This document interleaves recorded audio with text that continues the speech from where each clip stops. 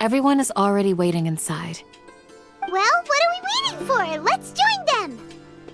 Please, wait a moment. Before attending the meeting, I hope you can promise me one thing. What do you need? Promise me that you won't commit to anything too reckless. What do you think? Okay.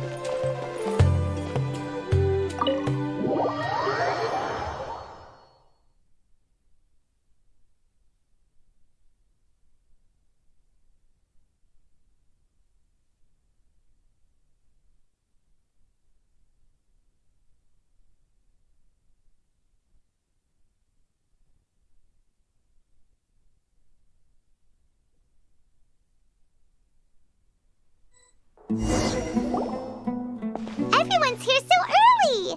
But why isn't anybody talking? We already discussed things a bit. Hey, where have you been? I've missed you too. Are you ready? Very well.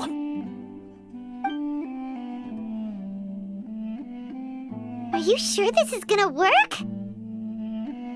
I gotta admit, it's bold. Color me impressed. It's worth a try. The point of discussion is to arrive at a solution. Let's cut the small talk and move to the next point. You're making Paimon nervous.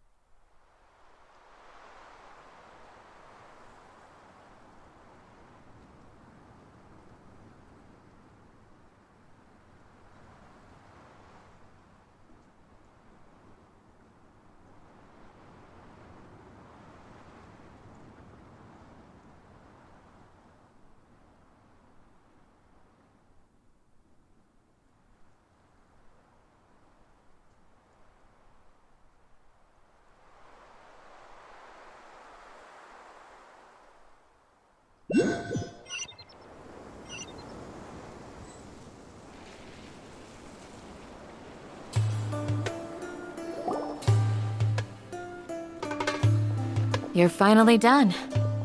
I have some other stuff to take care of. Catch you all later. Come on, don't give me that face. I know what you're going to say. I'll be careful. That's what I wanted to hear. Take care. Well, traveler, Paimon, judging from your expressions, the meeting must have been quite productive. You can tell?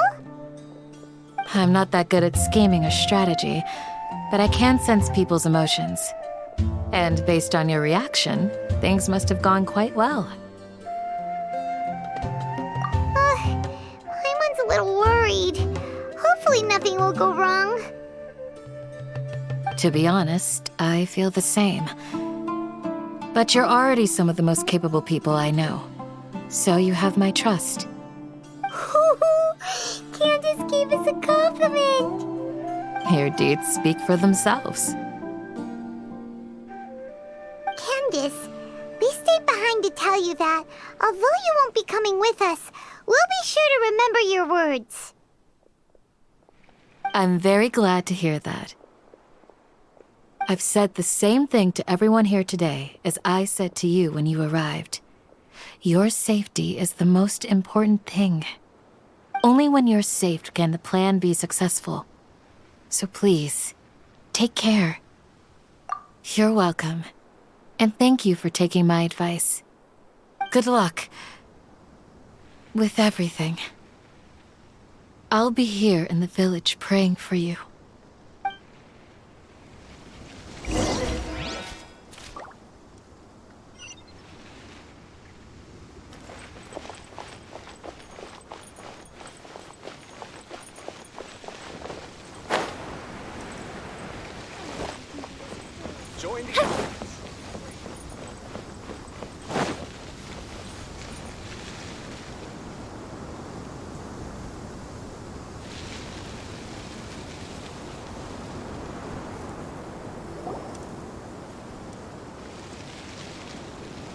Sounds good. I'll go make some preparations. Okay. I'll hit them! Have you finished saying your goodbyes? Yeah! Also, Candace told everyone to be careful. Yes, she did. But I think my point also bears repeating. Our plan is not child's play. We won't be able to achieve anything if we're simply careful. We must go beyond that and fully commit ourselves to it. I hope this is clear to you. Huh? Shouldn't you be saying something more cheerful to boost our morale right now? Didn't we already do that during the meeting? You can never have enough words of encouragement. In that case, Candace can cuddle you to your heart's content while I continue to remind you of the seriousness of our situation. We all have our jobs to do after all. It's like how some people can be put in charge of logistics while others will fight on the front lines.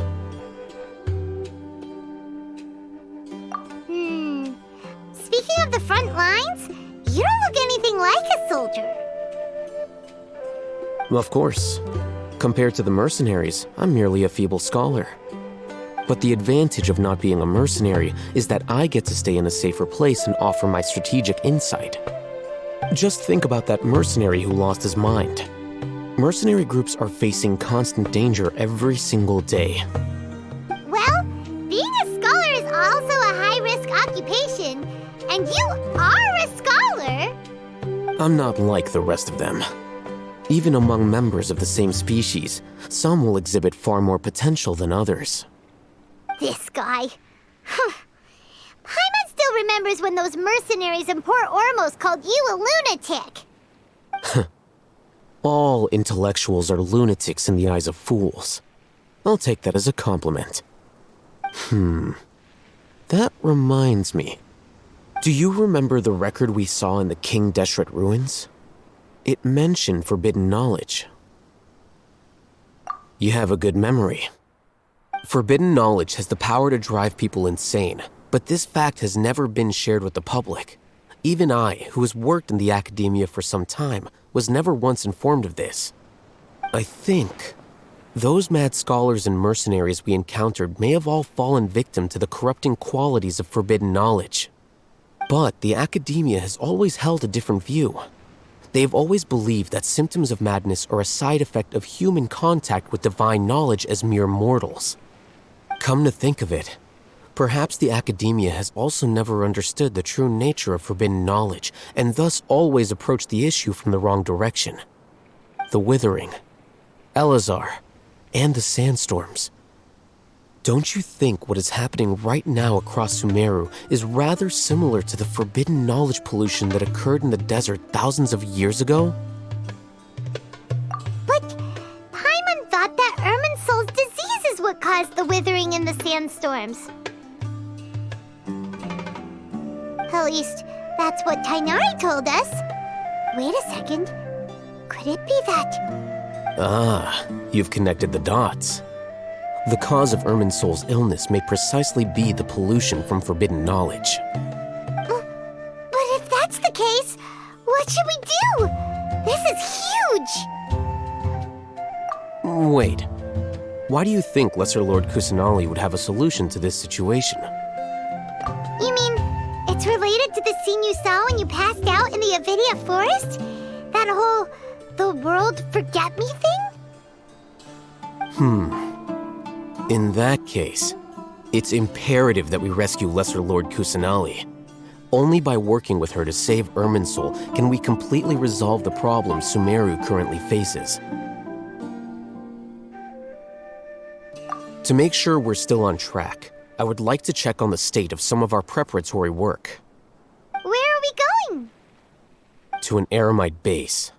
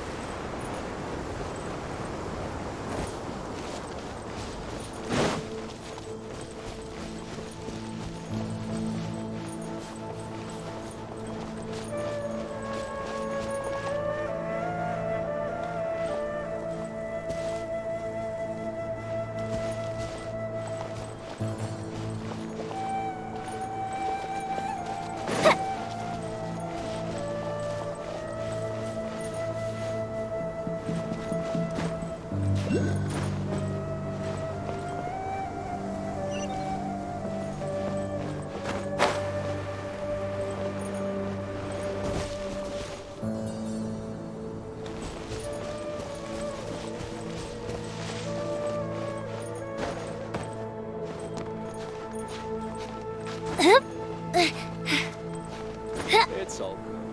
Whatever the boss says. Oh, you made it. Huh? What are they doing here? I gave them some technical work to do. Ah, it's the scribe. And is that the traveler I see? How's the work going? Ah, yes! We have fixed the devices according to your instructions. One of them is already ready for use, while the others are still under repair. Aren't those devices for can knowledge extraction? What are you doing with those? Look here. Huh? More can knowledge? Are you going to put more weird stuff into her head again? What's that look on your face? Are you scared? Paimon's a little scared, but very, very furious! That's an interesting response. Anyway, we're not going to use this just yet. As I mentioned during the meeting, this knowledge capsule contains a decree I drew up in the past.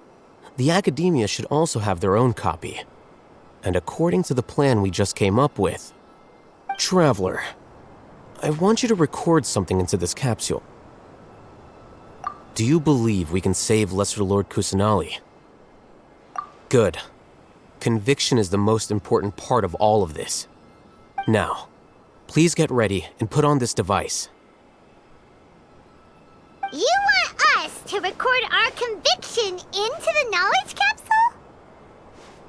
Yes, Paimon is still really worried. I understand. But trust me, Paimon, this is something we have to do. It's best if you can do as I say.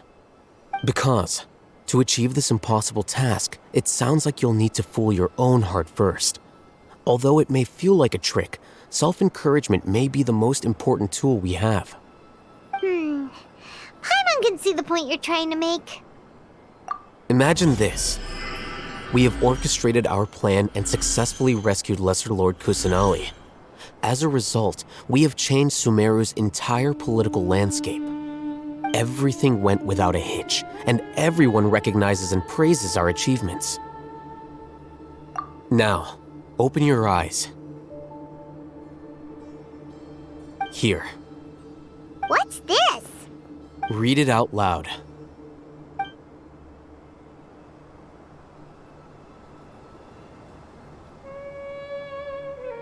It's done.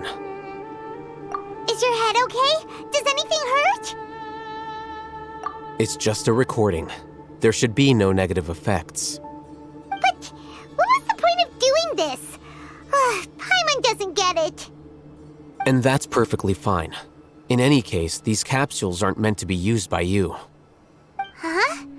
What do you mean? Have you forgotten? Our plan needs to account for those who have long relied on the Akasha. You may find it hard to believe, but for those people, everything the Akasha transmits to them is nothing short of absolute truth. Imagine if you've been using a device like the Akasha since the day you were born, and this device has always supported you during times of need. After all that time, what do you think you'd become? A fool? A machine? A slave to orders. And that's why rules are so important. In addition, those who understand the rules can delineate boundaries and identify gray areas. But why would you need to identify the gray areas? You could say that those kinds of ambiguous zones can be very interesting. One might even say they're advantageous in the right hands. The things you're interested in are really out there. Are all Sumeru scholars like this? Anyway, that's enough chit-chat. I'm going to take those two to work on some small projects. You can head to Caravan Rebot and start preparing for the next step. Small projects? We're going to tinker with the Akasha terminal and make a few modifications.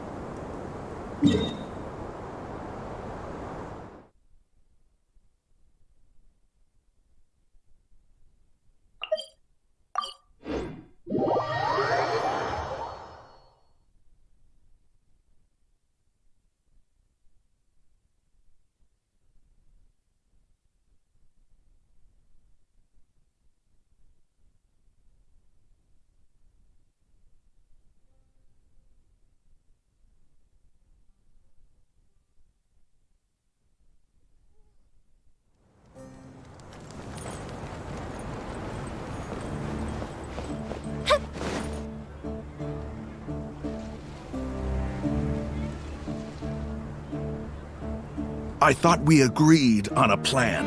How can you go back on your word? The plan is too radical and carries a high risk for casualties. I've given it a lot of thought. And in the end, I still can't agree to it. But it's still the best plan we have. As a former Matra, you of all people should be able to see the bigger picture and recognize the innate advantages of our plan. I did. And that's how I saw the danger behind these so-called advantages. Ahithem's plan is even more radical than I imagined. Huh? Why are you guys arguing? My friend, you're just in time. Why don't you help me persuade Sino? He's turned against our plan. We agreed to work out a plan at the meeting. As mercenaries, you're familiar with the local environment, so you'll take care of the specifics. But then, you went to Al-Haytham for suggestions. Had I known Al-Haytham would give you those kinds of suggestions, I would not have agreed to the plan. Look, you already know that we're all on the same side here, don't you? Mercenaries place a lot of importance on their bonds of friendship, but also will not hesitate to make sacrifices if they deem the situation to be sufficiently dire. I'm sorry, but as things stand, I can't accept your principles. Seems you really do understand the ways of the desert. Traveler, Paimon, this is also something you should know. Ramon's plan is to have me work with the Caravan Reebok guards in my capacity as a Matra. We will arrest the mercenaries and escort them into Sumeru City. Wait, how can we work with the guards? We can't get through that wall easily, remember? Caravan Reebok would never let so many unregistered members of the Eremites enter Sumeru City. My plan will clear us of any possible suspicion, and also let us enter the city as a big group. There is no better way. That also sounds like something Al-Haytham told you. Am I right? Doesn't Al-Haytham know how dangerous this plan is? Of course he does. He told me, there is no perfect plan, but this can get the job done. He also said that with the help of Sino and the Traveler, our chance of success would increase significantly. I never blindly trust anyone, and I've always had a good eye for people. I think he made a number of valid points. It's my own choice to trust you. If I make the arrests alone, I can control myself and prevent you from getting hurt.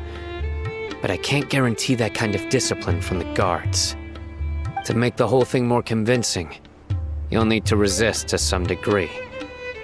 Casualties are inevitable once push comes to shove. I'm okay with the deaths of enemies. But now that we're allies, I'm against the meaningless loss of our own. I can't believe a Matra would actually care about us. I've lived a hard life, and I can say that people like you are hard to come by. I've always treated my allies with honesty and respect. They have the right to know important things like this. Now you're making this hard for me. Hey, is there something we can do to help? I knew you would say that. We can help fight some of the mercenaries, which should reduce the number of times you'll have to struggle directly with the guards. That should help at least a little bit. Sino, on behalf of my people, I thank you for your kindness. But this is a mission we cannot turn our backs on. We strongly value the lives of our friends, but the goal we are about to achieve is even more important.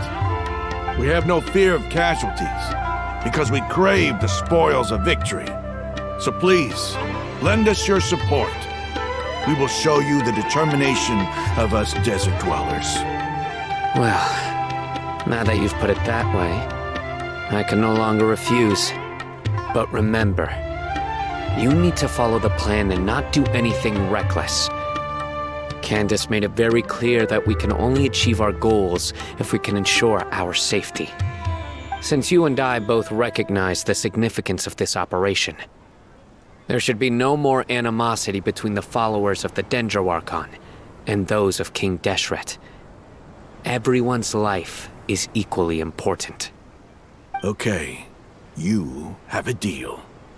Let's do this for our shared dream. The guards should be stationed in the courtyard nearby. You can find them there.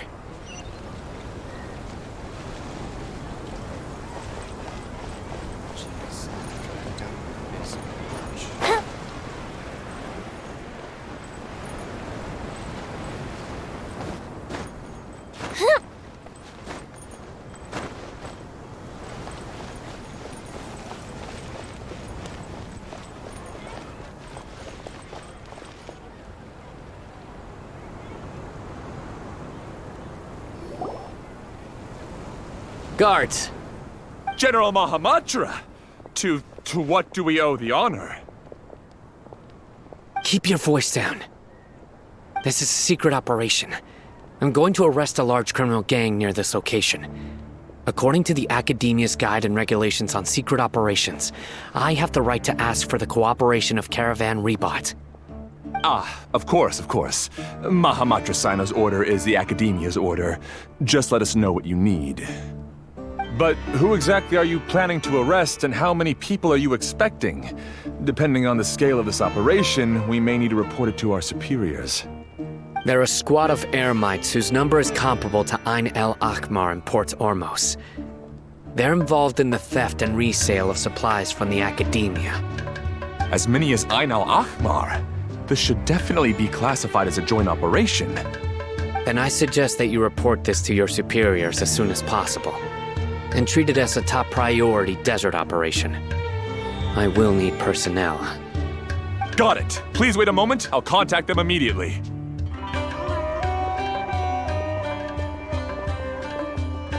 Because this is work. Because I trust you. Paimon can't believe you're still in the mood to chat. This whole thing has Paimon scared stiff. Aren't you even a little worried? What if these guards already know that you have betrayed the Academia and are no longer their General Mahamatra? Even if that guard doesn't know, their superiors might, right? We discussed this, remember? The Caravan Rebot operation is of great importance. But don't worry, the guards there shouldn't know that Sino has stepped down. How can you be so sure? First, the other Matra still don't know why Sino has left, which proves that the Academia has been covering up the matter. Second, this is a crucial moment for the Academia's God creation plan. If something were to happen to the General Mahamatra, it's bound to attract a lot of unwanted attention. No matter how you look at it, they don't seem interested in sharing the news of Sino's departure. A reasonable inference. I agree. Which brings us to our next issue. I'm sure some of you have been wondering if the prediction function of the Akasha will affect our operation. The Akasha is still in operation, so I must remain on high alert. Actually, considering the power of the Akasha, it's quite strange that it hasn't already tried to interfere with my actions. I've given that a lot of thought. For now, I don't think you'll need to worry. If you remember, when you first came to Aru Village, all your actions and routes were predicted by the Akasha. It even gave that information to those who kidnapped the village keepers. But things like that never happened again after we met up with the Traveler. That's true. But why? Look at it from a different angle. Why do you think the Akasha will predict your actions? Because my personal data has been entered into the Akasha. That's true, but the key to this question is, how well can the Akasha make predictions about a person? Haven't you ever thought about it? Just how can it do this in the first place? Because the Akasha controls the entirety of Sumeru. The Academia firmly believes that all human actions can be explained through logic. By sorting and analyzing entered data, the Akasha can derive behavioral logic and predict the actions of those who fit an existing logic model. However, at the risk of sounding like an advocate for fallacies, can everyone truly be considered logical at all times? Emotions are part of our behavioral logic, but can you guarantee that every experience of the same joy or pain would be equally intense? How can our feelings and opinions be predictable down to the letter in every single instance? Sino, in the past, you've always worked alone. In the absence of another person who could sway you or your thoughts, the Akasha could produce predictions that were similar to your real-life behavioral principles. Decisive and principled, you were used to solving problems alone. That's why the Akasha could figure you out. But now, you've joined a team. And I believe the Akasha hasn't yet figured out the full composition of it. Our thoughts and logic have intermingled and weaved themselves together to become a complicated, chaotic mess. Any one of us could potentially disagree with another. The Akasha lacks data on these interactions, and it's impossible for it to predict your actions in the future based on your decisions in the past. After all, there's probably a limit to just how much we can be modeled or controlled by data. So, in my opinion, you're probably safe for now. Makes sense to me. I agree. The Akasha is not alive, and I don't think we can be completely controlled by something without a mind of its own. Is that so? I guess there are things that even the Akasha cannot calculate, and people will not be forever trapped by the past. Paimon's so glad that this is settled. Next time, pay attention during our meetings. Will do. Just remember to stay vigilant.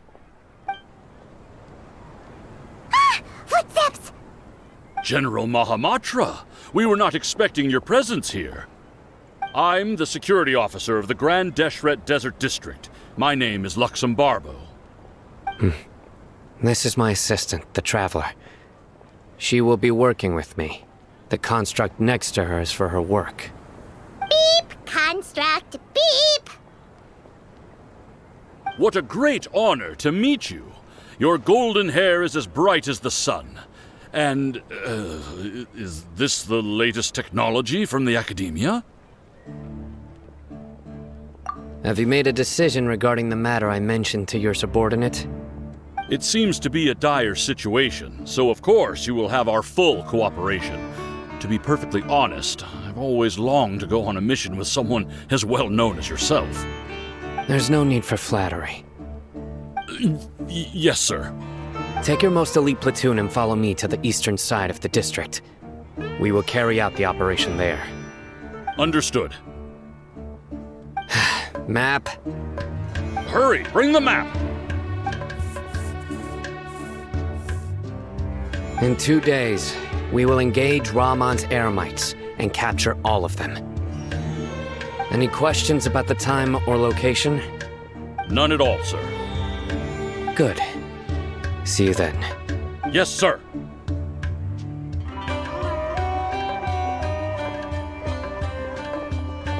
Maybe hanging around the General Mahamatra isn't so bad after all. Everyone's so respectful towards us. This is all due to the absolute authority of the Academia. And now, we're going to strike back against that massive pillar of power. Get ready. We will move out in 2 days.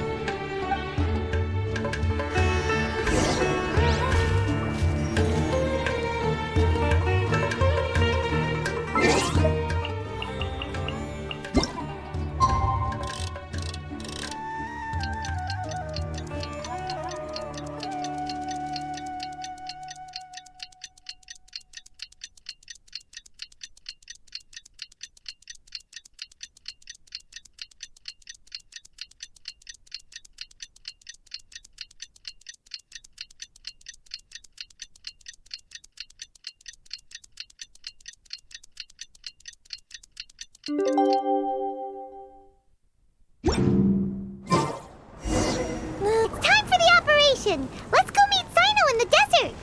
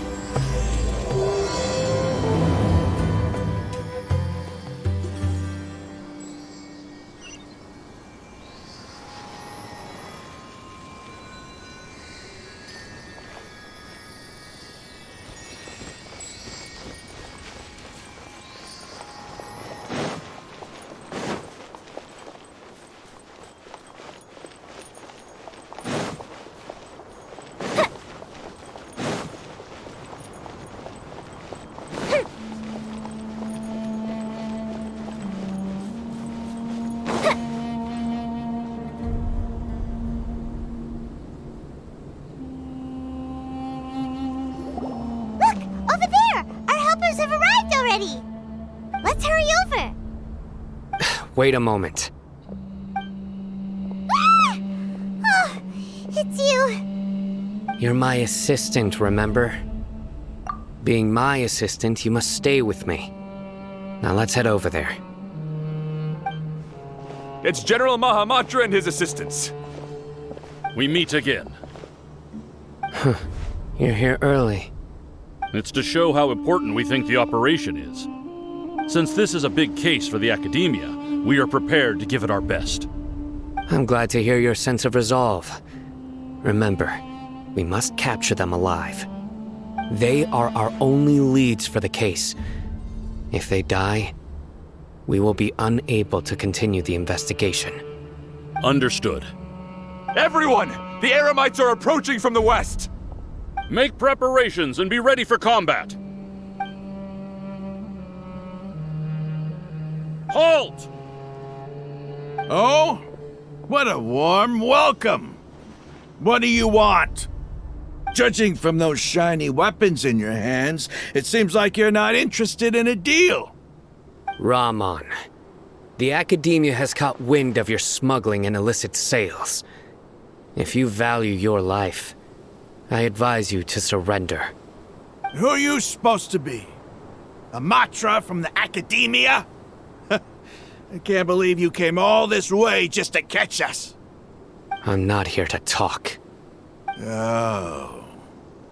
Nobody's given me this much time of day since I became a mercenary. Brothers! For that slight, let's wash our blades with their blood.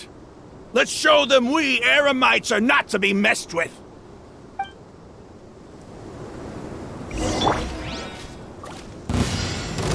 Solidify! I'm going in! No, my sword!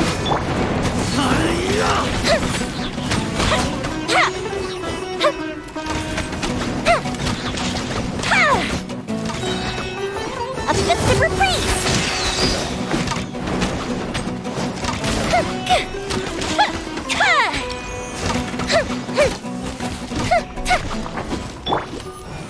Gather!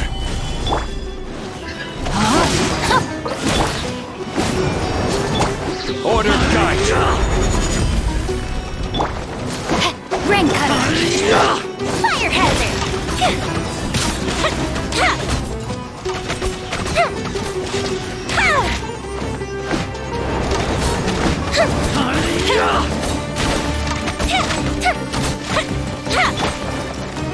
Stabilize!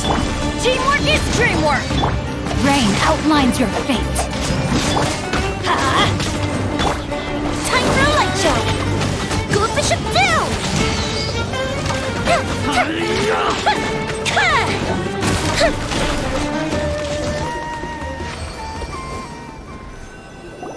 It's over.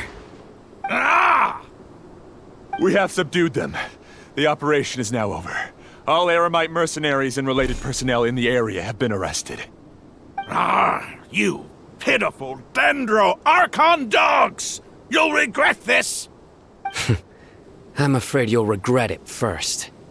King Jeshred will curse you, and you will all! Silence! Oh, Restrain them and take them back to Caravan Rebot. Count their numbers and send them to the Academia as instructed by the General Mahamatra.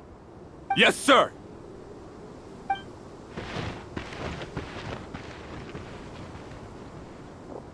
Mahamatra Sino, I will now take my leave.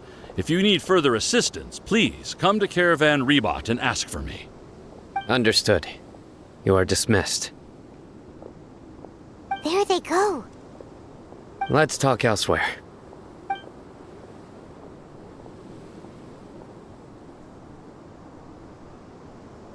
This part of the plan went really well. Yes, things went perfectly. That's fantastic! And that punch you gave Rahman there sure looked convincing enough. Once we're done here, I'll return to Caravan Rebot and oversee the group's transport. I promise. I'll get everyone into Sumeru City safely. Yeah, you're the reason why everything went so well. It's not the time to celebrate yet. I believe Dia should already be waiting for you. Go join up with her. She will need you to introduce her to Tainari. Speaking of which, is it really okay for us not to share the full plan with Tainari? What if he'll feel miffed about it and refuse to work with us? I have a very close relationship with Tainari. Given how well we know each other, I believe my message alone should be enough to bring him to our side. He knows I won't make jokes about things like this. If we need help, Tainari is the best option. Get ready for the next phase of the plan. Don't keep them waiting.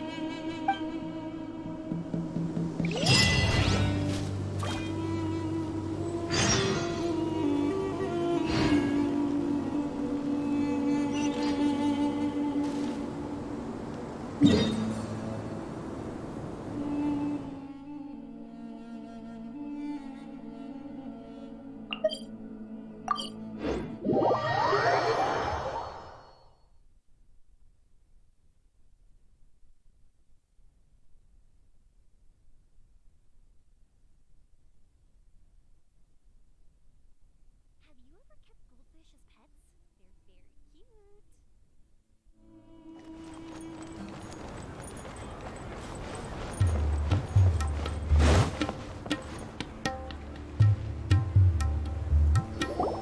Dia! We're here! It's about time. Didn't you say our part of the plan is the most important of all? And here you come rolling in late. In the time it took you to get here, I already did 5 laps around the place, downed 7 drinks, and even did some clothes shopping. Sorry. We didn't mean to keep you waiting. I just wanted to fix your attitude and rub it in a little. After all, you took your sweet time getting here, and we've got important stuff to take care of. I just like seeing that serious look on your face. All right, I'll stop. All joking aside, I'm glad you're here. Let's get moving and take care of this as soon as possible. But where should we start? Our responsibility is to get a status update on the Fatui Harbinger known as the Doctor. We need to make sure he won't get in our way when we rescue Lesser Lord Kusanali. Dealing with an institution that controls all of Sumeru is already hard enough. If the Doctor were to crash the party, it would be next to impossible for us to achieve our goals. Yeah, we sure don't want him showing up. Ooh, he really gives Paimon the creeps. Right? Hearing his name just reminds me of those stuffy old geezers in the academia. I'd rather not have to deal with someone like that. According to the plan, we should first go to Pardis Di and ask for Forest Watcher Tainari. If all Hatham and Sino's sources are solid, then we can be sure that Tainari still has the academia's trust. So, we'll find Tainari and convince him to get us the latest intel on the Doctor. Then, depending on what we learn, we'll make any necessary adjustments to our plan. The sages have placed spies everywhere on the other side of the wall. I'll follow you as a bodyguard. You should be honored. I don't offer my services to just anyone you know. But Paimon thought mercenaries would do anything for Mora. That's certainly true. But when multiple employers are vying for your services, you should always go with the best offer. Let's see. If I were to charge you a bill, I guess I can apply a discount. How much more do you want? I was not sure we can afford it. How much do I want? Hey, how about paying me with a smile? What do you say? I haven't seen you smiling much recently. If you ask me, someone like you must look lovely when they smile. Come on, give me a smile so that I can be less worried. Looking good! I hope this pretty smile will become our lucky charm. There are many kinds of smiles, but only a truly joyous one can bring blessings to others. Let's consider this smile a down payment for our future victory. Let's go. It's time to pay a visit to Pardis Di.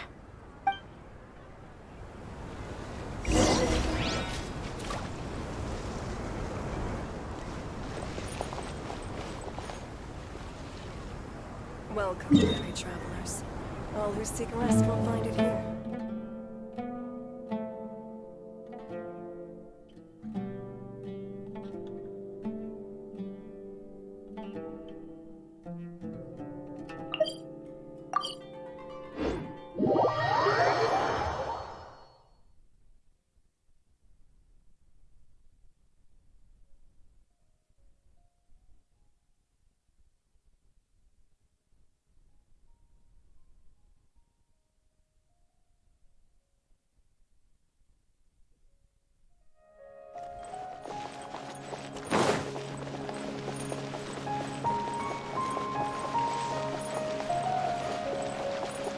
He's over there! Let's go say hi!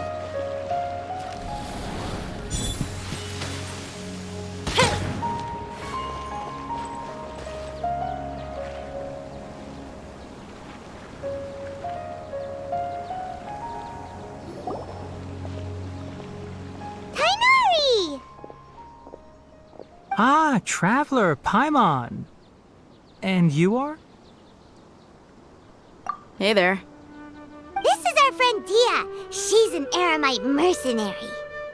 A mercenary? You must have some big news for me. It's something really important. Please help us out. All right, then follow me.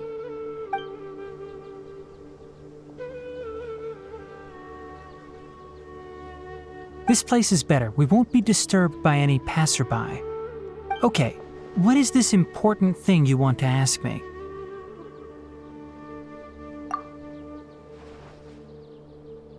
The doctor, huh? He's that strange-looking Fatui Harbinger with the mask. Paimon thinks he has blue hair. Yes, I know him. Actually, he left Party's DI just a little while ago. He left already? Yeah, he came looking for me. Can I ask what it was about? Sorry to ask you like this after having just met, but your answer is very important to us. For now, all we can share with you is that your friend Sino is working with us. Sino, you say? I see. So that's why he hasn't been at the academia. Okay. I will answer your questions and will assist you any way I can. You don't have to tell me everything that's happened. Sino's name really does work wonders. You're not even a little worried that we might have made it all up? Despite having just met you, I can sense that you're the serious type. Between you, the Traveler, and Sino, none of you strike me as the type that would conspire to deceive me. You don't need to tell me anything you don't want to. I'll also get straight to the point.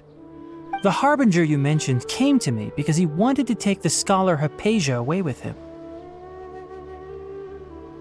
Hypatia? Why would he want her? And what do you mean by take away? Is he planning to leave Sumeru? Yes. He told me his return to Snezhnaya is imminent.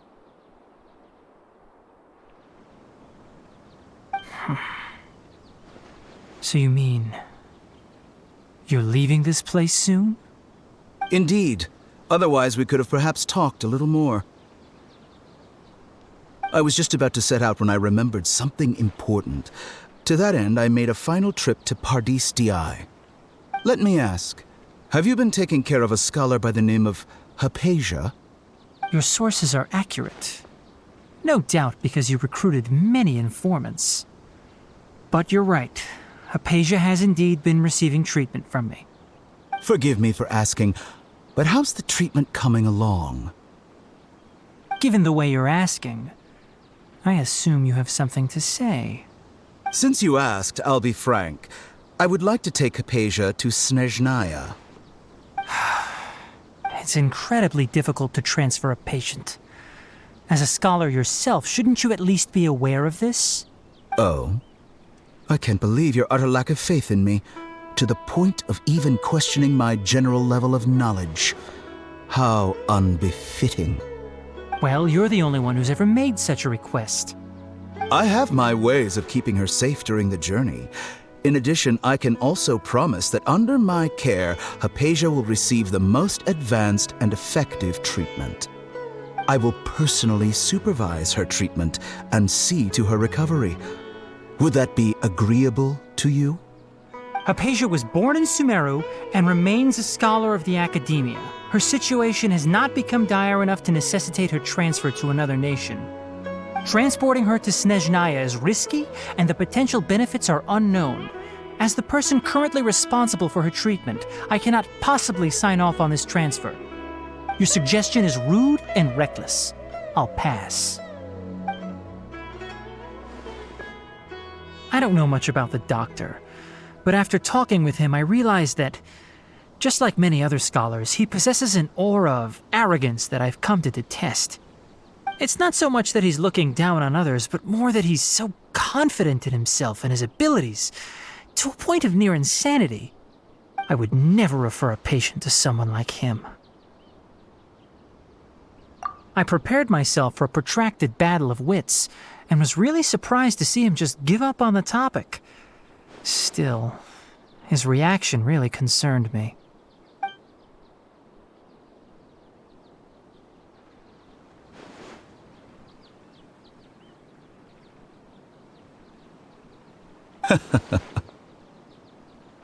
I see. Of course, your opinion makes perfect sense. You're still young, but already quite stubborn. I must say, you are not like what I had expected. Under normal circumstances, I wouldn't just let you off the hook like this. But unfortunately, I'm in a hurry today, what with Her Most Noble Majesty the Tsaritsa calling for our return. Luckily, there is still some time left for me to take care of everything before I leave. It's just as the Academia said, you're a responsible and gifted scholar. Sadly, even with all of that, you're still lacking a bit of shrewdness. And that's also why people like you can never realize that sooner or later, everyone must pay the price for what they've learned.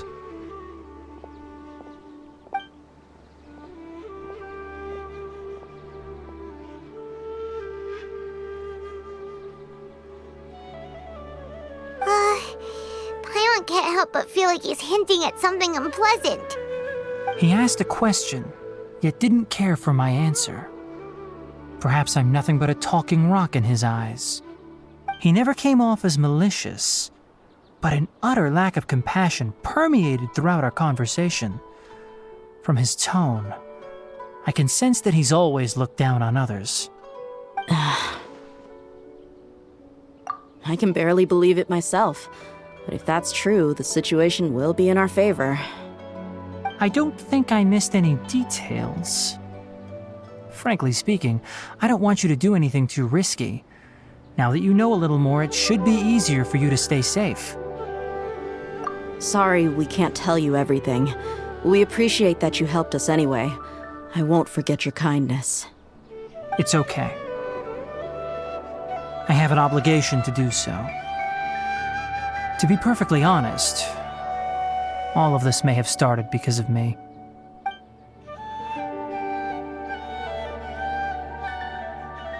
Recently, my master wrote several letters to me, asking me to return to the Academia and assist him with his research.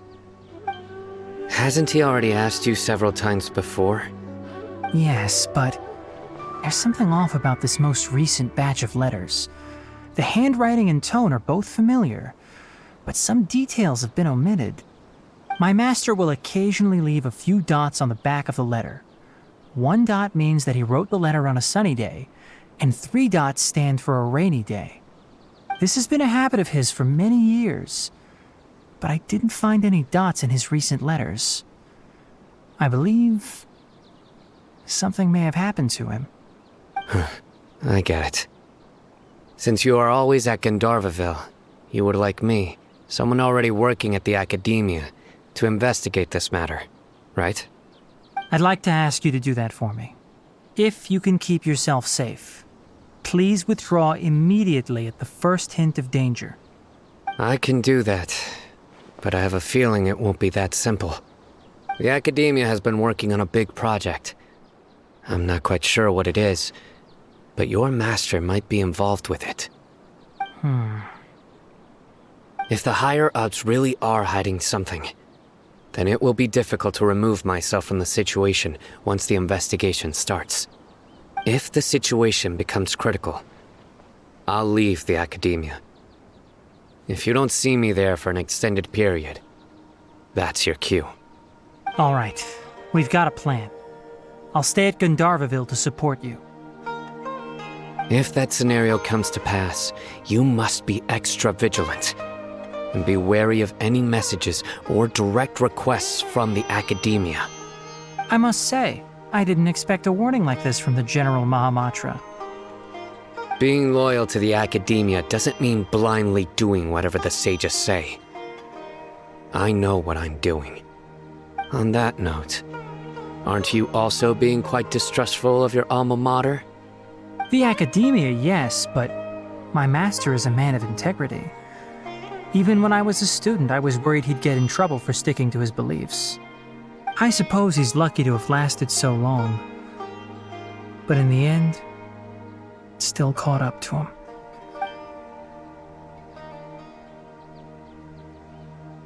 I see. So you noticed something was up with the academia from the very beginning. This may well be how Sino became involved in all this. In that case, I must keep my promise and help you however I can. Also, if you run into Sino again, please help me pass on a message to him. Trust your own senses and experiences. I think this may be something he needs to hear right now. Okay, we'll find a chance to tell him. Thanks. Right. Now let's go hunt down this Harbinger. Oh, by the way, which way did the doctor go when he left Pardis Di? That way. Gotcha. Thanks so much. We'll be on our way.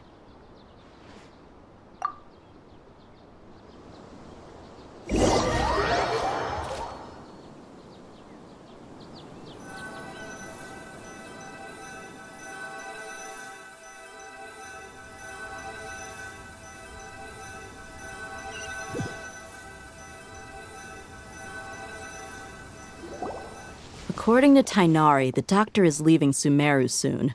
I want to check if the doctor was actually telling the truth.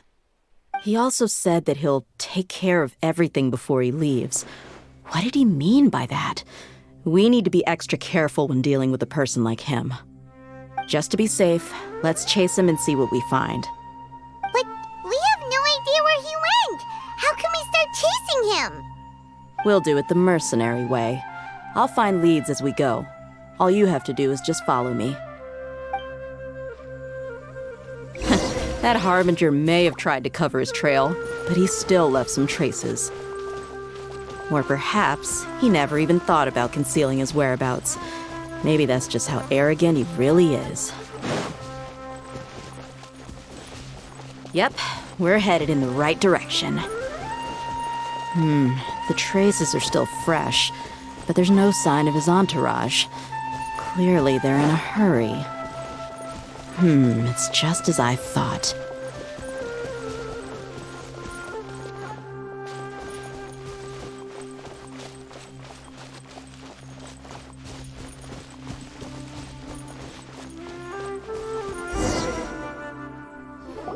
We can stop here. I think I know where the doctor went.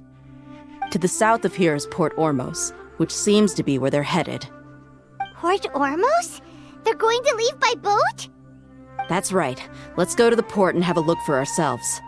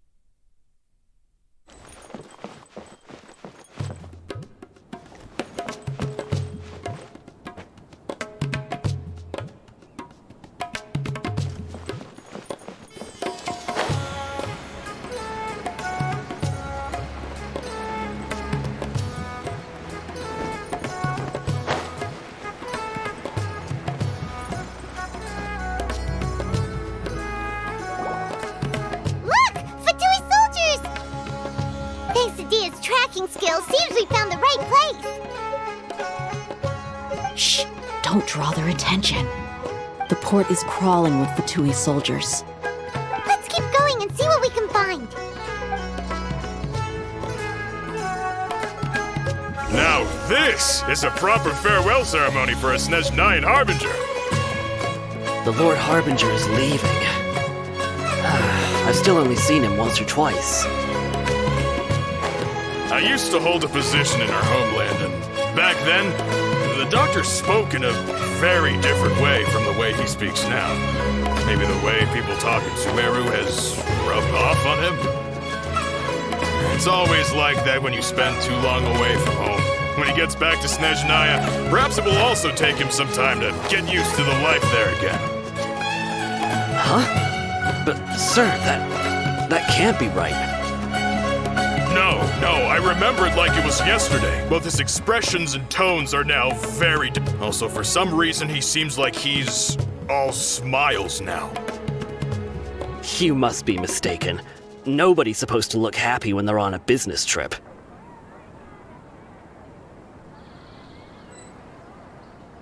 The doctor is on that boat. So he told the truth after all. He is actually leaving Sumeru. Let's get closer and find a place to hide so we can observe him.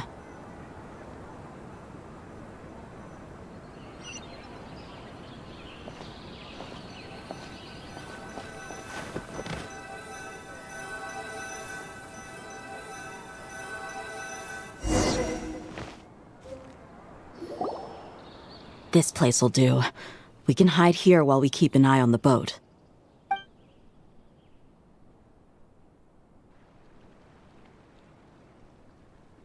Uh-oh. He saw us. Huh? Is he waving at us? It's time to say goodbye. Wait, is he the only person on the boat? Huh? You mean there's nobody with him? And where are all the soldiers we saw in the port just now? They were all here just a few minutes ago, but now they vanished. So this was a trap. Wait, don't tell me that. Luckily, there is still some time left for me to take care of everything before I leave. Oh no. They might be after Hypatia. Let's get back to Party's DI. Huh? What do you mean? I'm afraid that she's seen something that she wasn't supposed to see. If I were the Fatui, I would also try to take her away. And if I couldn't... Oh no! Are you saying they're going to kill her? Let's go!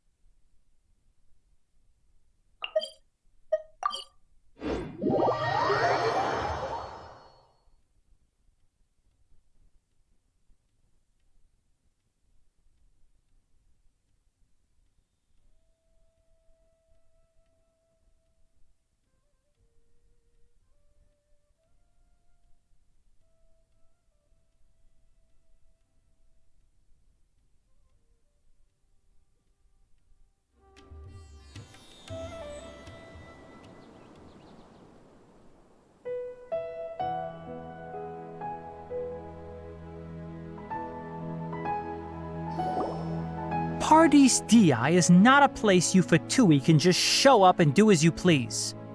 I believe we've already made ourselves quite clear. Our superior gave us permission to search for and collect medicinal herbs in Pardius DI for research purposes. But you've been in Sumeru for some time already. I find it coincidental that you chose to only come here today.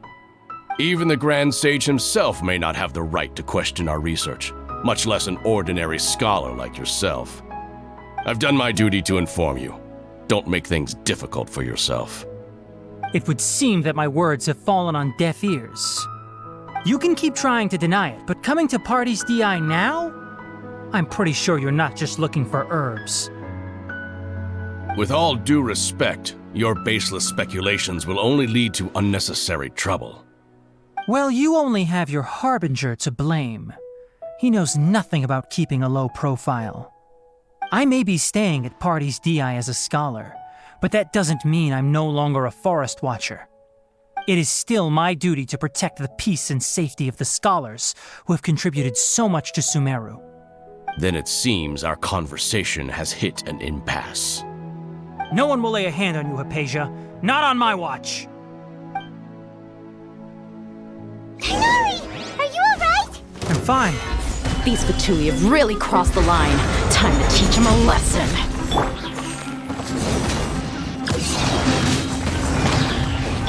No, my sword! Everybody stand back! Witness the power of Gugwa! Fire hazard! There's no use resisting! Give us Hypatia! Keep dreaming! Yeah, Tighnari! Beat him up!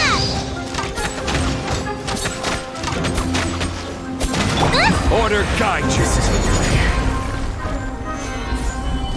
Have a load of this.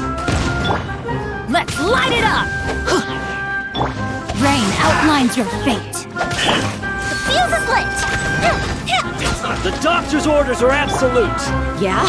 You've been someone's lapdog for so long that you don't know anything else now! Let's light it up!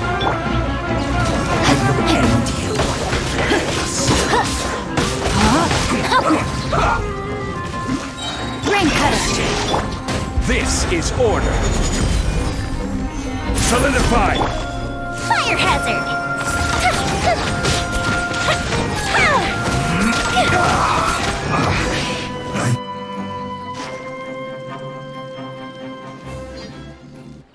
We're not getting anywhere. Traveler, Paimon, please go to Hypatia.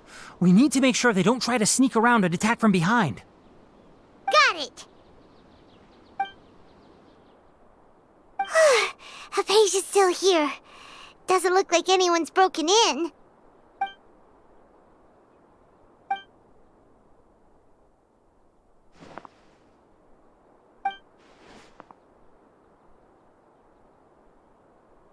Well, how is she? Oh, that's good.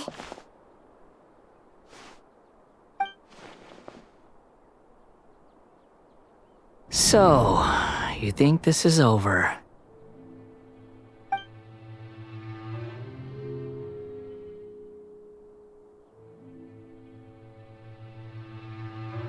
What? The Balladeer is here?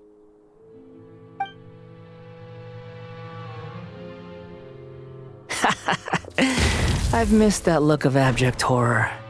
You've given me that look every time we meet. But, where is he?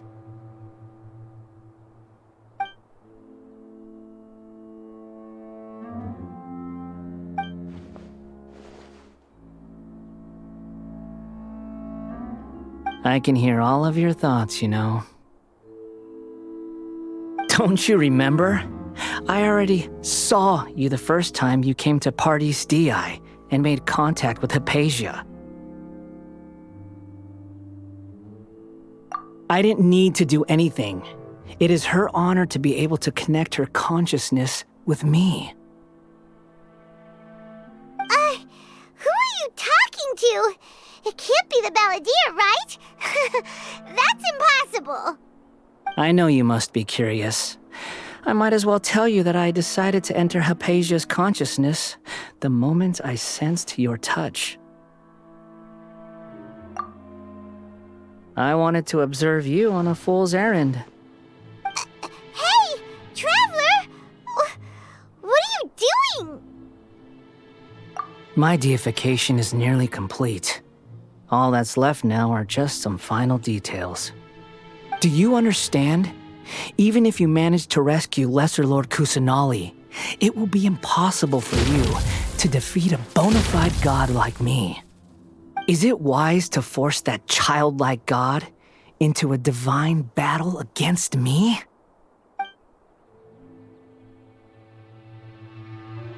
Scholars consider the God of Wisdom to be the sum total of their faith. It's how they can justify reverence for a God as they construct it. But this also shows that humanity's worship of gods is a combination of blasphemy and exaltation. It's truly laughable. Yes. What is it? Yeah, I'm in a good mood, which is why I'm talking to you like this. What do you mean?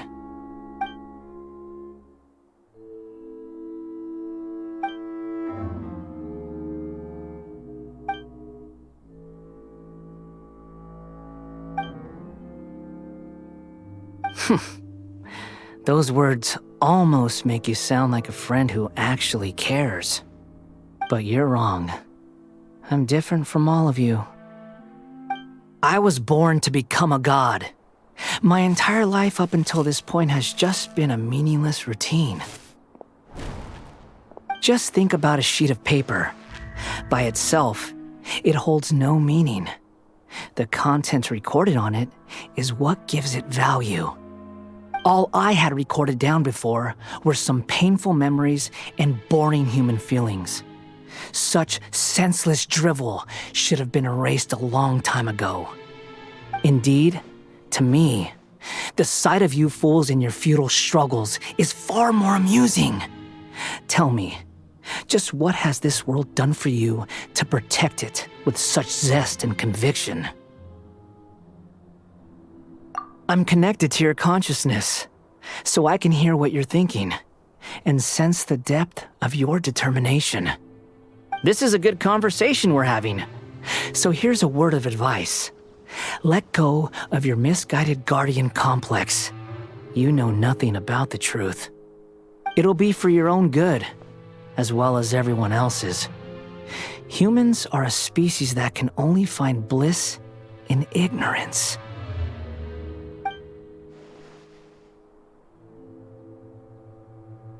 Ah, you've seen my affection for her.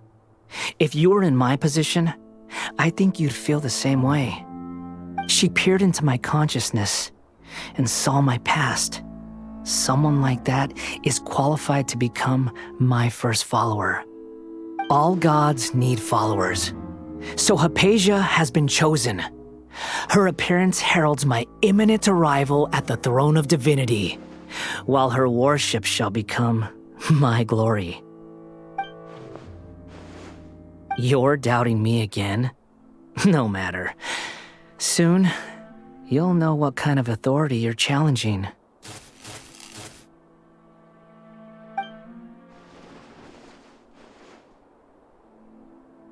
Who wants to hurt my devout follower?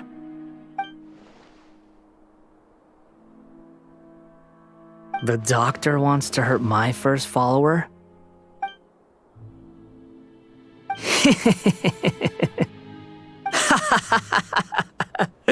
How very amusing. Has anyone ever told you that you're not good at sowing discord? The doctor has never known his place. Even now, the puny human thinks himself capable of interfering in the business of the new god. You're still too naive if you think a few words will be enough to convince me to destroy the doctor. But I'm willing to give you a gift, just like my expression of affection towards Hypatia. It is an honor for you to be able to stand here and speak with me. As my listener, you will be rewarded.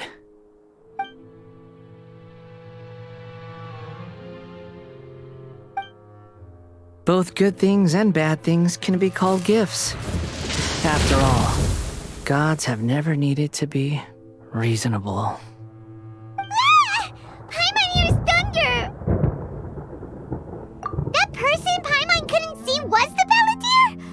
Oh, he sure chatted with you for a while. Where is the storm headed? That means anyone outside is in danger! Let's go! Tainari and Dia still must be fighting!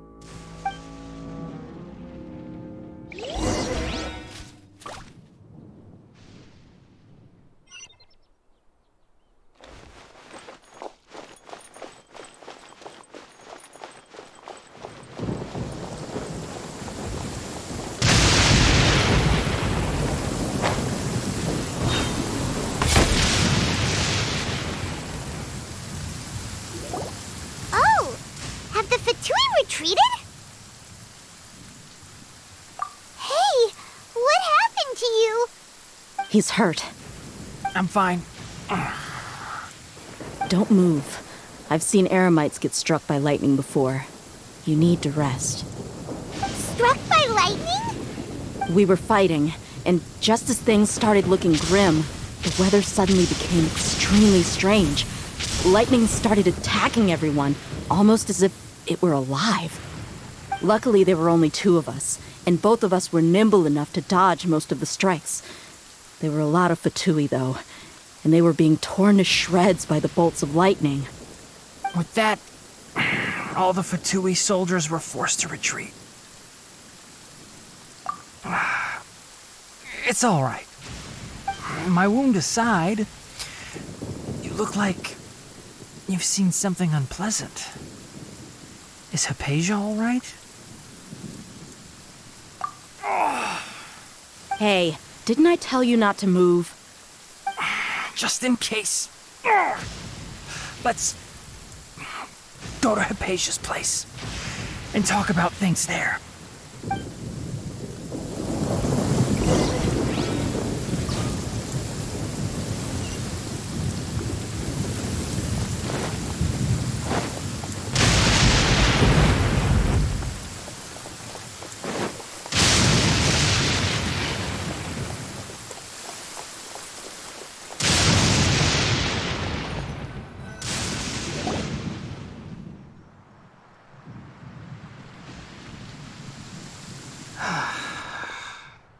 Thank goodness she's fine. Hey, how about taking care of yourself first? I understand my condition.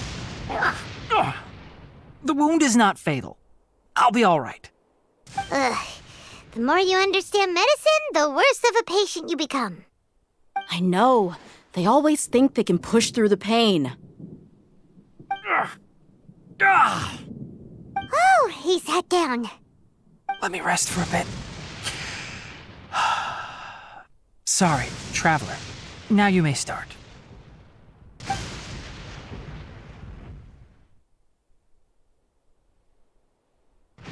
So that's what you were talking to the balladeer about? Oh, Paimon can't believe what he's thinking. The Academia's God creation plan. How ridiculous. That sounds, ambitious, I guess? Anyway, this is all way beyond me. As long as I can enjoy every day with a drink in my hand, tasty food in my stomach, and a good night's rest, that's enough. I'll only work when I have to. I must be the least ambitious person who's ever set foot in Party STI. Don't say that. I haven't even thanked you for your help back there. Don't mention it.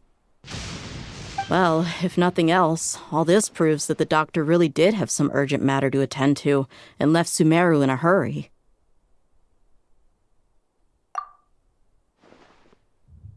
Maybe the Fatui want to cover up some secret of the balladeer.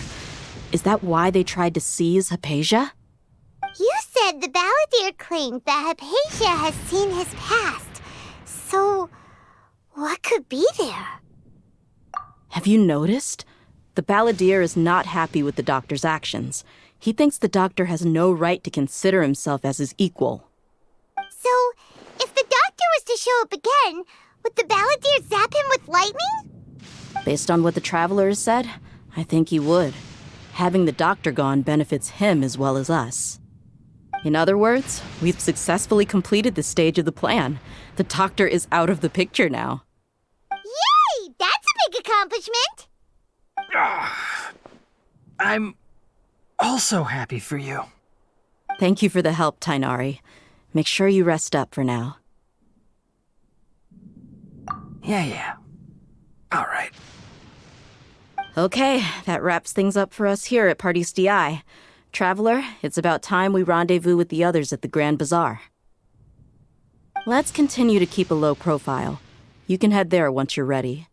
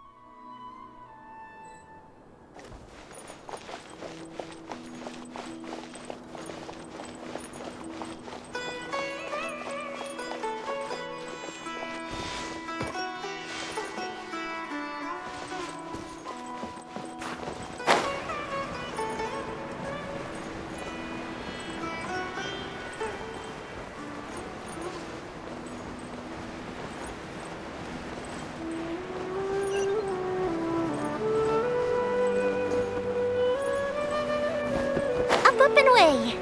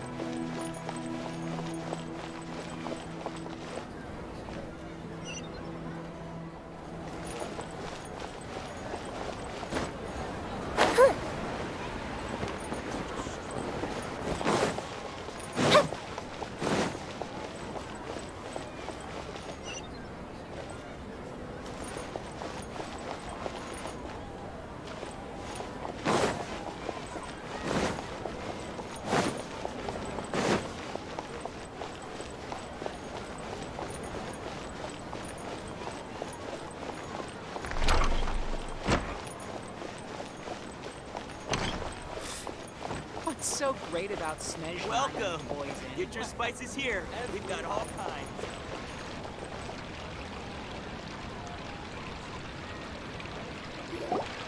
All right, everyone is here. How did everything go? Any luck with your missions? Let's report back one by one. I'll start first. We've made the necessary modifications to the Akasha terminal.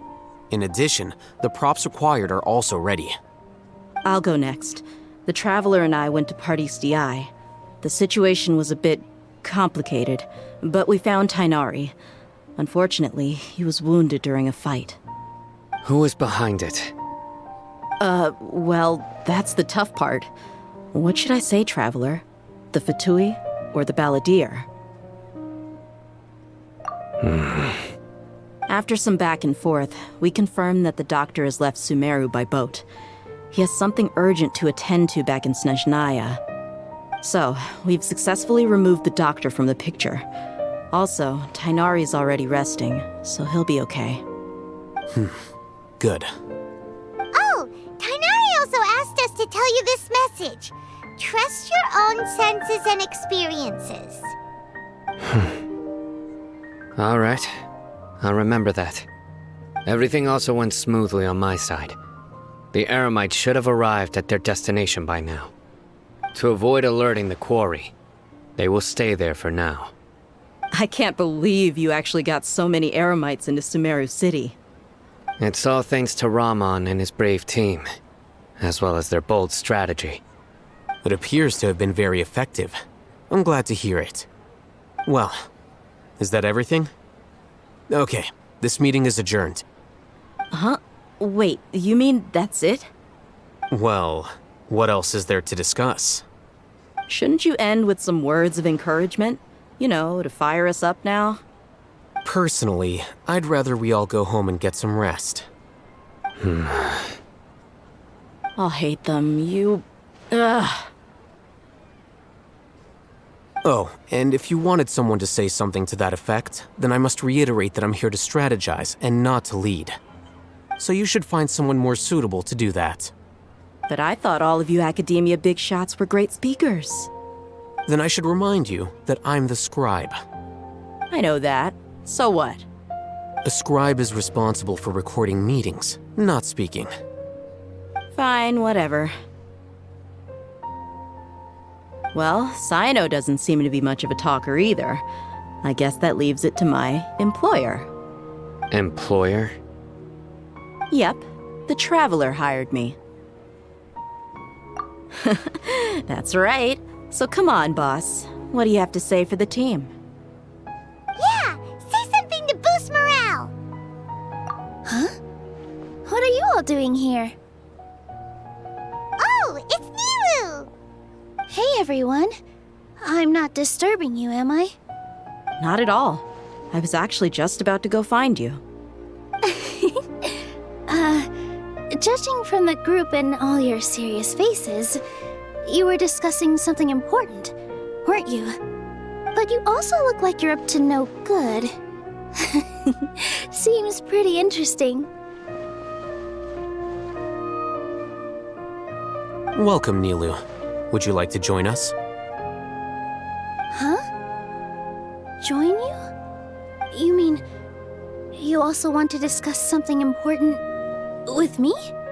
Yes, something very important. Nilu, are there any breaks in your performance schedule in the upcoming days? Huh? Wait, you're seriously inviting me?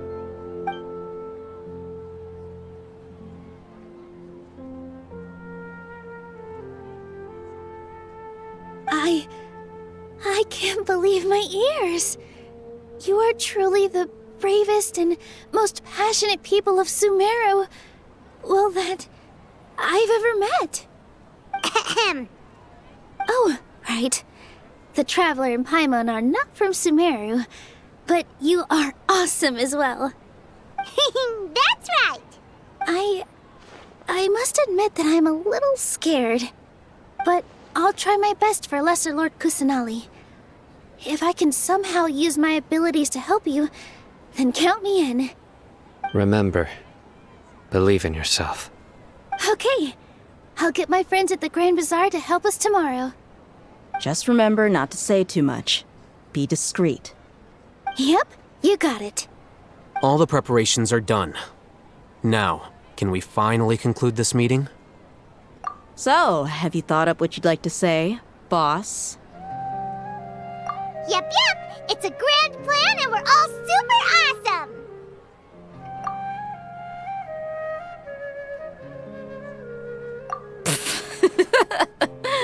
Well said.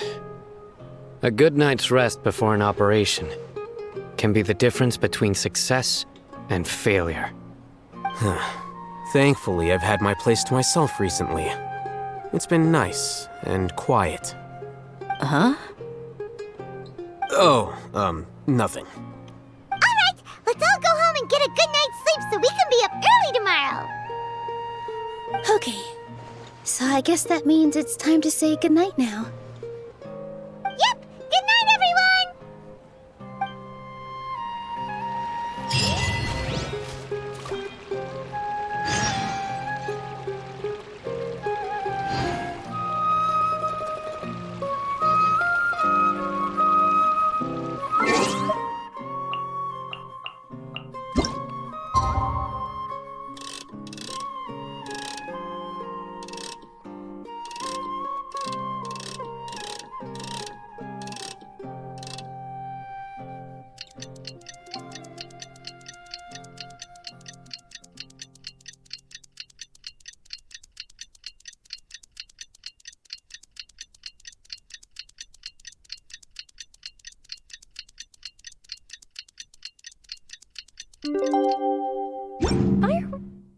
Are for now. Today is the Academia's Nia Garbaha Day.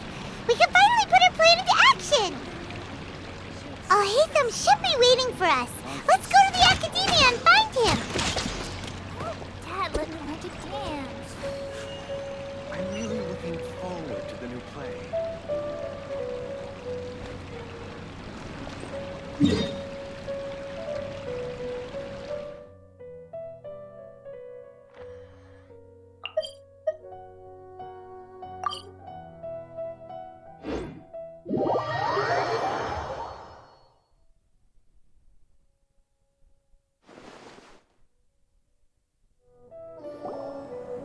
Hello, you two. Sleep well?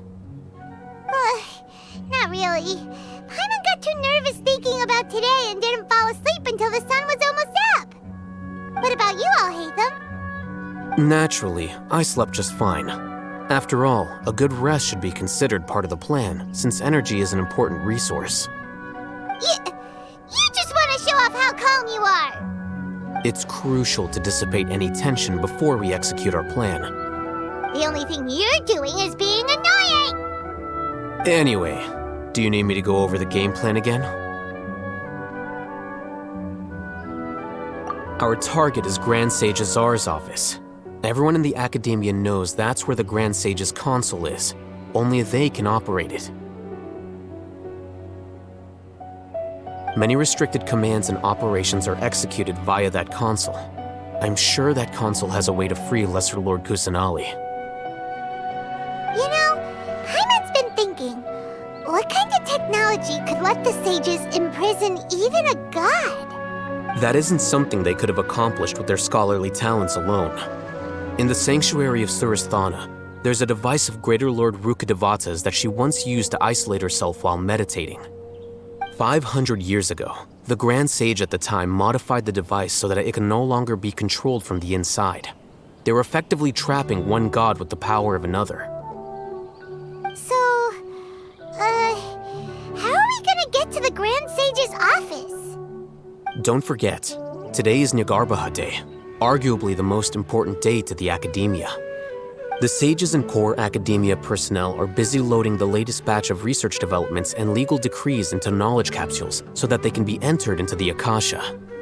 All the Darshan's researchers have their noses to the grindstone, and the Academia's grounds are flowing with all sorts of people. It's the perfect time for an infiltration.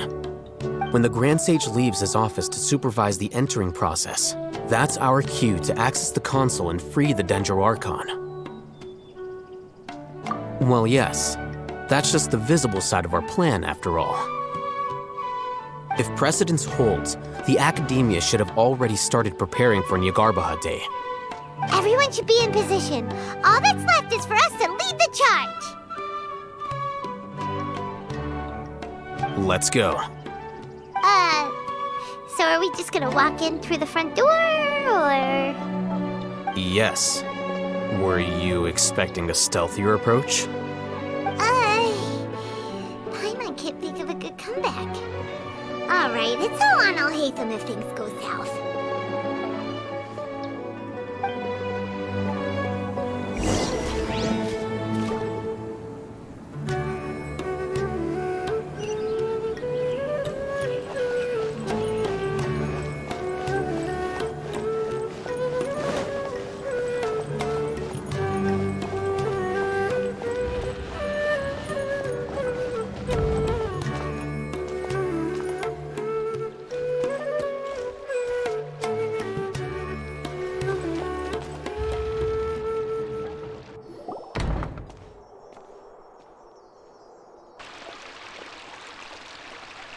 Scribe? Please, wait. Are you Scribe Alhaitham? That's me. Is something the matter? I'm in a hurry. No. I was just surprised to see you here. I had heard that the sages were looking for you not long ago, but I didn't know what for.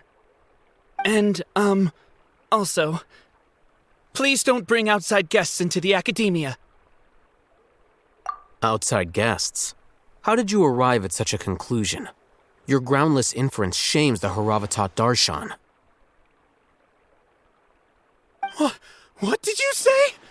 I'm the top student in Haravatat, and I earned 3rd place at the last Inter-Darshan debate. Don't look down on me! That wasn't my intention. As your Haravatat senior, I just assumed that you possessed a greater aptitude for critical thinking. Look, based on what you already know, The purpose of my return and the reason they're here should be obvious.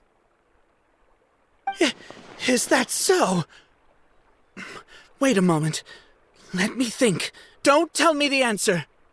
The sages search for you. A blonde-haired traveler. Outside guests. So, from the start, the sages weren't looking for you, but this traveler? And you were gone from the academia for so long because... Hey, shh. Yes, you've proven yourself as the top student in Haravatat. I surmise you've arrived at the correct conclusion. As I expected. Please forgive me. I wasn't thinking clearly just now. Thank you for getting me back on track. It's nothing. We'll be on our way then. All right. Thank you for your contributions to the academia, Scribe.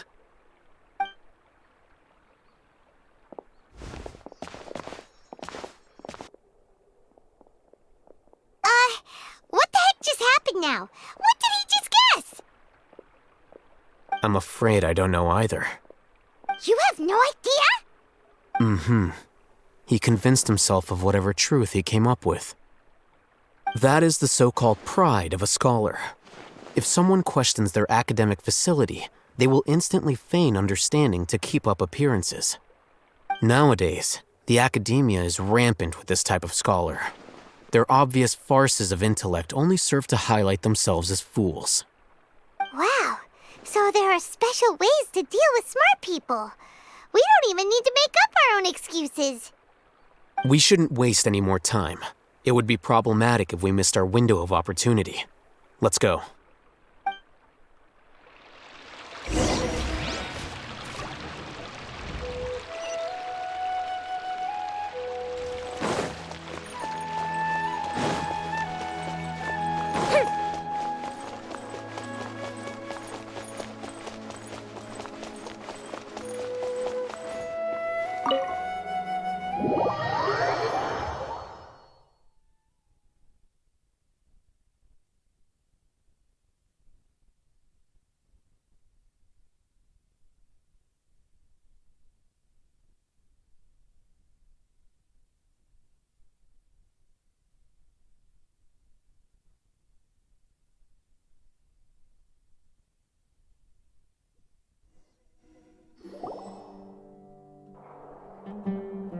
Is this the Academia's library?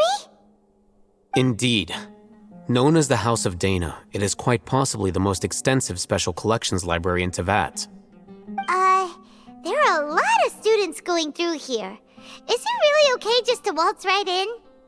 The Academia marches to a fast beat, especially since it's Nagarbaha Day. They're all occupied with their own matters. Just act natural. Now, hurry along.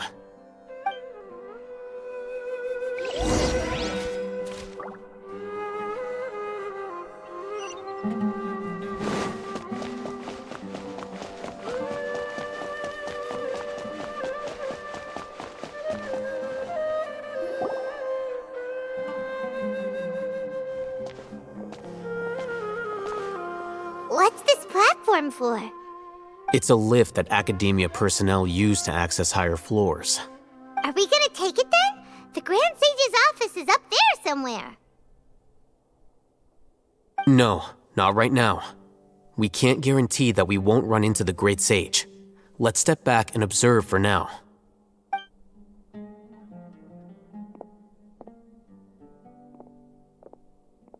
You think the Grand Sage will exit from there?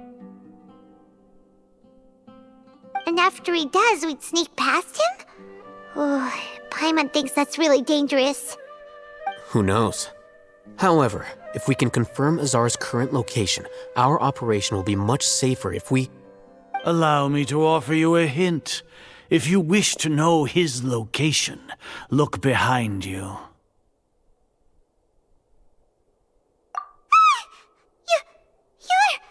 What's Grand Sage Azar doing here? Do not tell me you believed the Academia would not grow suspicious of you after such a prolonged absence, Scribe. An eyewitness had informed me of your whereabouts, so I came to personally welcome you. Great Sage, I didn't expect you to care so much about me. I'm truly flattered. I'm sure, but compared to you, I am far more interested in these two unexpected guests. You are the Traveler and Paimon, correct? It's a pity that only now have I been afforded the opportunity to formally meet two of Sumeru's most esteemed guests. I do apologize for my lack of decorum. Excellent. You immediately initiated discussion instead of attempting to prepare some perfunctory excuse. You clearly understand the situation at hand, and have no intention of making a reckless stand. The foot traffic here renders this place unsuitable for discussion.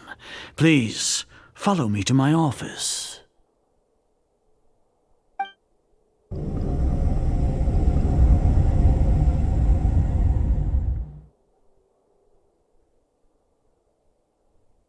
This place is crawling with guards.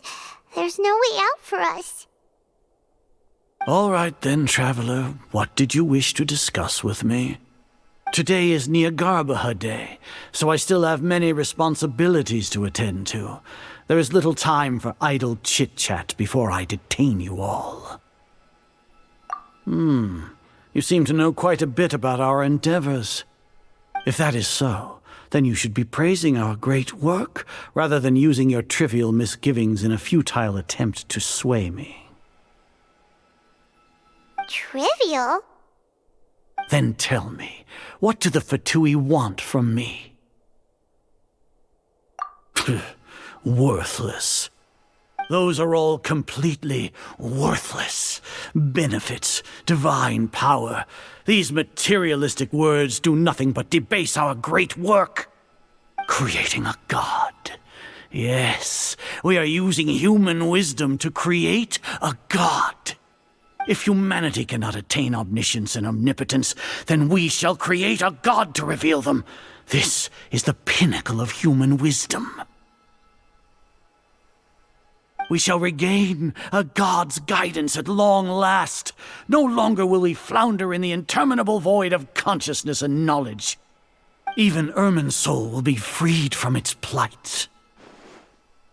For our nation of scholars, this is the ultimate aspiration. No cost is too great to realize it.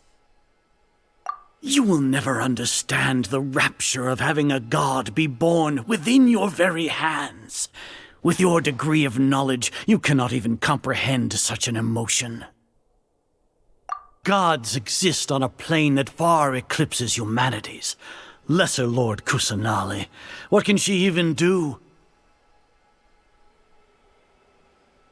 Care for the people? Fend off sandstorms? Fabricate silly fairy tales? These are but child's play for the academia. Does that make us equal to the gods?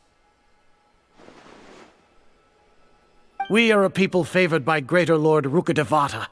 Though I may have personally not seen it, our forefathers bore witness to true wisdom. The ascension of the Lesser Lord has brought nothing but bewilderment to the scholars.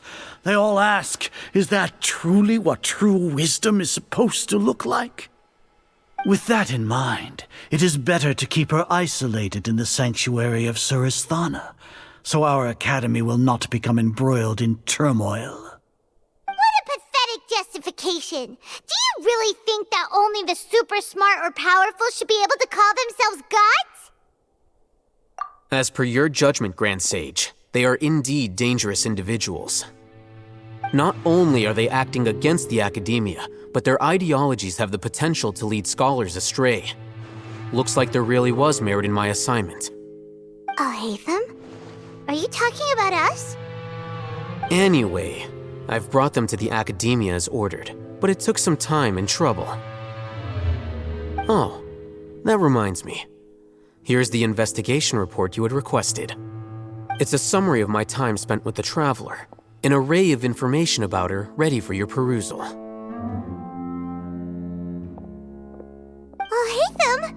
So you're still on the academia side! We finally started to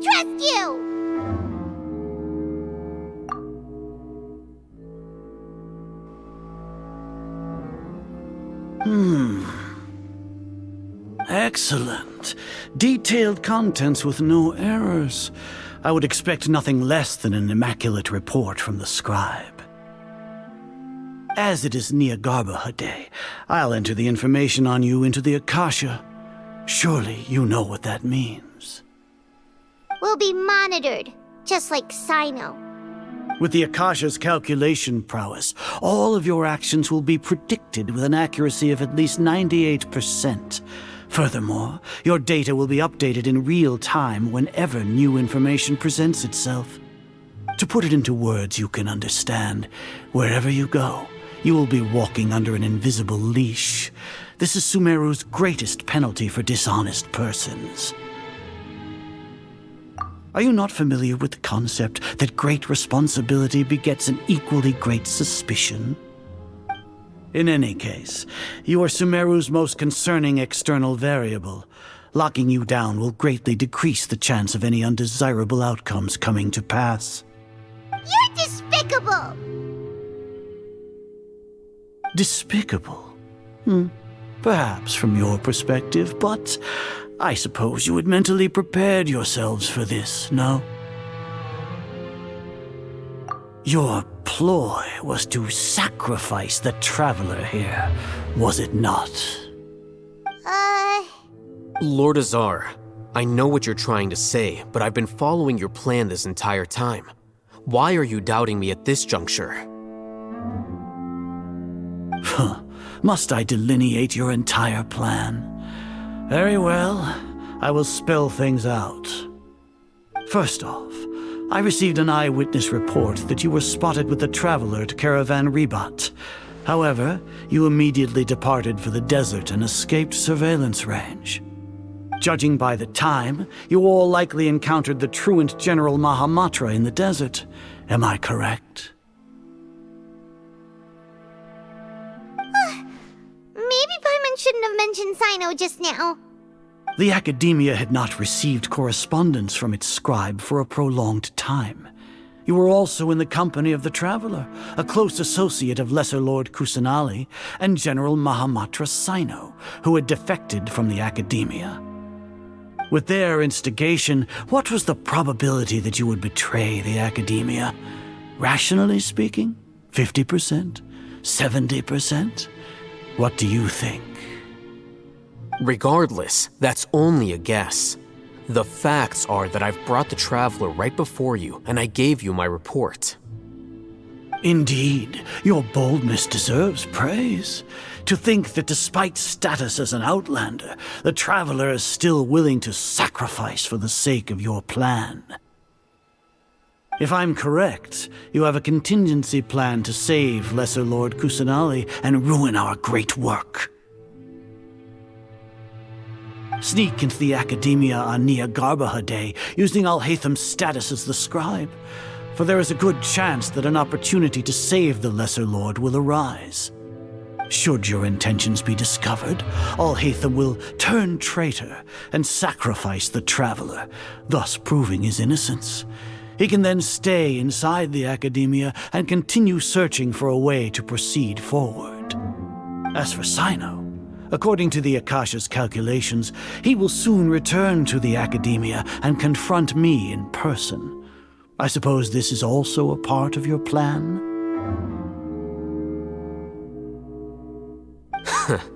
You'll see me as a traitor regardless of what I say, no? Even if you impugn me, it would have little effect on you all. You misunderstand.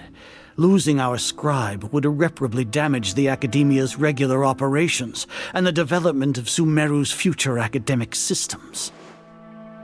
However, under the current circumstances, even that is trivial compared to what we stand to gain from our great work. You said that I betrayed the Academia, but you, Azar, you've betrayed all of Sumeru, betrayed its Archon. So flight has turned to fight at long last. Guards!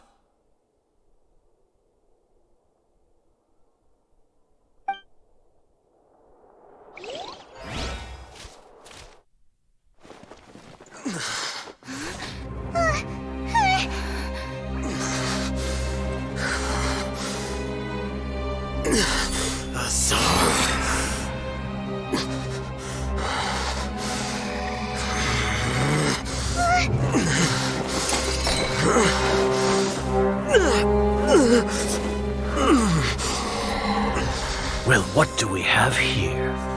So you stole that divine knowledge capsule? Traitor! You traitor! Even the most rational scholar will yearn for the power of a god in a moment of desperation. Aren't you doing the exact same thing as me, Alhaitham?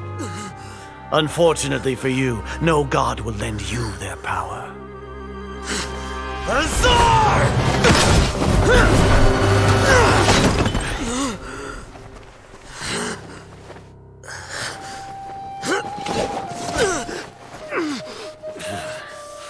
He has gone completely insane.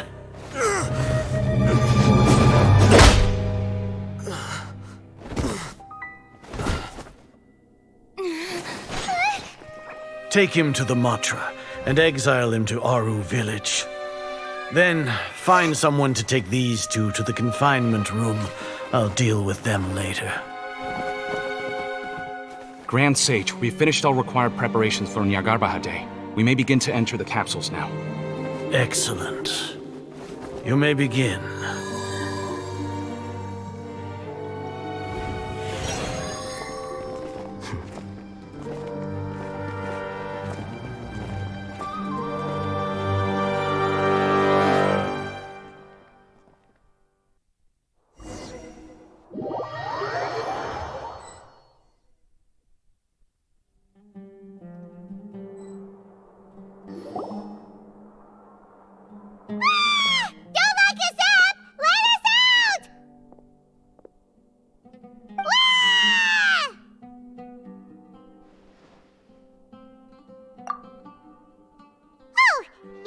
Paimon got a bit carried away there. How was Paimon's acting just now? Great, huh? Everything's going according to plan so far. We made it into confinement, and Alhaitham's probably done with his part too. We even managed to trick Grand Sage Azar. Alhaitham sure knows how to cook up a plan. What are we doing next? Paimon has trouble remembering things when she's worked up. Right. Paimon thinks it went something like this. Apart from that, we still have yet another goal in the first stage of our operation, which is to send the Traveler to the confinement room. What? Why do we want to get her locked up on purpose? She's always been the person the sages are most afraid of, as well as the greatest obstacle to the successful implementation of their plan. They are very aware of the risk she poses to them. Once the Traveler is imprisoned, the sages will likely think that everything is under control. And with their guard down, the next phase of our plan will have a much higher chance of success. I can already see the pompous looks on their faces. Oh, that's a super tricky plan. But Paimon still thinks it's not really worth it. That isn't the only reason, of course. She has a more important task once she's in confinement. According to the Academia scholars in Ramon's custody, Lesser Lord Kusanali has sealed off her consciousness in the Akasha ever since she was captured by the Doctor. That way, they can't pry any more information from her. Even if we break into the sanctuary of Surasthana, it will take time to awaken Lesser Lord Kusanali's consciousness. We need to do that in advance. So our job is to wake up Nahida! Okay, totally worth getting thrown in jail for.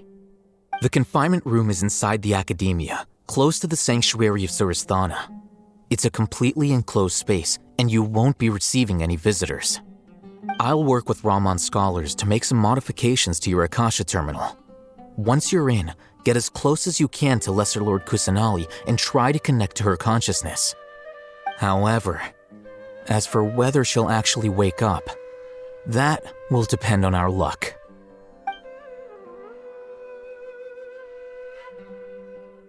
Oh, no wonder you've been wearing your Akasha terminal today. It's the one that Alhaitham modified. Paimon thought they'd take our Akasha terminals when they locked us up in here. Were they being careless? Alright, so what now? Sounds easy enough. We can finally talk with Nahida after all this time. Let's do it. light flashing on your Akasha terminal. It's almost like... the faster it blinks, the better the signal!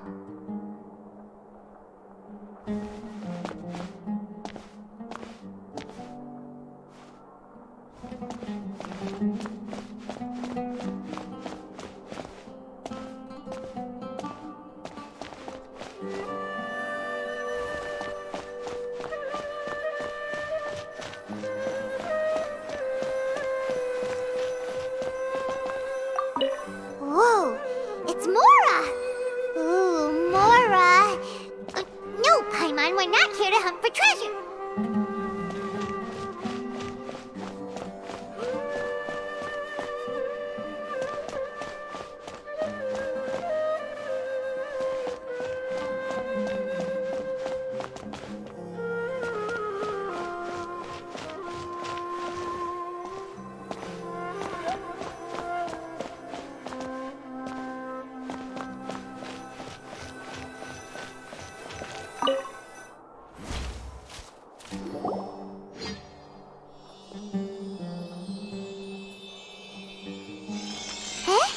Is this the right spot? Are you getting anything? Please work!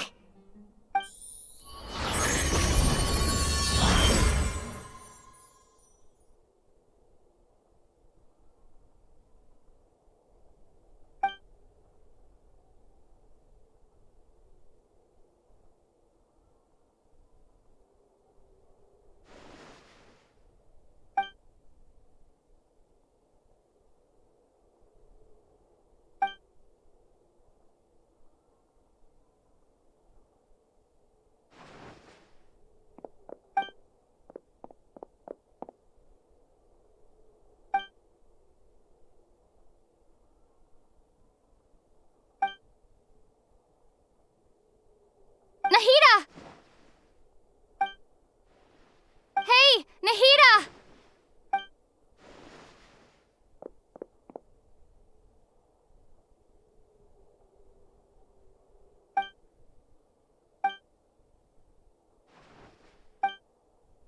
When did it first start? Oh, right. It started... I want to become a worthy Archon. So I've kept studying. Kept listening to my people and their hearts. Kept looking for a way to save Irminsul. So I can catch up. Catch up to Greater Lord Rukkhadevata. But I'm stuck in the sanctuary of Suristhana. The sages are creating a god to replace me. And I'm forced to lock my consciousness in this boundless darkness. Nahida!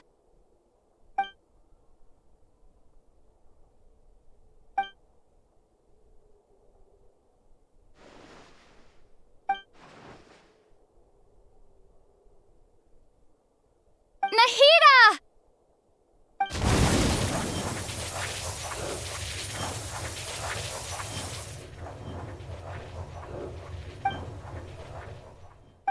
It's so quiet here. Now that I think of it, I don't think I've ever actually listened to my own inner voice. Do Archons have them? Should Archons have them? Have I been doing the right thing? Am I really not needed? How do I really feel about all of this? It's so quiet here. Since you're the god of wisdom, you've known the answers to all these questions since the very beginning, haven't you? Who are you? Whose voice is that? It sounds familiar. You're right, though. I won't ignore my own voice anymore.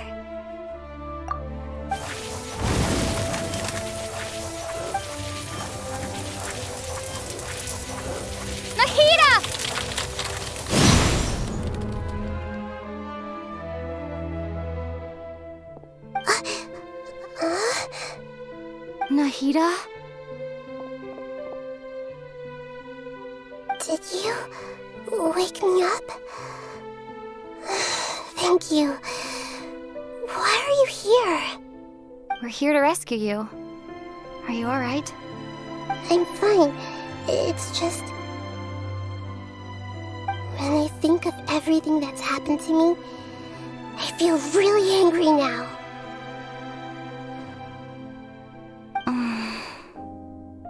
You should have been angry ages ago.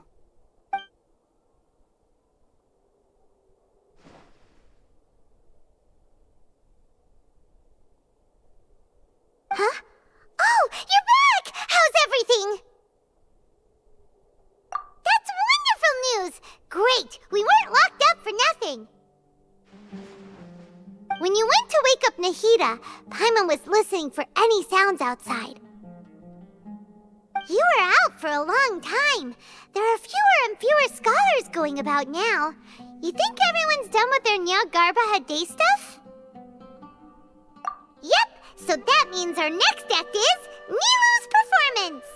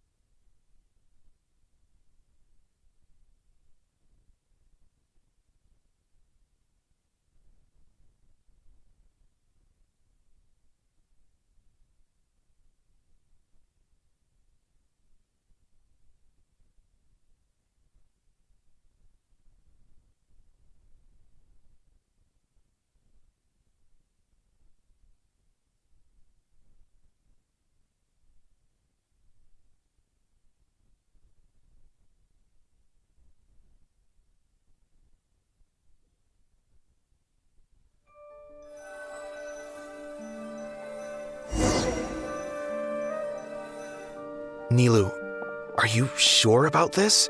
You're taking such a great risk for them. I'm sure, and I'm going. You know that I don't like to pass up any opportunity to dance, and this one is especially important. All right. You seem to have a lot of trust in them, so I won't say more on the subject. But if anything happens, the few of us here may not be able to help you. Don't worry. They've been through worse. Everything's going to be fine. All right.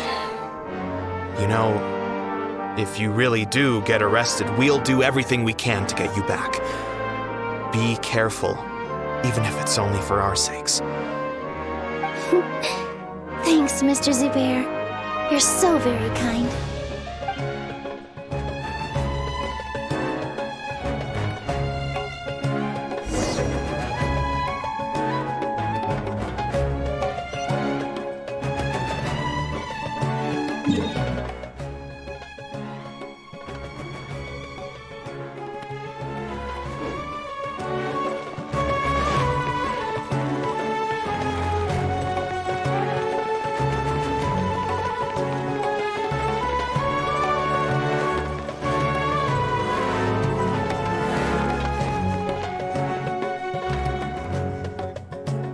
Nilu, how's it going?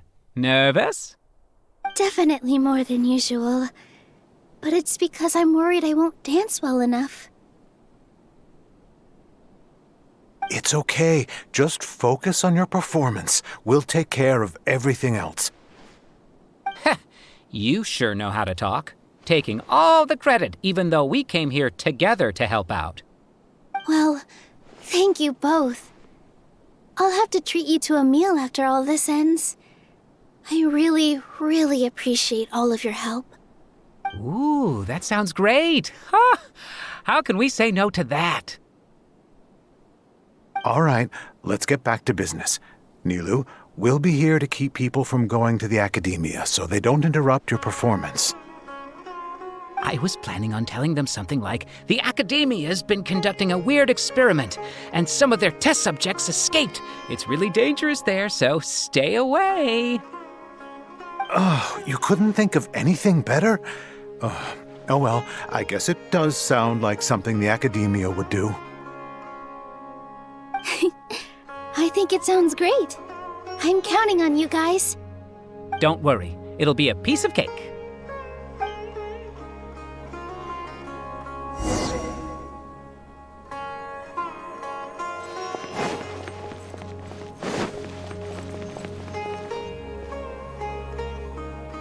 Hey, Nilu!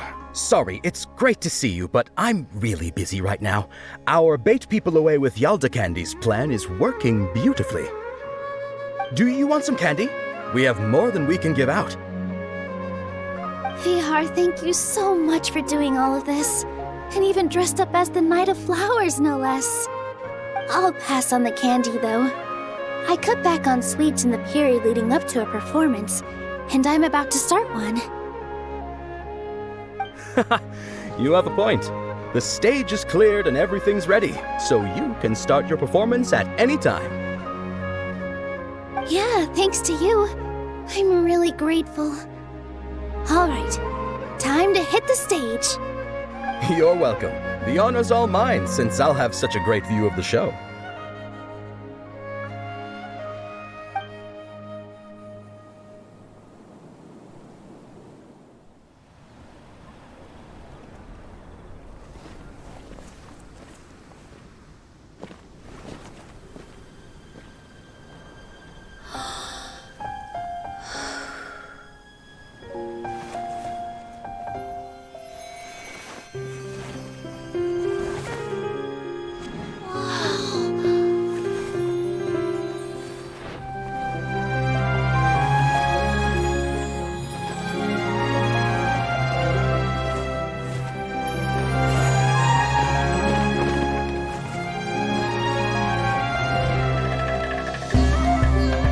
I've never seen a performance like this. This is incredible. Yeah, but I heard that public performances like these have been banned. I can't believe she's doing this here.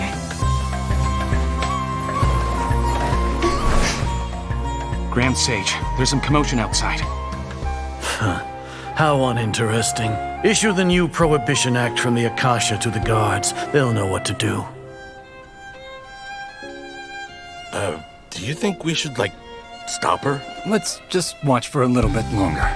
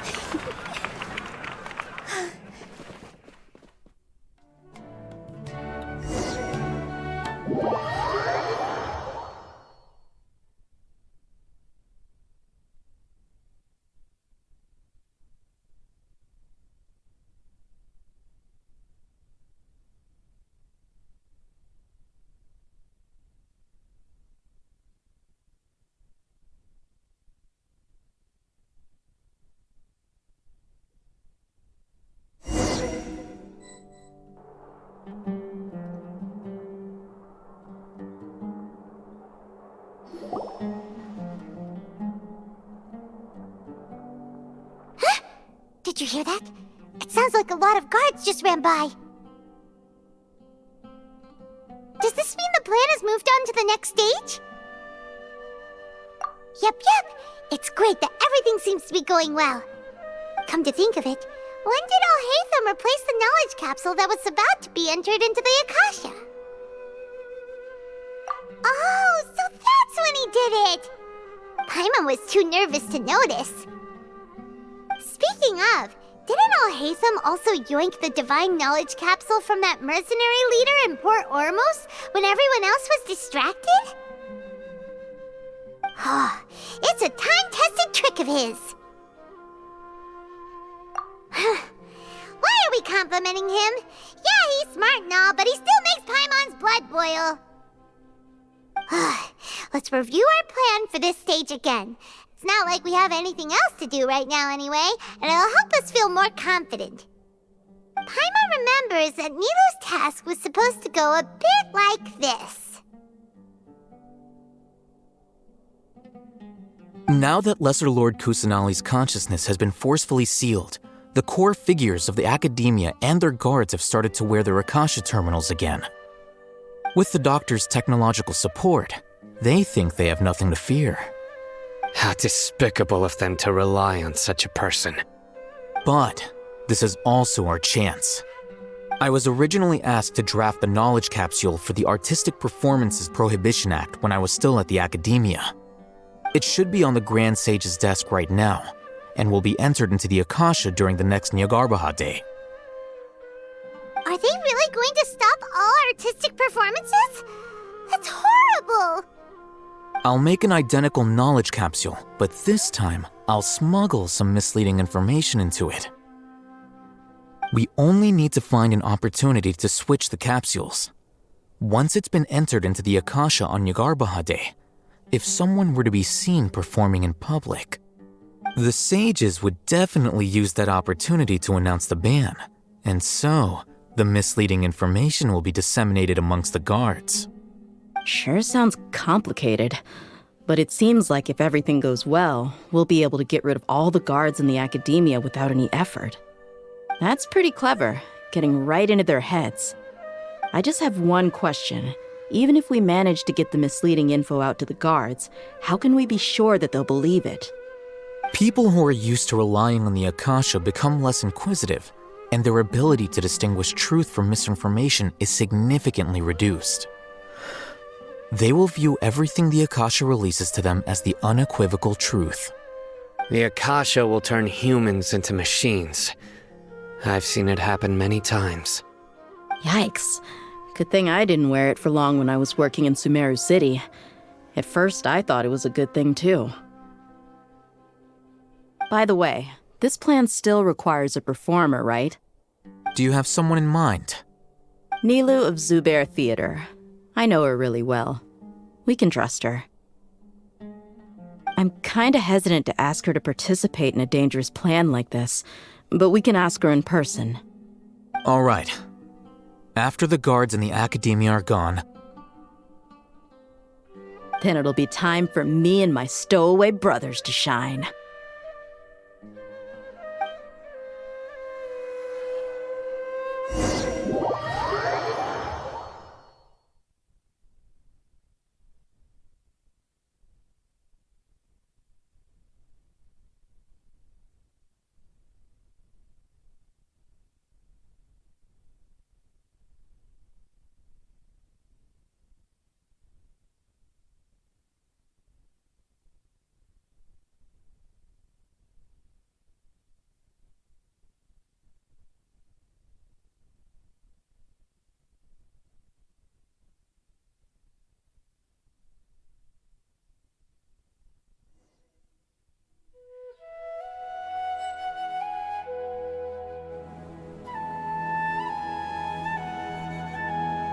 Here they come. Did you see that, Raman? They came out from the academia in droves. After laying low in the city for so long, this is the moment we've been waiting for. My brothers have already sprung into action. We couldn't do anything to them inside their coop, but outside the academia, this is our hunting ground. With a lioness like you, the prey sure won't be able to run far. We still need to eliminate the guards as soon as possible. If we give the sages enough time to realize what's happening, the plan's doomed.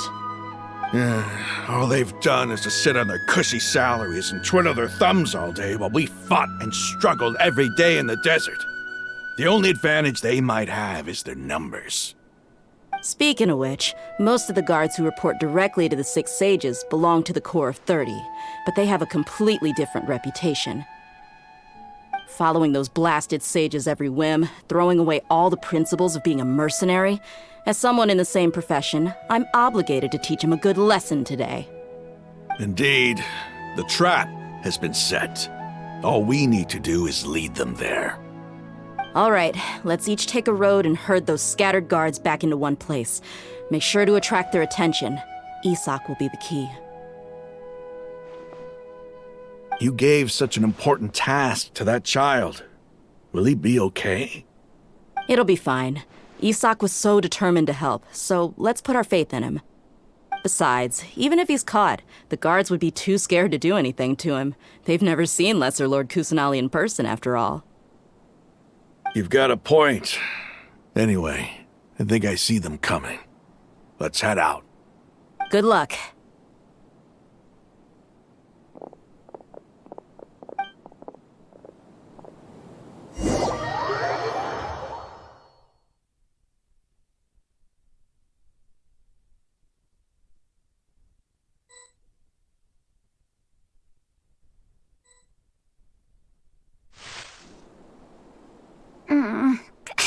This outfit. Hey, do you remember what you need to do, Isak? When the guards get here, you'll pretend to be Lesser Lord Kusanali and run away from them. Oh, yeah, I remember. Of course I do. I'm just a little nervous. Relax. Don't think about getting caught. Even if that happens, we won't leave you behind. You only need to think about getting the guards' attention and leading them to the Grand Bazaar. Leave the rest to us. Okay, got it. I'm here to pay back Lesser Lord Kusanali for helping Grandpa. I won't get cold feet. Hey, they're here. I can see the Academia guards.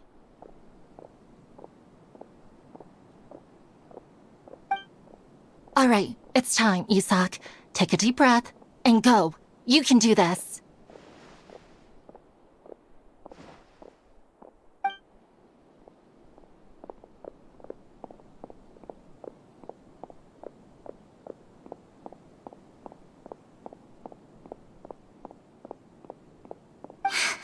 Why is there a guard over there? Did he already run ahead of me? This is different from our plan. But there's no time. I need to make a choice.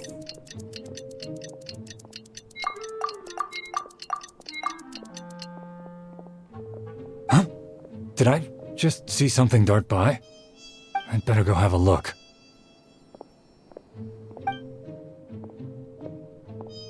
Were my eyes playing tricks on me? I should go check to see if someone's hiding over there.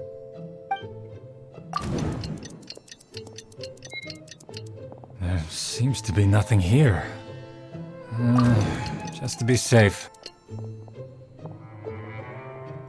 Good thing they didn't find me. I was close. I'd better hurry and keep going.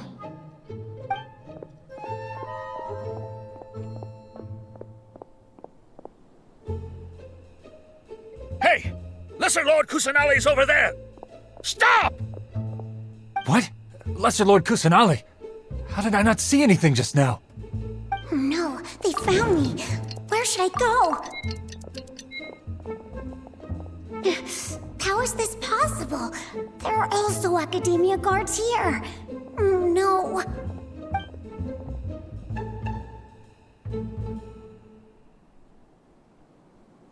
Hey!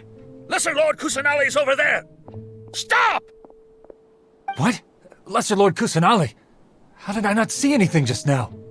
Oh no, they found me. Where should I go? The target suspected to be Lesser Lord Kusanali has escaped into the Grand Bazaar. Assemble and arrest her!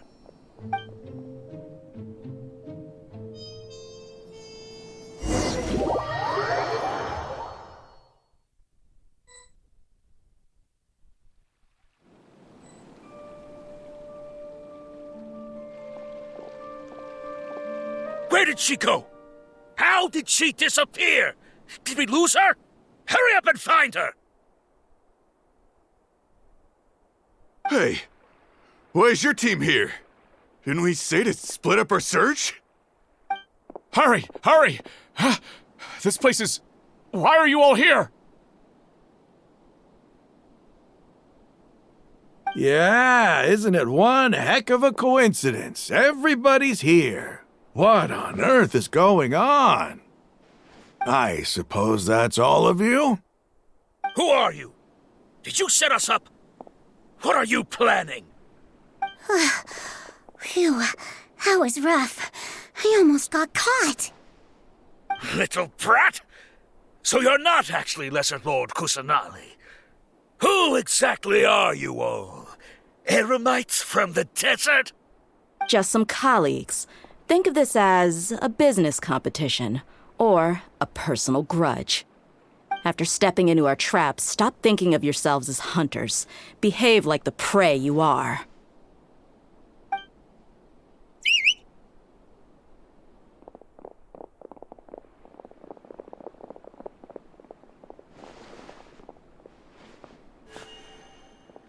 An ambush? How's that possible? This is Sumeru City, but mercenaries from the desert somehow ambushed us! You've spent all your time hiding away in the academia. This place has long since become our hunting ground. Brace yourselves!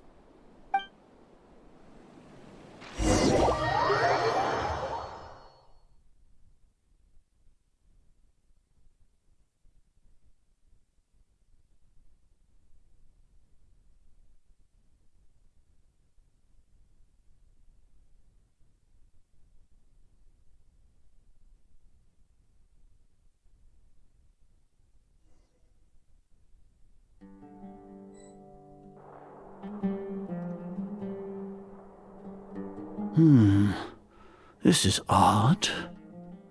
The academia has quieted down after the conclusion of the Nyagarbha Day ceremonies, but it's much quieter than usual. Where are the guards? Why have I not seen a single one? Guards? Guards! Grand Sage, how may I be of assistance? I called for the guards. Why did you come? My apologies, Grand Sage. Right now, all Academia guards have entered the city to perform the ordered arrest. I thought you knew. Arrest? Who is there to arrest? I have an ominous feeling. Arrest Lesser Lord Kusanali, right? Is that not what the order was? Lesser Lord Kusanali? You mean she has disappeared?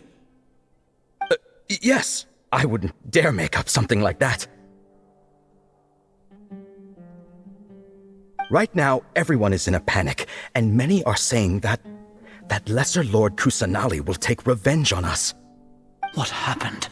Just what is going on? Lesser Lord Kusanali somehow escaped? Was it Alhaitham and his party that freed her? That's impossible. The Academia is heavily guarded today, and any order to release Lesser Lord Kusanali would be strictly confidential. Besides, Alhaitham and the Traveler are already in our hands. What manner of trickery did they employ? How could Lesser Lord Kusanali disappear into thin air? Disappear? Wait.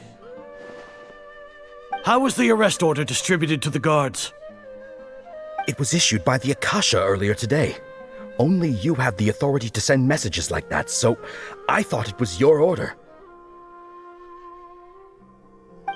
Let me check.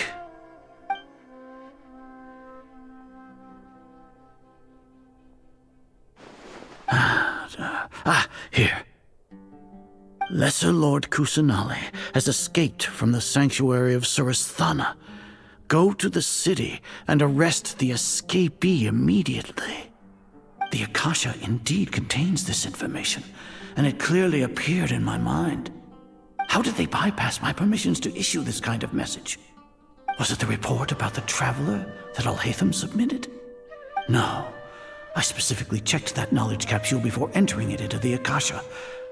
Could that have been a red herring? Well, even if I figure it out now, it won't make any difference. The important thing now is to confirm Lesser Lord Kusanali's status. Have you been to the sanctuary of Surasthana to confirm that Lesser Lord Kusanali has indeed escaped? Confirm? No, I haven't. It may be a bit offensive to say this, but Grand Sage, what you're saying doesn't make any sense. How can the information in the Akasha be inaccurate? What the Akasha decrees is fact. That is common knowledge to all of us. If we have to confirm the information and knowledge from the Akasha ourselves, then how is that any different from us learning that information ourselves? Wouldn't Greater Lord Rukkhadevata's legacy lose its meaning that way? In the beginning, it was I who asked you to believe in the Akasha, to believe in the legacy left by Greater Lord Rukkhadevata. Are you trying to use my words against me? No, Grand Sage. I'm merely confused because I believe in you. I never meant to refute you. Stay here and see if there are any suspicious people around. I'll go to the sanctuary of Suristhana on my own. Yes, Grand Sage.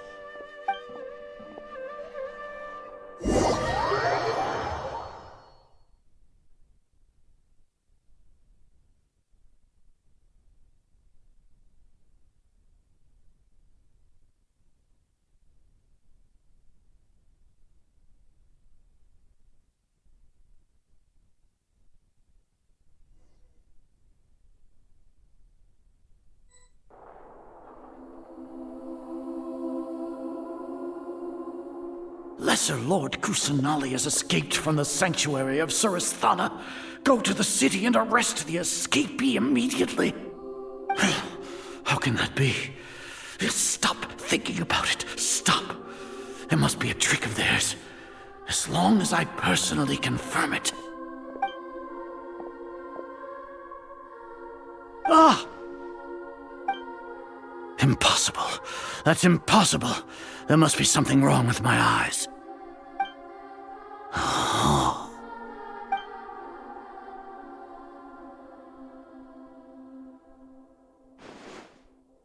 What a comical sight, Azar. Once the Akasha has put certain thoughts into your head, even the Grand Sage can no longer see what's right in front of him. You all can only see the world in your mind, the one you think you know. And precisely because of this, you disregarded Lesser Lord Kusanali's existence. She has been a wise and worthy Archon. Sino, have you been waiting for a chance like this? The Akasha predicted that you would return to the Academia to confront me, but I didn't expect it to turn out like this. I was careless. No, you were blinded. Your faults stem from your reliance on the Akasha. You're still the same as always. I truly did not expect a proud person like you to cooperate with Alhaitham and the Traveler. People change, Azar. Admit it. The Akasha can't predict my actions anymore. Then tell me, what have you found during your investigation? You want to buy time? This is the sanctuary of Suristhana. Under your own regulations, even Academia staff are forbidden to come here. No one will come to save you. As for the investigation, I've at least confirmed that you are guilty of insurgency against the Archon. A serious crime. So what? Did you do all of this so I would plead guilty in front of you, General Mahamatra? No. I want you to plead guilty in front of the Archon herself. You once said that I had no standing to judge you. So now, how about judgment in the name of a god?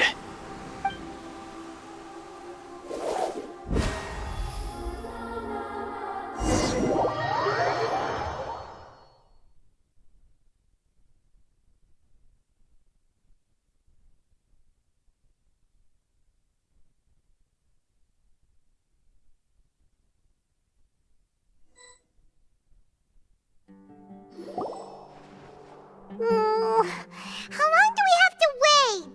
Paimon wants to know how things are going out there. Paimon hasn't heard any sounds outside for a while. Hopefully Hopefully something bad didn't happen. Yeah, but aren't you scared that we might be locked up in here for the rest of our lives? Thinking about it, at least Paimon has you. We could still chat like this. When Paimon thinks of Nahida being imprisoned alone in the sanctuary of Surasthana, Paimon can't help but feel sorry for her.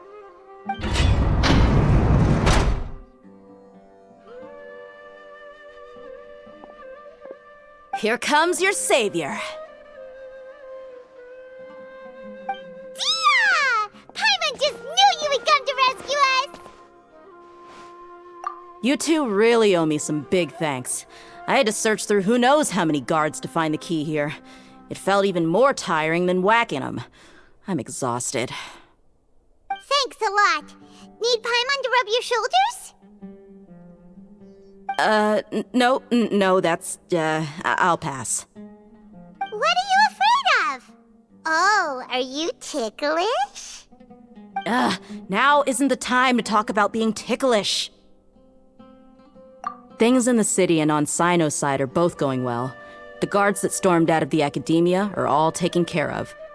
The Corps of 30 is in charge of the city's defenses, but we already talked to Asfand. They've been fed up with the sages bossing them around. As long as it doesn't break their employment contracts, they'll turn a blind eye. That's probably because you've been super great friends with them for a long time. So, how's Sino doing? The Grand Sage is in his custody.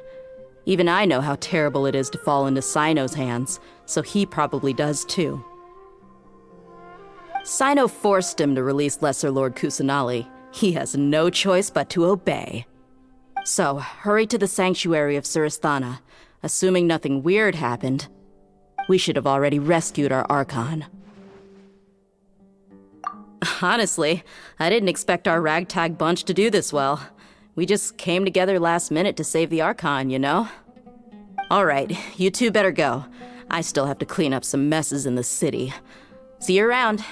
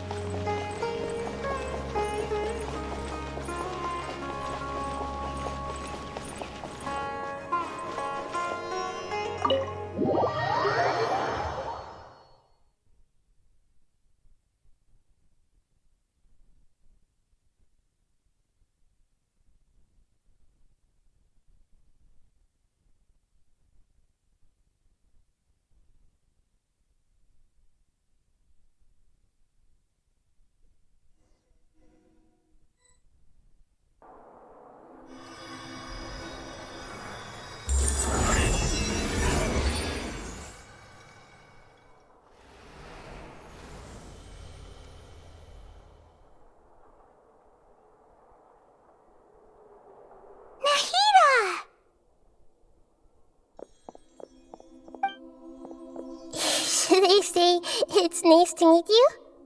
This is the first time we've met in real life. Before, we've only met in dreams, consciousness, or when I was in someone else's body. Thank you so much for coming to rescue me, but I also need to apologize. During this time, I did some self-reflection. My sense of inferiority and yielding to the academia led to all of this, and created so much trouble for you all. Exactly! We're here because you're a good Archon and one of our friends! Thanks, you two. Amazing. So this is how it feels to walk out of that cage with my own body. It's like I just had an endlessly long dream. I can't even tell if I just woke up or was only now born into this world. My concept of self has become so clear. But now doesn't seem to be the time to indulge in this feeling. This is really embarrassing. You all just rescued an Archon, and now she needs your help to save her country, and even the entire world. It's okay. With you here, Paimon's sure that everything will work out. There's one more thing. What is it? For all the things the Academia did to me, and for all the folly it committed in the name of wisdom, as their Archon, I will make them pay. Ah! Wow! That's the spirit! You're finally standing up for yourself and not letting people walk all over you! I understand now. To be a better Archon, I first need to better myself. If you haven't even figured out how to be a caterpillar, how can you be a butterfly? Yes, true. That reminds me. I wonder how far along the Academia is with their god creation plan. We need to hurry and prevent the birth of that false god. I need to make some preparations. Since I'm now free, I can establish a direct link to the Akasha and control it. First things first, I need to remove the restrictions that the doctor put on me in the Akasha. After that, I'll make some adjustments and revoke the sage's permissions. The Akasha will then be like how it originally was, only operable by the Archon. After all, the Academia betrayed Greater Lord Rukkhadevata's trust. This might take some time. In the meantime, you should also work on your own preparations. If we don't stop the god creation plan in time, we'll be in for a tough fight.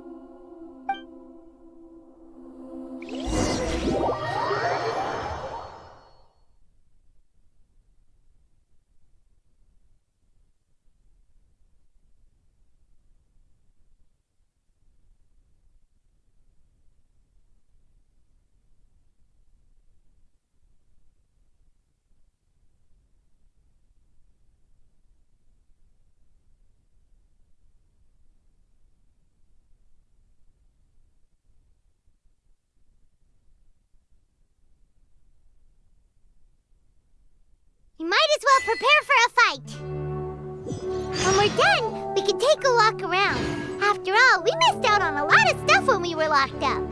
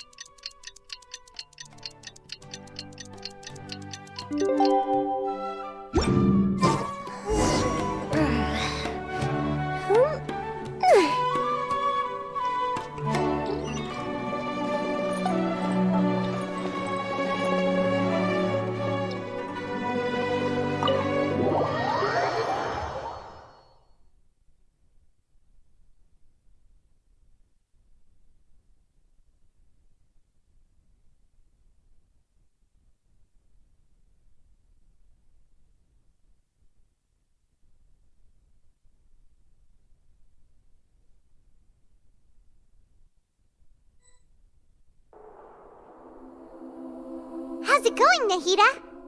I'm done with the parts that needed my involvement to complete. Although it's my first time working with the Akasha like this, its internal structure and operation procedures are easy for me to understand. Greater Lord Rukkhadevata's design is truly brilliant. Oh, also, this is for you. Huh? What's this little floaty thingy? It's a small device I put together just now. You can think of it as an upgraded Akasha terminal. You may not need it right now, but it should be helpful in certain situations. Wait! This thing has the same characteristics as Paimon! We're both small things that float! Oh, all the things that make Paimon special got copied! When Paimon appears with the Traveler from now on, people won't remember Paimon because she isn't unique anymore!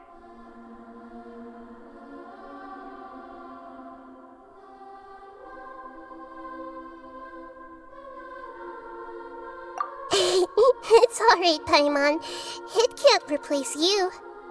It's only a flying device, but you're the Traveler's irreplaceable friend. You're so good at comforting people, Nahida.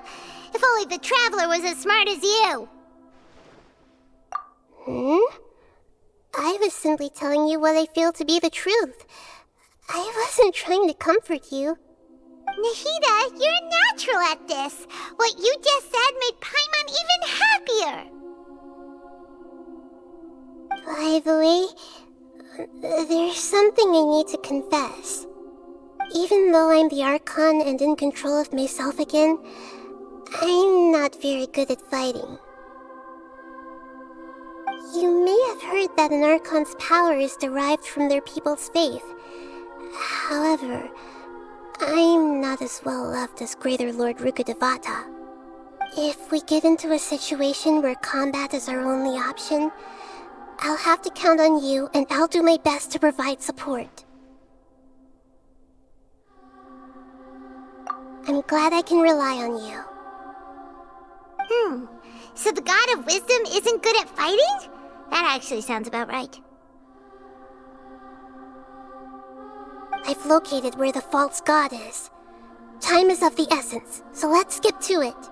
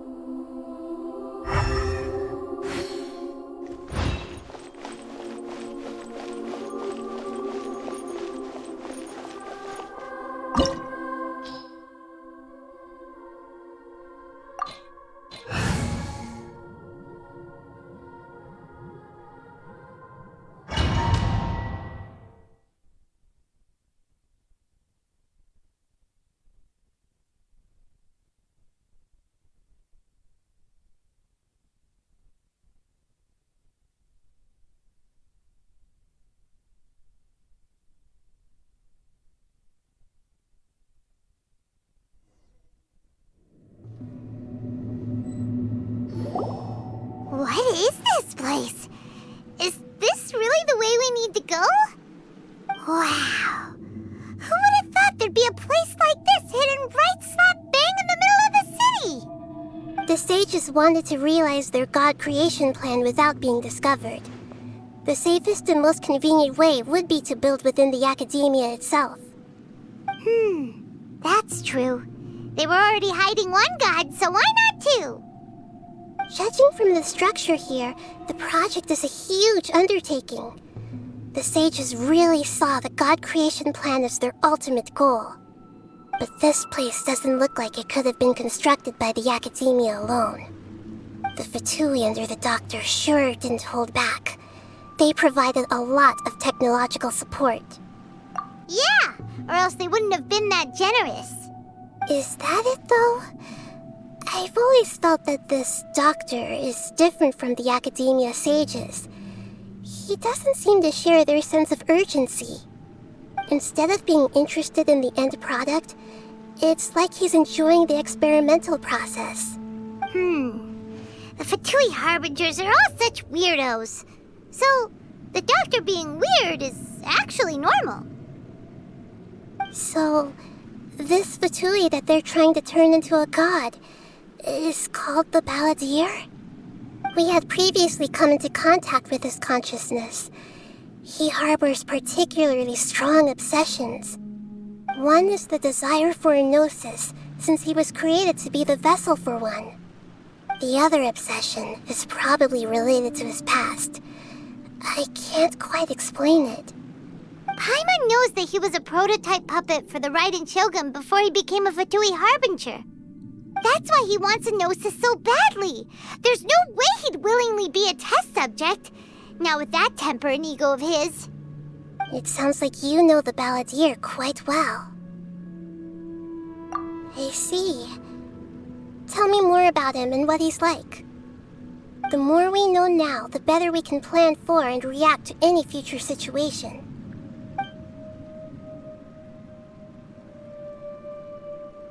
Ah, I see. How fascinating. Alright, time to go. Let's get through here and meet him in person.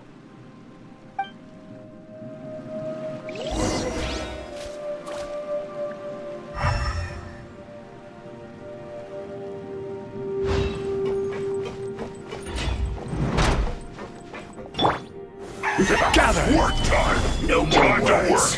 Put your back into this quickly! Go Bishop down! Order guide you! Stabilize! Rain outlines your fate. It isn't time for a break yet!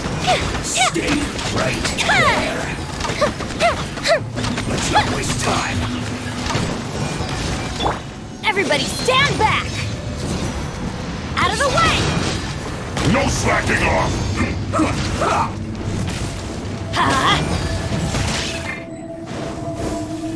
Get out of Not here! breaking a sweat! Let's end this quickly! Gather! It isn't time for a break! No, my sword! Body and mind. Let me weave you a verse. Time for a light show! No slacking!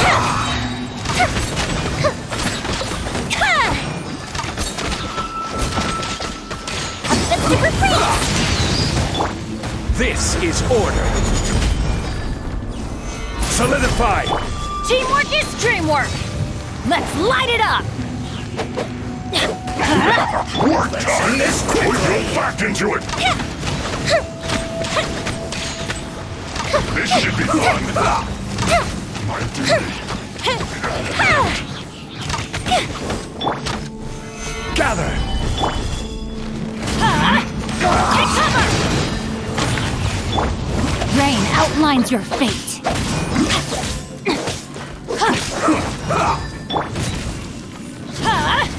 Out of the way! I'm going in! I will have order. Sing this. Stabilize. Rain cutter! Quickly. Fuse is lit!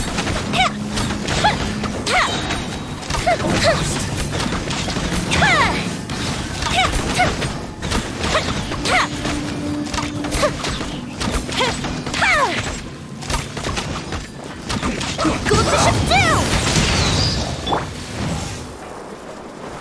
Gather.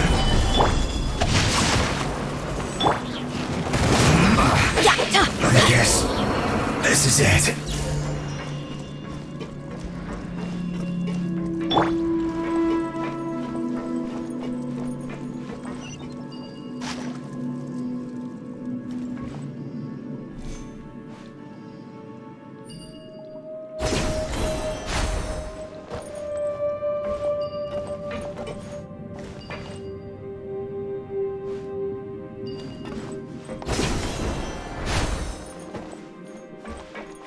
Looks like we can climb up these pipes.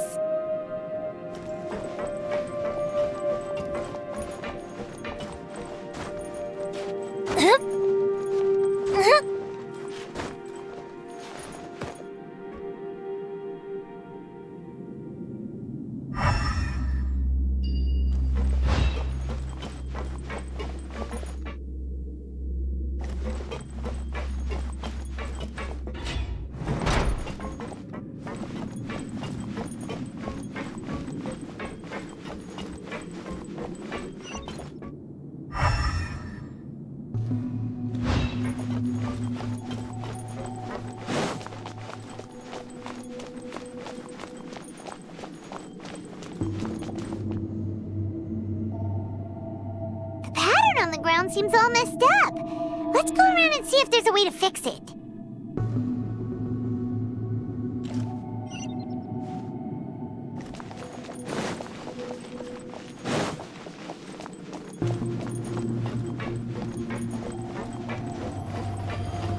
It seems to have stopped. Let's continue.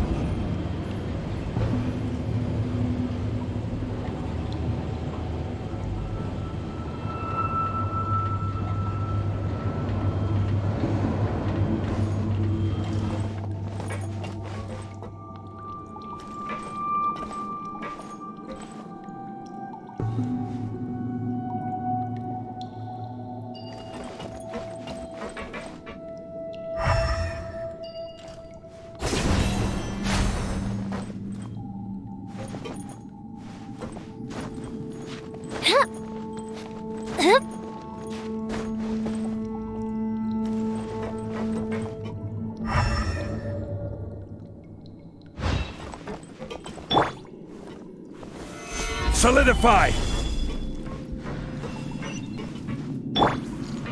No more. No, my sword! Get out of here! Take cover!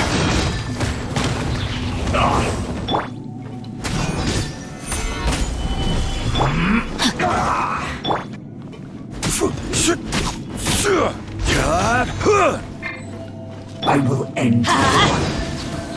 Almost. Everybody stand back! This is order. Gather! Take cover!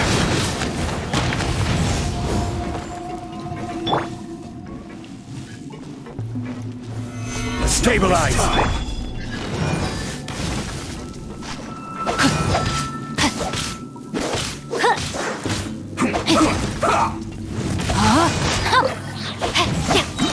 Witness the power of Gugwa!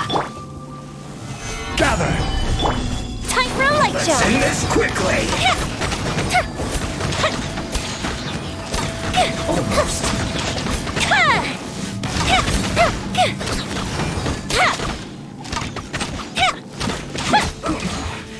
This isn't good.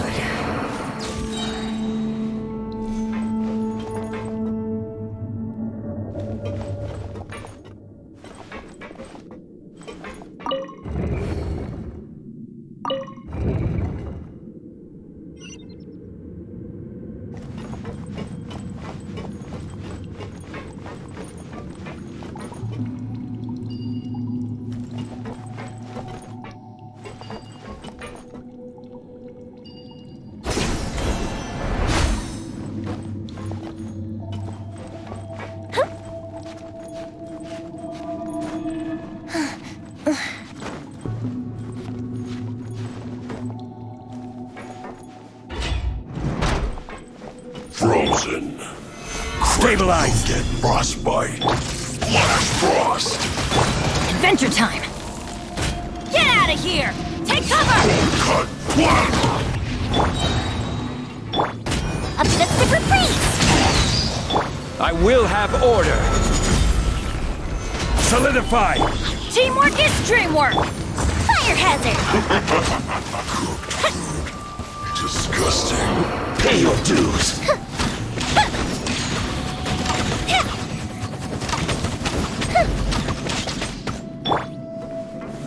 Gather. No escape. Let's light it up! This is order. Let me weave you a verse. The fuse is lit! You can't run from death.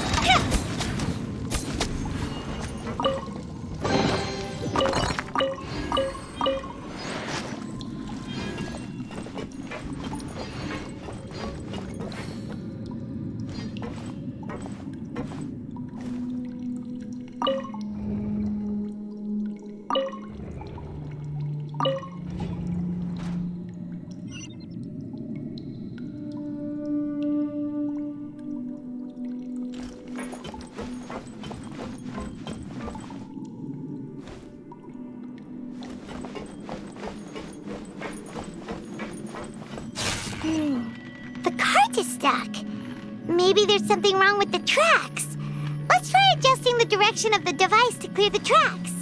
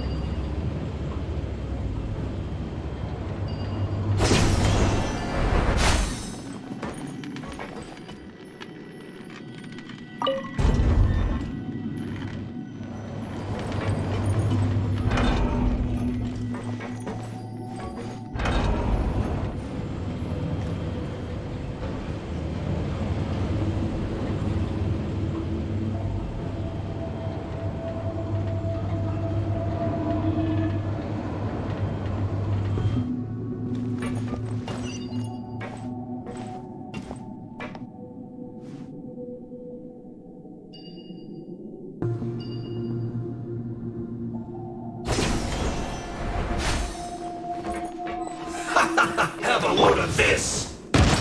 Solidify! Out of the way! Rain outlines your fate. Everybody stand back! Let's move! I will have order! Gather! Goes the ship down! Time for a light show! Cook this through.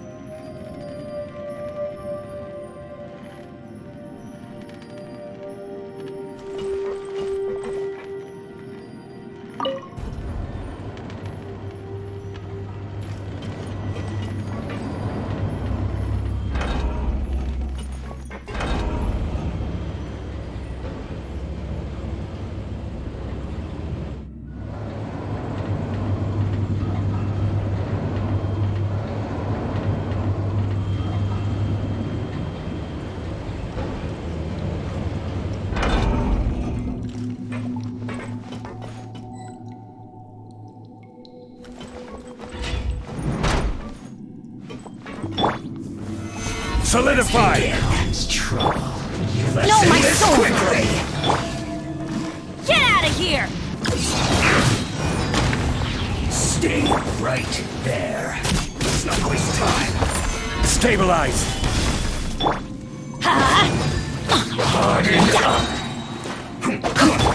Teamwork is dreamwork!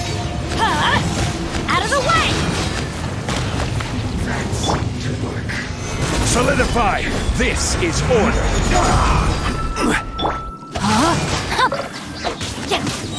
Rain cutter!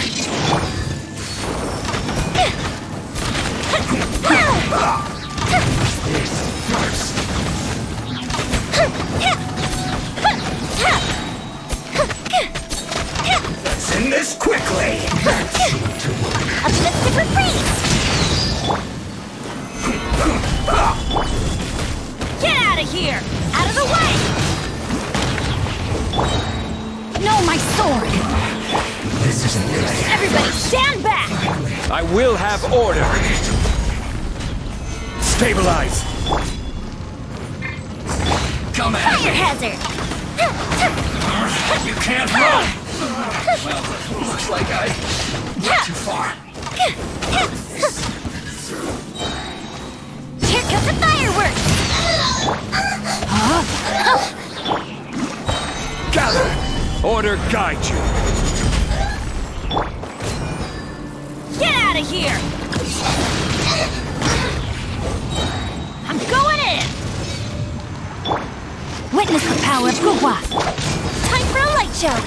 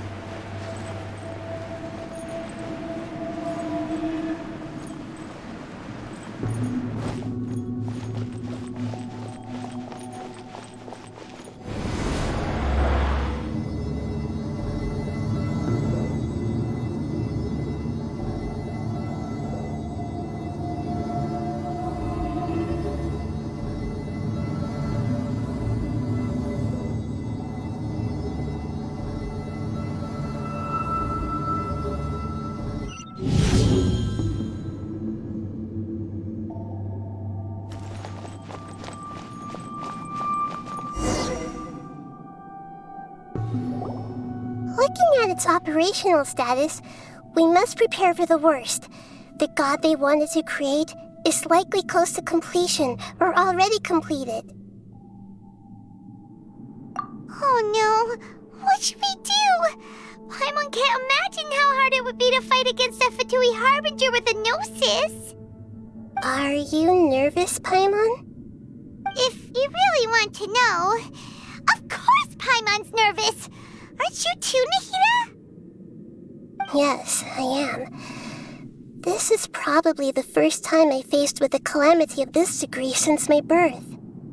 I feel not just nervous, but curious as well. Curious? Curious about what? Curious about our fate. To me, everything we perceive in this world, everything we learn, and everything that happens to us is considered knowledge. And if it's a form of knowledge, then it can be understood. However, only fate is about that which has yet to occur, so it has always drawn my curiosity. So to me, fate is the ultimate knowledge. That's also why I love observing humans and all the things that happen to them. It all brings me great satisfaction. And now, at long last, I'm not just an observer anymore. I will personally experience my own fate with you by my side. Isn't this such a wonderfully exciting thing? Ah, so that's what you mean. Paimon thinks she understands what you're feeling. Agreed. Okay, let's continue on. I can sense his aura from here.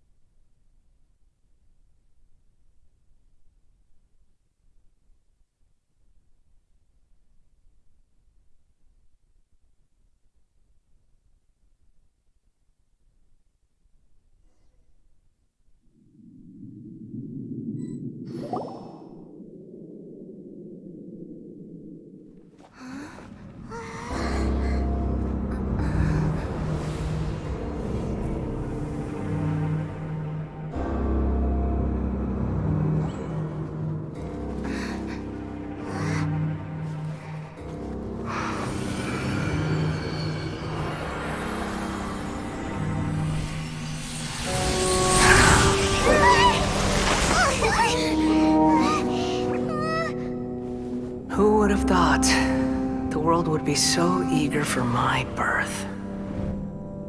I remember you, Booer, the god of wisdom, and standing beside you, the traveler. Is he all-knowing and powerful now like Greater Lord Rukkhadevata? No, I can't feel the same kind of divinity I felt from the Greater Lord. It seems that the sages didn't get the chance to infuse the divine knowledge capsules into him. But even still, he has undoubtedly become a true god now. So we're too late? The Balladeer has already become a god? The Balladeer. A long bygone title. When my spirit ascended to divinity, I felt as if I had existed for the same number of epochs as heaven and earth. Looking back, the existence of what once called itself Kunikazushi appears infinitely small and ugly.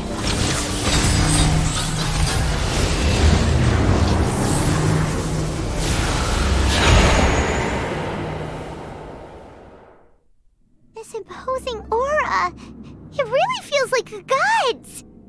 A body that capitalizes on the Balladeer's original construction as a mechanical puppet, with the Gnosis serving as a constant power supply. How much effort and resources did the sages put into this? From a purely technological perspective, it's a commendable achievement indeed. It's no exaggeration to say, this is the culmination of human wisdom. You sure are something! Dishing out compliments at a time like this?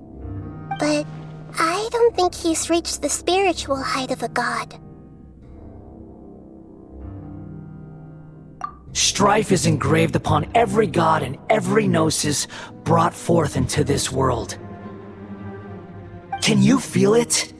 The exhilaration of such power, and the thrill of anticipation for our contention. Nahida wouldn't feel the same things as you! Do you not realize that you are interrupting a conversation between gods? Lowly creature, know your place! The strife engraved upon a Gnosis. You're talking about the Archon War. Tevat's current peace was not easily won. I didn't personally participate in the Archon War, but the way I see it, all those losses were meaningless, driven by the demands of the laws. There's no point in bringing it up again. Is that so? Yet I am deeply disappointed that I was never allowed the fortuity to personally participate in the Archon War. This is a first. Encountering a god in this world who does not crave power. No wonder your own people have abandoned you, God of Wisdom. Your judgment is as your existence, unsubstantial. This is where everything ends, Booer, the God of Wisdom. You should know that wisdom cannot solve every problem. Like now, where your only option is to face me in combat. Come! Let us reenact a scene of the Archon War. Come and inaugurate my birth as a god.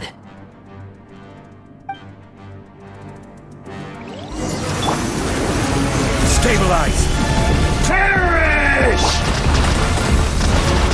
Out of the way! Off we go! No, my sword! Insignificant pest! Fuse is lit!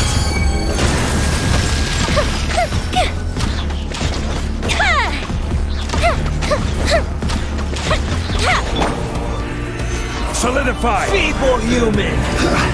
This is order! Uplifted retreat! Fire hazard!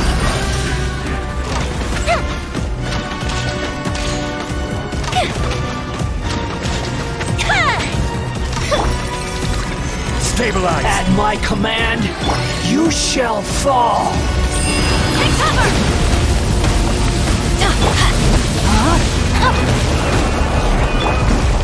Time for a light show! Feeble human! Teamwork is dreamwork! Solidify! Rain cutter! Fuse is lit! Insignificant pest!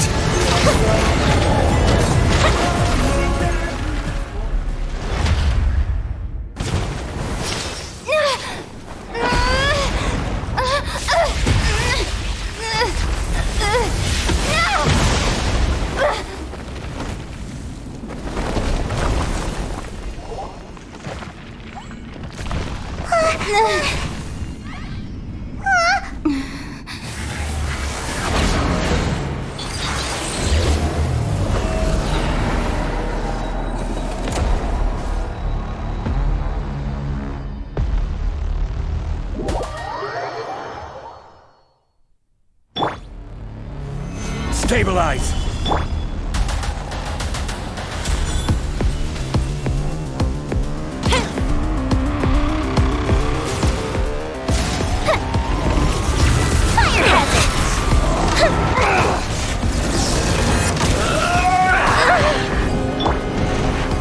Solidify!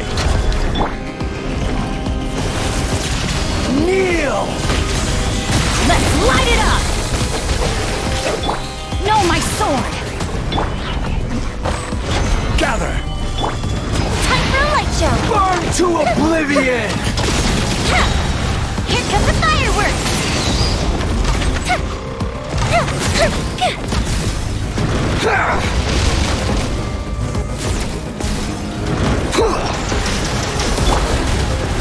Solidify! Kneel!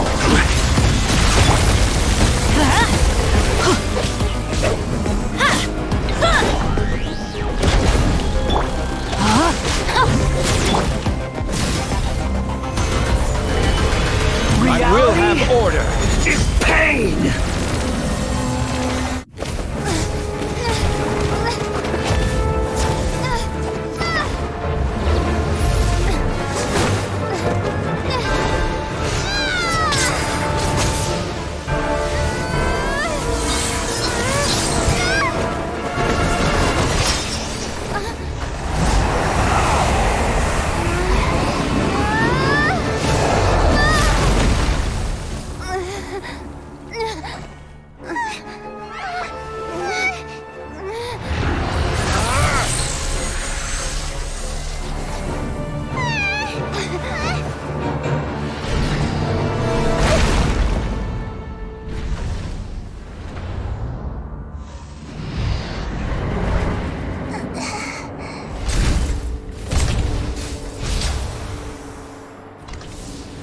This is supposed to be a battle between gods, yet you choose to hide behind a mortal.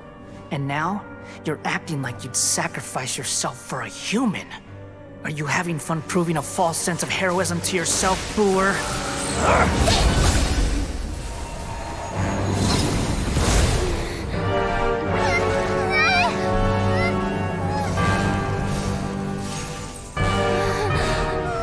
The data collection is almost complete. Do you even know how many times you've tried to take my gnosis from me?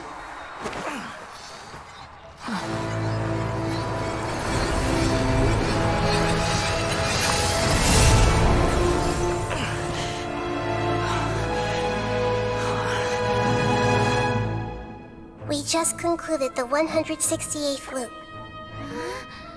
Did you know that in the effort to create you, the people of Sumeru were forced to live through the exact same number of Sabzeruz festivals and Samsara cycles? The power of dreams. When did you use it on me?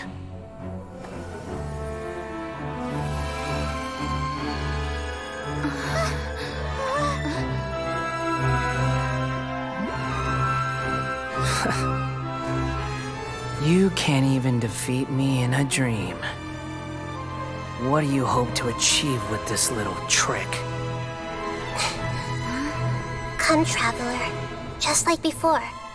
Allow me to awaken the memories in your dreams. All that battle experience! It's more than that. Compile everyone's wisdom in the name of the Archon. That is the original function of the Akasha. I've sent everything that happened just now to the people of Sumeru in the form of knowledge. I've asked them to help you find a way to defeat the false god.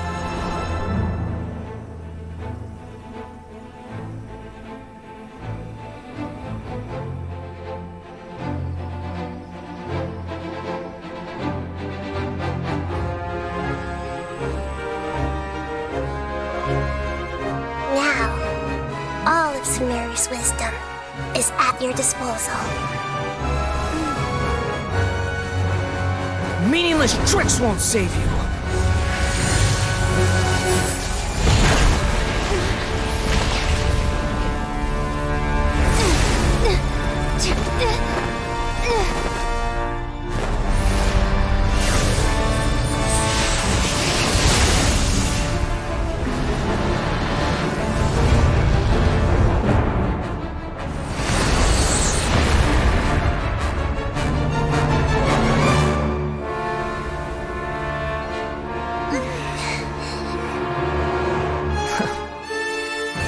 Are you done with your tricks? Can I finally take this as a real battle between gods? I'll leave this to you, the first sage of Booer.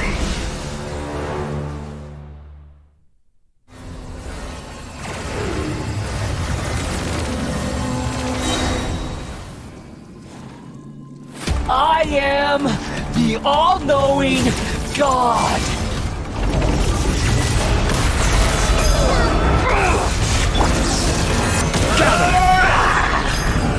Everybody stand back! This is order. Burn to oblivion! No, my sword! Let me weave you a verse. Go Bishop down! Fire hazard! Kneel!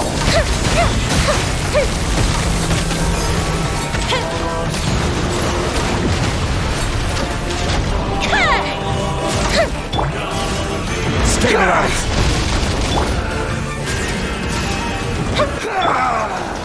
Everyone hold hands! Tremble! Solidify! Reality is pain!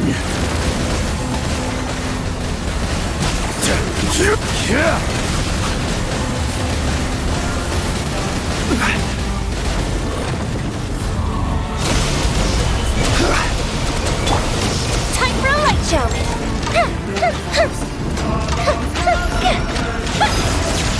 Kneel!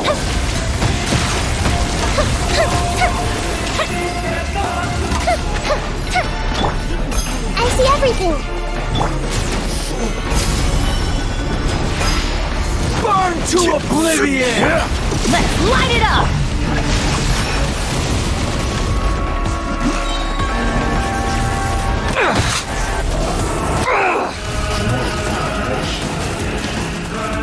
Rain cutter! Good riddance, cruel world. Fuse is lit!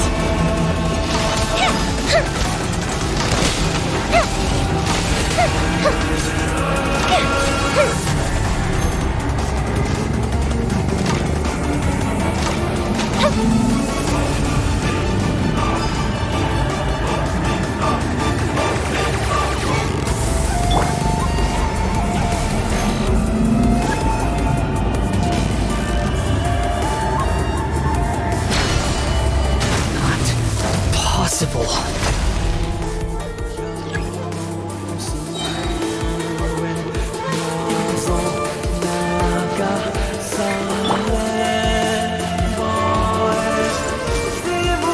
Make yourselves at home.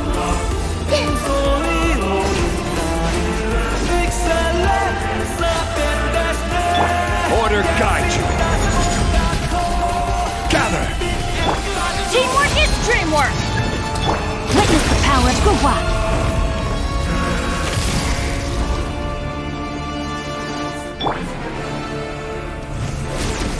Solidify.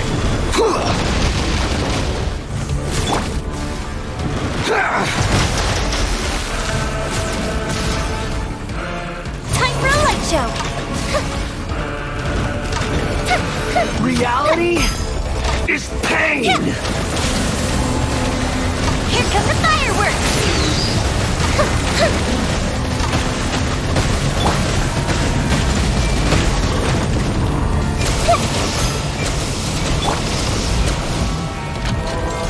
Stabilize.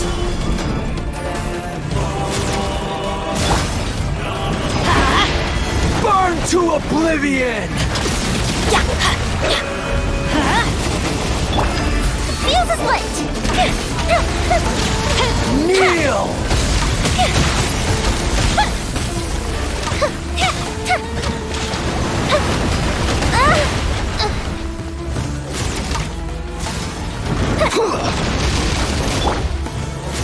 Solidify.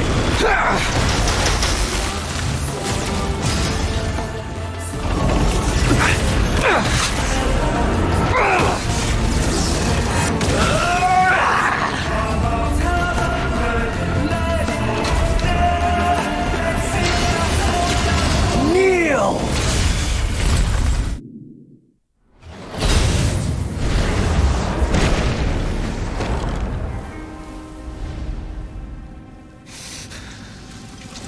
Humans. Filthy humans.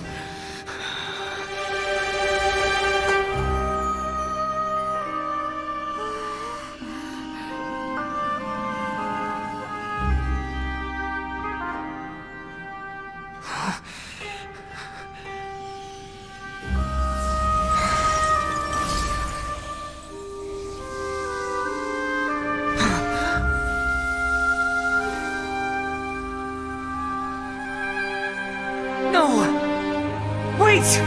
Please! Anything but the Gnosis!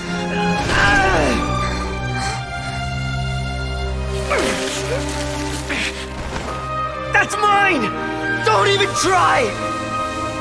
I'll never go back!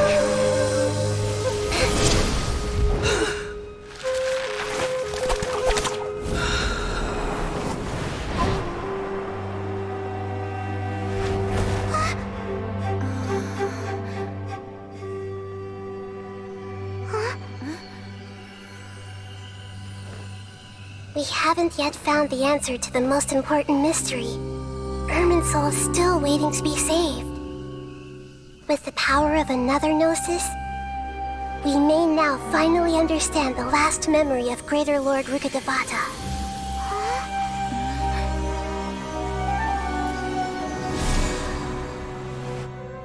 This is... That's right. This is the last memory of my predecessor.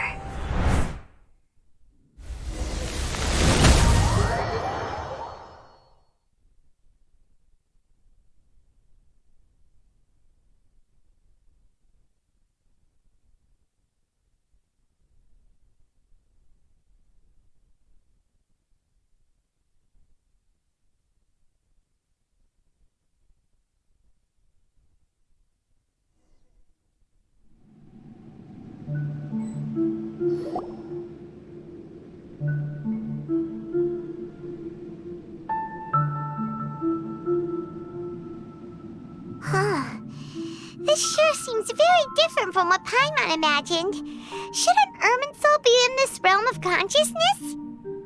Yes, that is our destination. But I didn't expect the remaining consciousness of Greater Lord Rukkhadevata to be as polluted as this.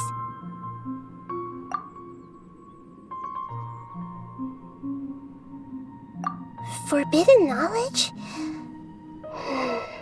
It seems you know about a concept that even I don't completely understand. Could you tell me what you know?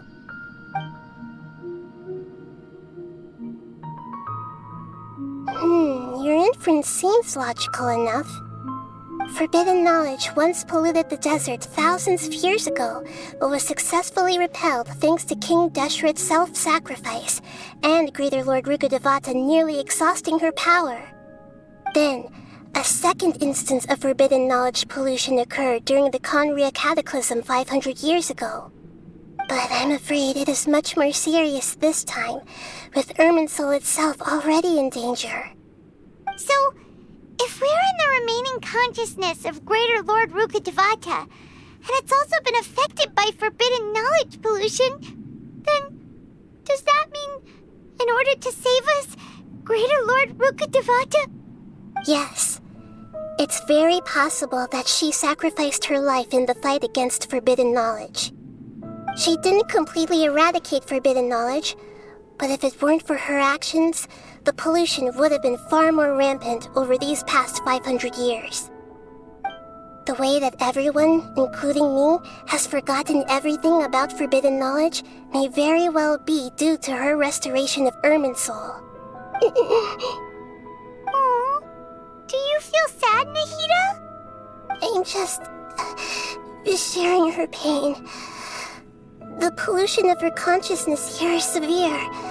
There is madness, chaos, and pain all around us.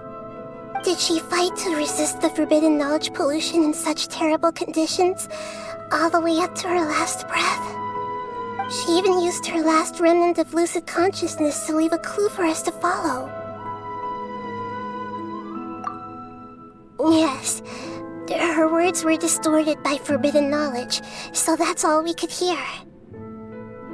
But now, we have a chance to find the answer to this mystery. We can cross the polluted consciousness until we found the right path to meet with her lucid consciousness. And then, we'll let Greater Lord Rukkhadevata tell us the truth in person.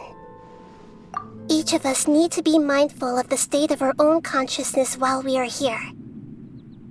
Even with the Gnosis' protection, we must always keep a clear mind. Otherwise, we could go mad at any moment. That's so scary. Don't worry. It should be easy enough for you to keep that mind of yours clear, Paimon. Let's go.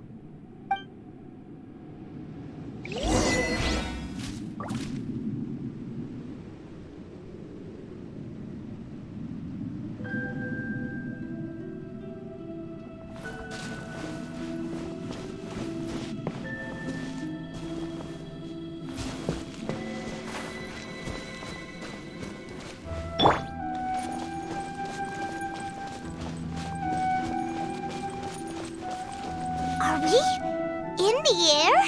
And why is there a huge boat? That's the boat of consciousness, which symbolizes reason here. Its course is the direction our consciousness is traveling towards. If we lose control over our consciousness, we will fall into madness. So let's make sure the boat stays on course.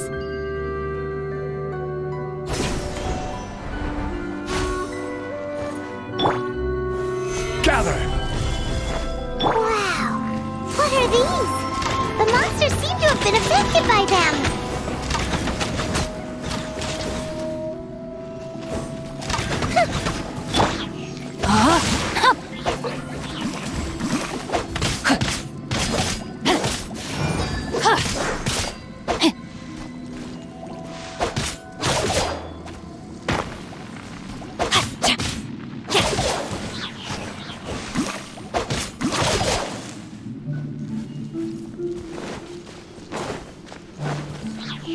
No, my sword! Let's light it up! The fuse is lit!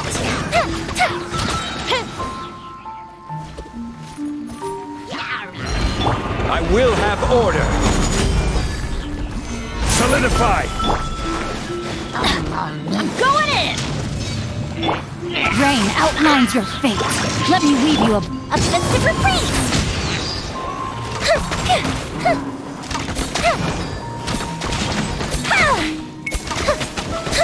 Fire hazard!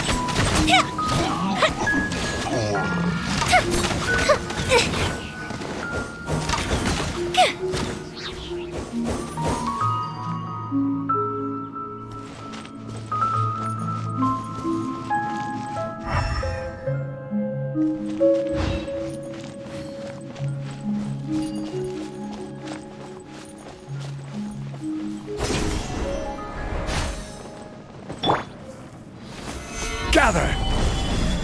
Order guide you.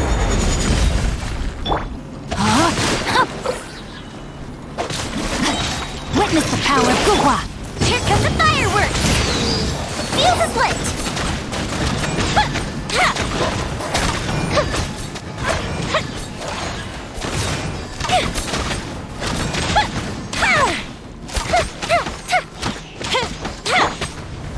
Stabilize! Rain outlines your fate. This is order.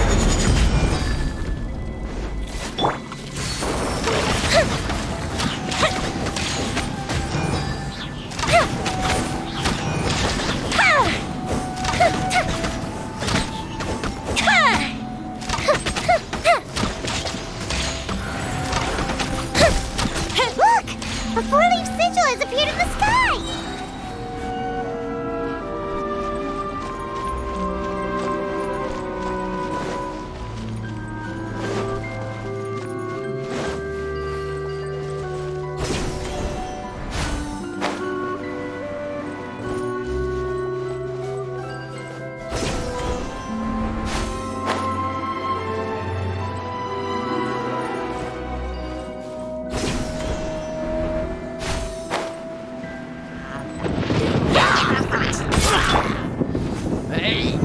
Solidify!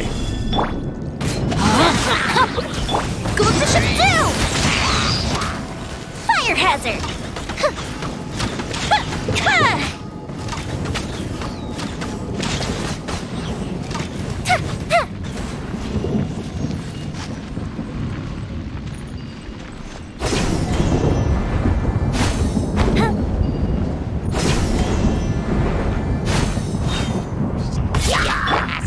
Order guide you.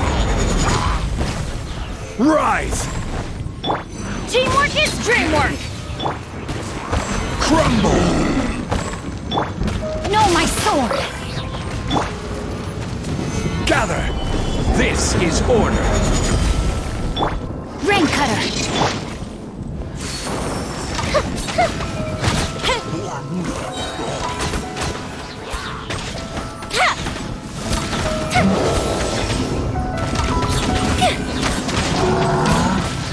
Here come the fireworks!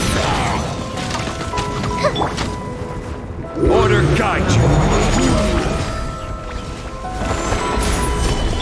Everybody stand back! Huh? Take cover! Witness the power of Guhua! I will have order. To control the boat of consciousness, we need to find the helm first.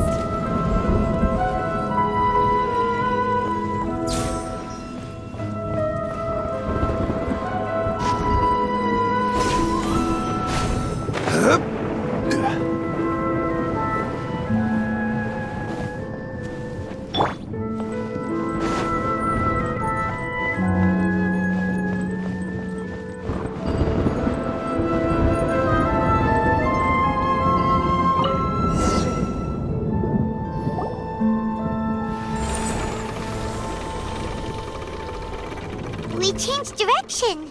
Are we still going the right way, Nahida? Judging from the current route, the boat of consciousness will soon take us out of here.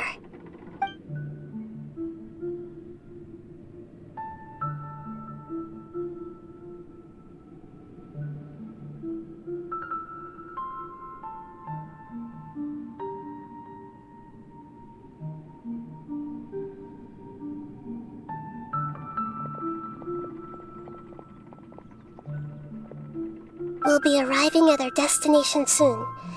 How are you feeling? Are your minds still intact?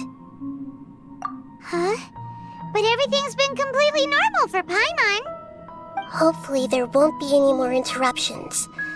This time, we should be able to meet Greater Lord Rukkhadevata. Are you saying you've never met Greater Lord Rukkhadevata before? No.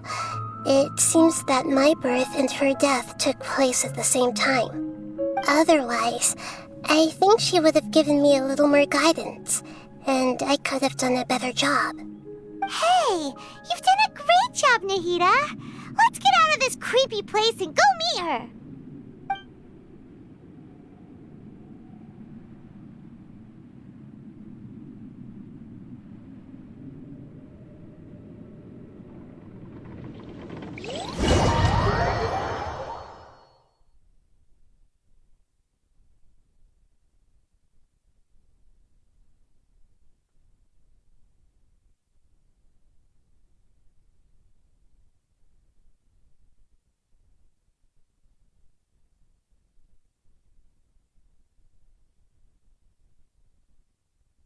So, is this the place you were talking about?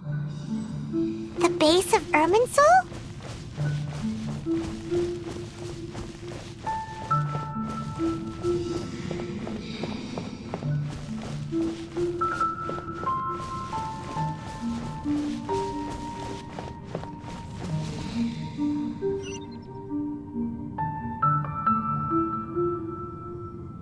Well, this is the place.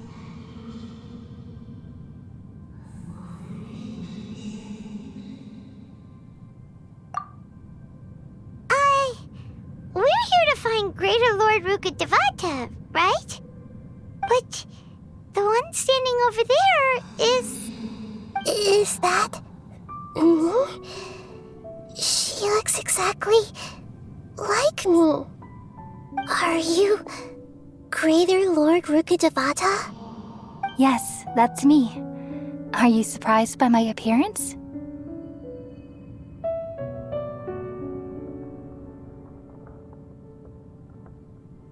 Irminsul and the surrounding lands have been reproduced here as they were years ago. But this is just a realm of consciousness. We are manifestations of the same nature. Hence why we would appear exactly the same.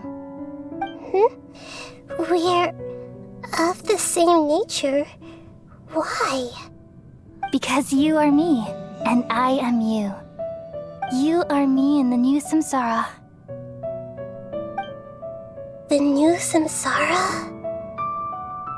As Greater Lord Rukkhadevata, I'm the avatar of Irminsul, and you are the purest branch snapped from Irminsul. Imagine it this way. Even if a tree dies, its branches will eventually take root and grow, continuing the tree's life in another form. I'm merely the remaining consciousness of Greater Lord Rukkhadevata. The real me has presumably died a long time ago.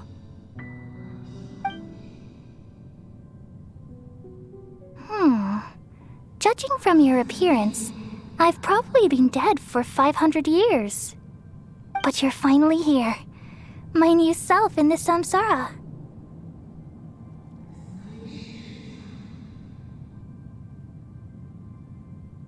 If this is true, then am I going to be a great Archon like you someday?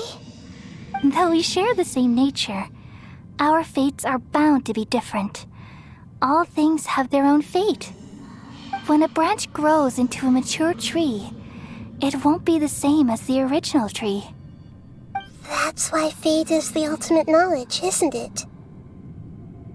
That's a great insight. Yes, very good. It's also precisely why you won't become like me. Really? But perhaps you may become an even greater Archon than I. I already see a determination in you that I didn't possess in my time, and the future that it leads you to will be yours alone. Along with the blessings from your past experiences. Don't worry. The growth of wisdom is like that of a plant. You only need to wait quietly for the flower to bloom. Come to think of it, the sages never had the faintest inkling of the meaning of wisdom. Thank you. Nothing makes me happier than discovering that the Archon I always admired was in fact myself in another fate. It's so nice to speak with you, Greater Lord Rukkhadevata. I've always wanted to meet you. The feeling is mutual. From the moment I snapped the branch off Irminsul and created you, I've also looked forward to talking with you. Could you tell me why you wanted to create me? And what exactly happened when you died? Ah, I see. You're here seeking answers, right? Everything that day, even the sky itself, changed into a color like this. At that time, the seven were all summoned to the nation of Conria. Except for me. I had a more important task to attend to. I had to protect Irminsul. The disaster occurred together with the pollution of forbidden knowledge. At that very moment, with my consciousness connected to Irminsul, I sensed something was wrong. The pain started to torment my mind. By the time I reached Irminsul, it was already displaying signs of corruption. Had I not repelled the pollution of forbidden knowledge with King Deshret thousands of years ago, I might have felt even more hopeless and lost. So what exactly is forbidden knowledge? It's a kind of knowledge that doesn't belong to this world, and a form of truth that can't be understood. It came from the very bottom of the abyss.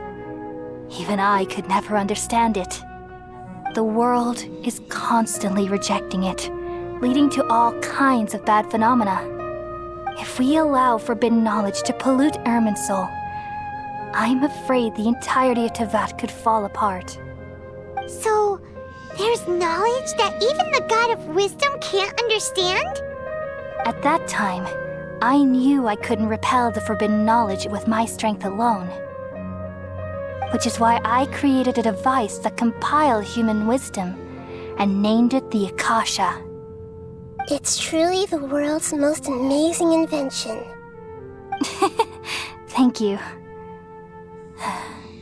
For a long time, I thought dreams were the fruit of human wisdom. Though it was selfish to do so, I borrowed people's dreams using the Akasha.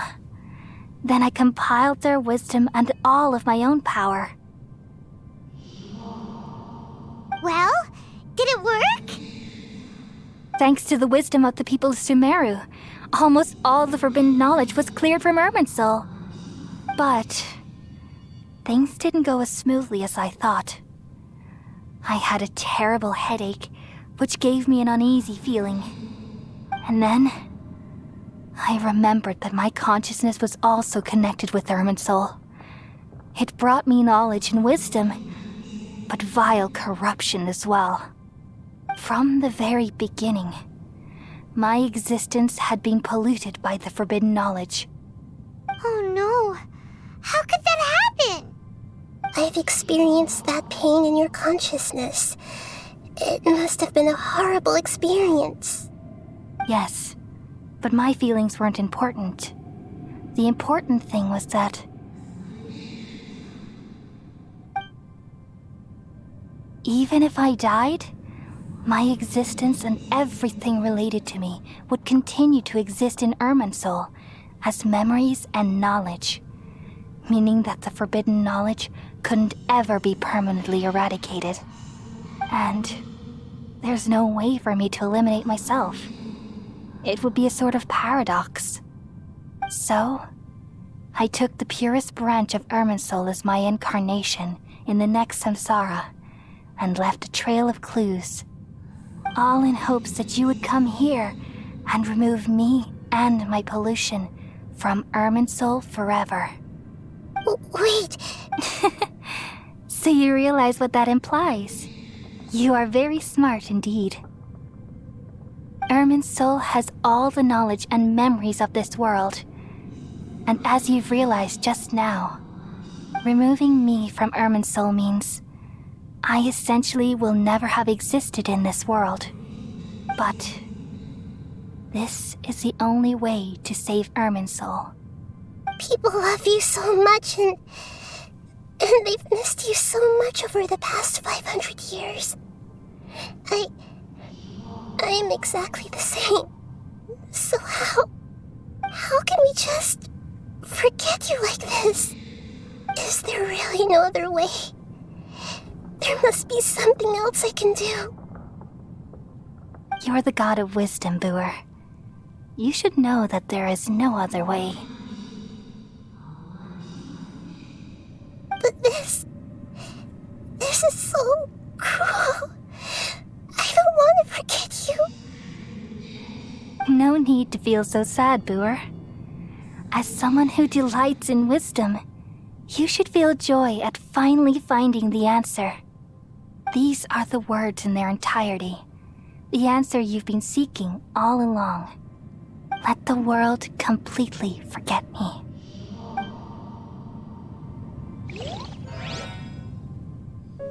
We all nestle under the great tree of wisdom, peering out to perceive the world. From the earth and from the rain, we perceive its wonders, until we become a white bird to perch atop a branch, and finally snap off the most important leaf. Once upon a time, I alone dreamed in this world. In my dreams, everybody would also dream after they fell asleep. Wild and wonderful thoughts would emerge from their minds. Some tumbled to the ground, and others floated to the sky, connecting all things in the world into one dazzling net. Among a plethora of worlds were numerous smaller worlds, all of fate, finding within the tapestry their brilliant glow. I gradually understood that these indescribable and constantly changing things are the most profound things in the world. Only they can completely repel the madness. Only dreams can awaken consciousness from the deepest darkness.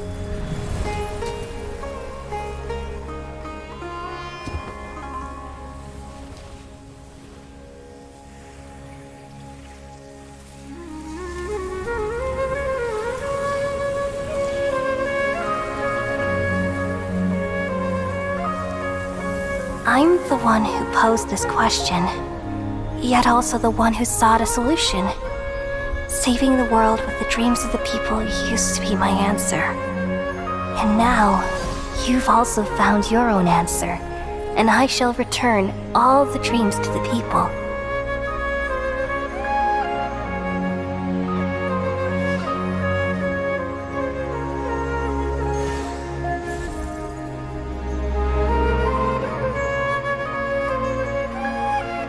Goodbye, people of Sumeru. May you be blessed tonight with the sweetest of dreams.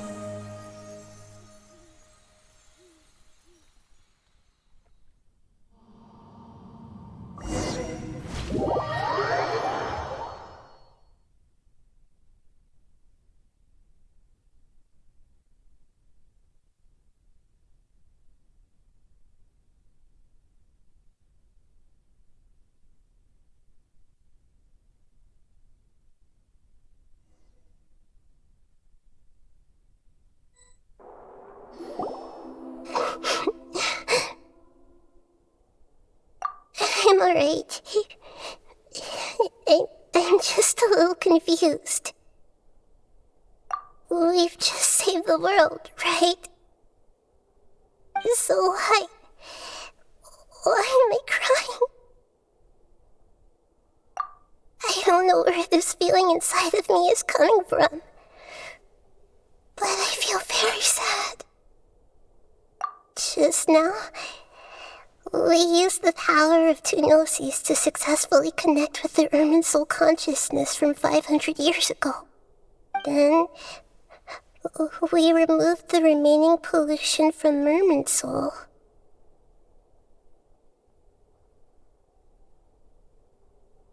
Yeah, what's wrong? Weren't you there just now?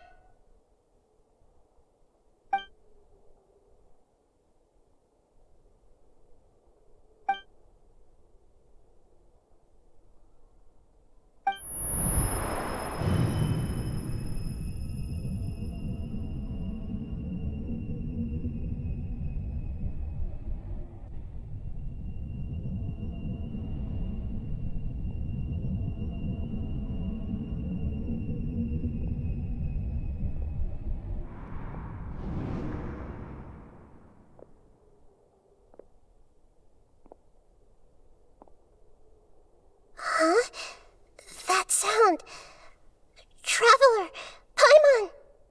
I've been waiting here far too long. But finally I have the chance to be alone with you. All the precious time I wasted has finally paid off. The doctor! What have you done? Just a type of sound wave that can quickly put defenseless people into a dream. As I expected, it doesn't have any effect on gods. This is the only thing of interest I found among the sage's research. I thought I'd take it for a little spin. Don't worry. I know you would never forgive me if I actually killed them. I'm here to negotiate with you. Naturally, I won't do anything dangerous that could potentially damage our relationship. Negotiate with me? I heard you had already left Sumeru. Why are you here again now? I left Sumeru, but I also stayed in Sumeru. Even the God of Wisdom is restricted by the habits of cognition. How disappointing. You mean there are many different versions of you in this world? An astute guess. Even the same individual will have different cognitions at different ages. A long time ago, I made a major decision in hopes of preserving all my perspectives of how I observed the world. Observation is the first step of any experiment, but observing the current world doesn't satisfy me. It lacks an important dimension, that of time. So I saved segments of all my ages and made them into independent individuals. That's all there is to it. Indulge me. How does the God of Wisdom find my method of seeking knowledge? It's an insult to the very concept of life. Life inherently has many rules and restrictions, each with its own significance and reason to exist. They can't be broken on a whim. Good. Amazing, even.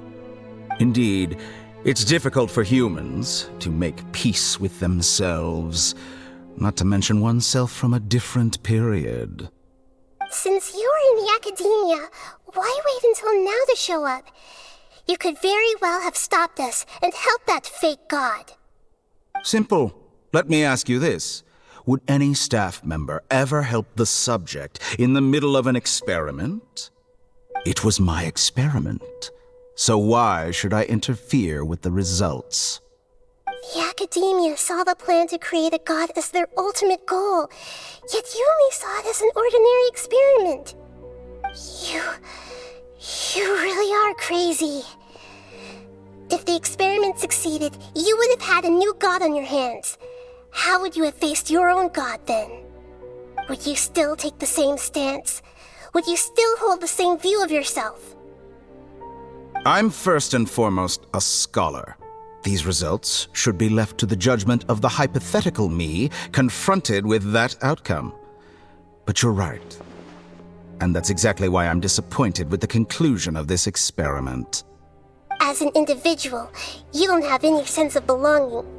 You seem to have even fewer convictions than a typical scholar. Oh no, I certainly have my own convictions. They just don't fit your standards, that's all. All right, that's enough conversation for today.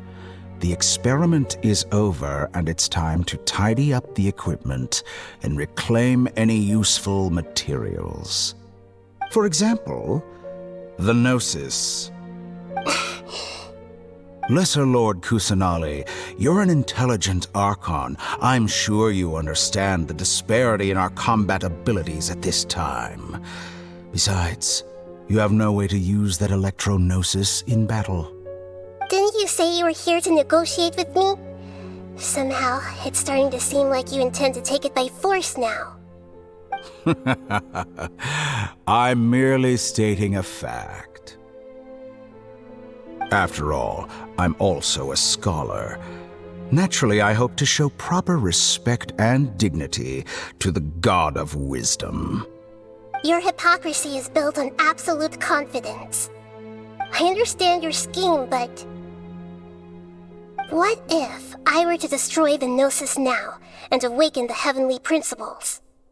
Awaken the heavenly principles? Do you think that's really possible? The heavenly principles have been silent for many years, but the Gnosis are symbols of their control over Teyvat and all the laws. Will the destruction of a Gnosis attract the attention of the heavenly principles? And if so, how do the Fatui plan to deal with the consequences? Do you dare to gamble such a possibility with me? Gamble? How surprising. I thought you would show evidence or use rigorous reasoning to prove your point. The word gamble is the last thing I expected to hear from the God of Wisdom. But this is a clever move. You must have seen through me when I first captured your consciousness. As a scholar, I respect all possibilities. This has always been my principle and is an essential trait as an experimenter. Indeed, I can't ignore this possibility. So tell me then, what are your conditions? This foreign Gnosis will only lead to disaster if it stays in Sumeru. But this electro-gnosis is the prize I obtained after defeating one of your fellow Harbingers. Now, as the one who initiated this cascade of events, shouldn't you pay the corresponding price? Price? Interesting. What price would you have me pay? How about erasing all your other segments? So this is how you wish to restrict me, the most threatening opponent of the Nation of Wisdom. What you request of me is like plucking out the eyes I have placed in the dimension of time. Segments are extraordinarily difficult to make. They require extremely rare resources and enormous amounts of time and effort, requiring me to destroy them all here and now. Bravo. A suitably wise decision on your part. Yes, how very interesting. Can I assume that you have long been wary of me?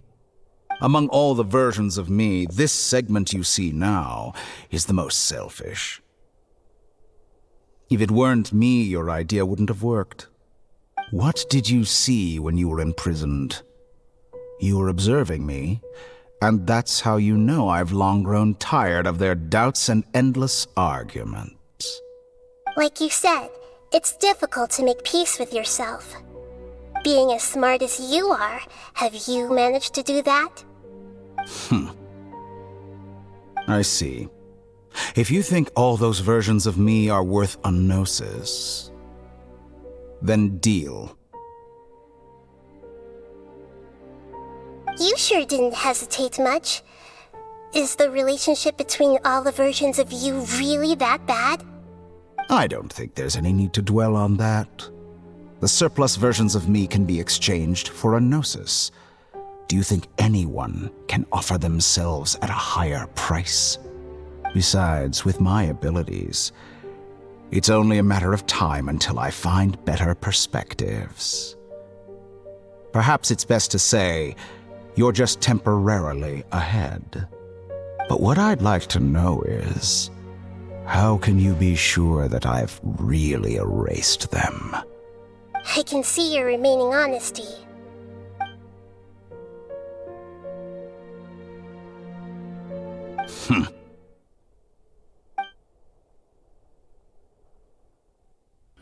What a ridiculous decision! Sheer You can't be foolishness. serious! How could I have been so short-sighted. You think that this is the yourself. end? I'll have my revenge! You'll make Good this moment riddance, Count. You will regret this! Well, have you confirmed that it's complete?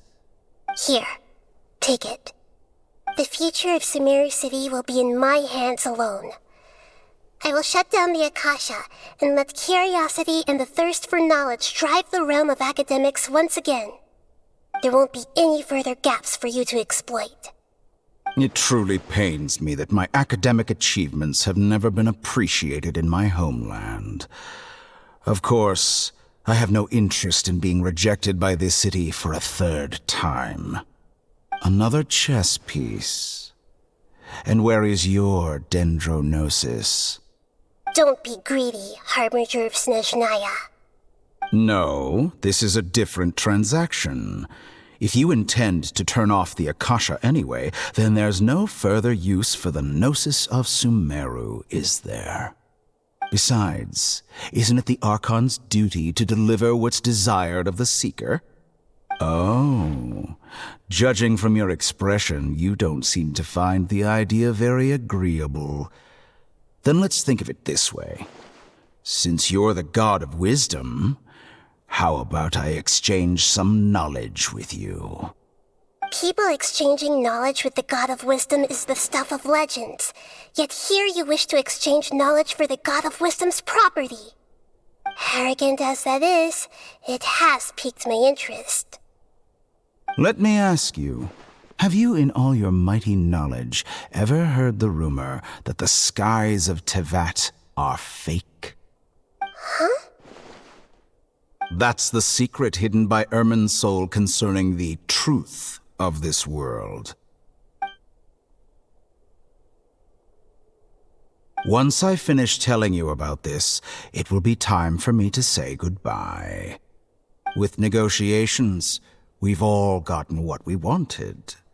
I'm very glad I got to meet you like this. Your arrogance may know no bounds, and convictions may mean nothing to you.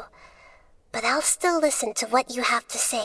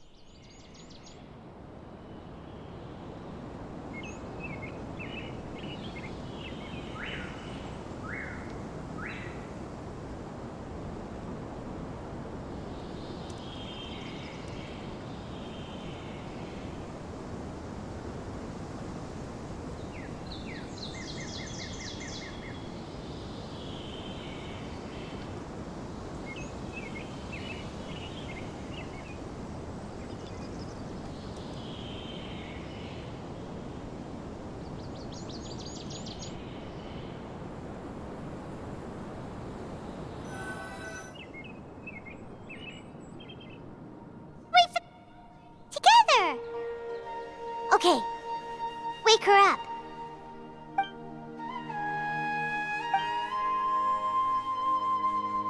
Are you awake? Kali says it's time for breakfast. Come on, get up! Good morning! How are you feeling today? Good to hear. It looks like we've recovered pretty well. Not even Tainari could stop us from going out now, right?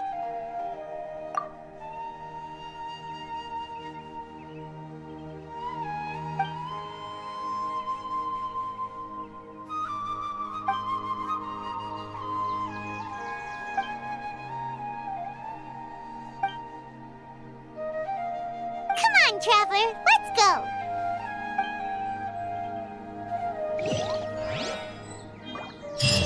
Surely that little girl must be leaving.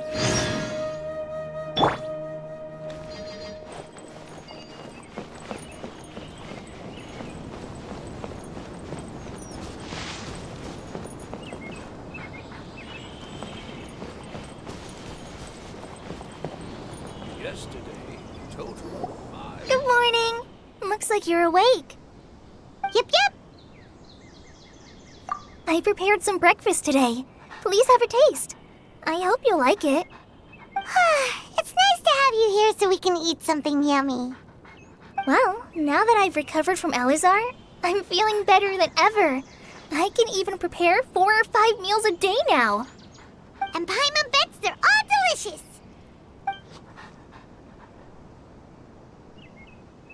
Oh, by the way, someone brought a letter for you after you went to sleep last night. Nope, Paimon wanted to read the letter with you after you woke up, so Paimon didn't open it. All right, let's read it now. Oh, it's from Nilu. Ahem. We're going to hold a feast at the Grand Bazaar and celebrate Cyno's reinstatement as the General Mahamatra. As heroes of Sumeru, please be sure to attend. I'll wait for you. The date of the banquet is written on the back. It's in 2 days. Oh, I've also heard that you've become heroes here as well. That's amazing. Everyone's aware of your abilities. There's no need to be modest. Anyway, let's go to the Grand Bazaar to have a look. Oh, before you leave, be sure to inform Master Tainari.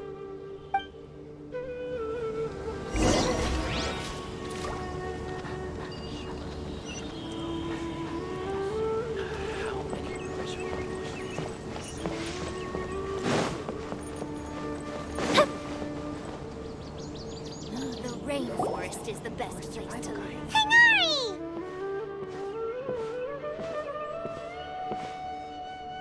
Good morning. How do you feel today? We feel much better. How about you? I'm recovering well. Thanks for asking. But from the looks of it, you seem to be already busy with work again. It's fine. I'm not that busy, really. The Elazar patients have recovered, as well as Hypatia. For now, I only need to tend to my Forest Watcher duties. It seems once Irminsul started getting better, everything else started to recover too. Yes, but there are still some residual effects. The withering is one example. Though it won't spread anymore, the existing zones won't just disappear. We forest rangers will still need to do the work. By the way, we have some good news. Cyno got his position back. This news is hardly new. He had already mentioned it to me before. Huh? You mean he was already here? Why didn't he come to say hi to us? He visited once, but he was afraid of disturbing you while you were resting. He just asked me a few questions and left. Then you probably already know all about the celebration feast. Celebration feast? No, I haven't heard anything about that. Huh? But didn't Nilu say in her letter that they would celebrate Cyno? He didn't tell you? Perhaps, or alternatively, he doesn't know about it either. Come to think of it, Cyno doesn't seem like the type who'd enjoy a celebration feast. You and Kale are both Cyno's close friends. Why don't you come to the feast with us? Kale has taken over some of my tasks these days. I don't think she'll have time for it. Not to mention me.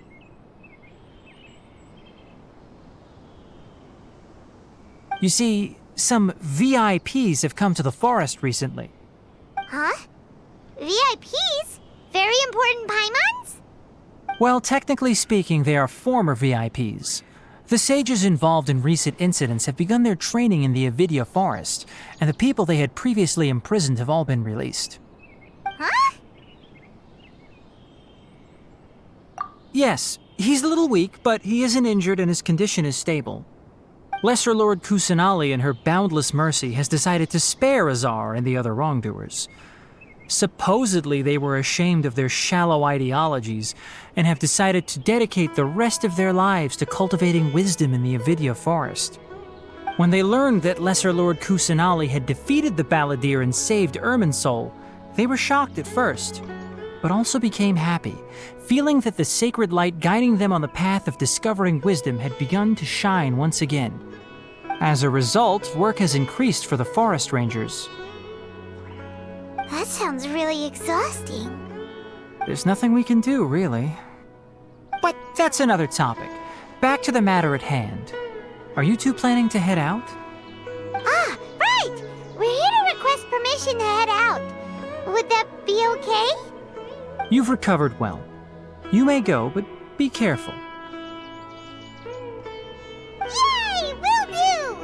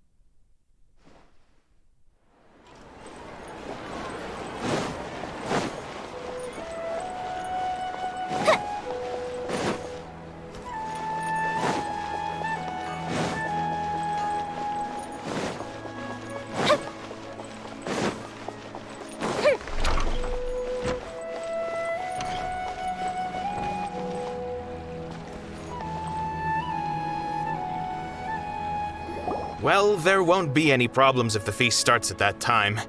Everything has already been prepared. Mr. Zubair, I finished tallying things up here. Well, except for the guests. Is a simple reply really that much to ask of our guests? It's affecting our arrangements. Oh, it'll be fine. Besides, it never hurts to get things ready in advance. I was thinking the same thing.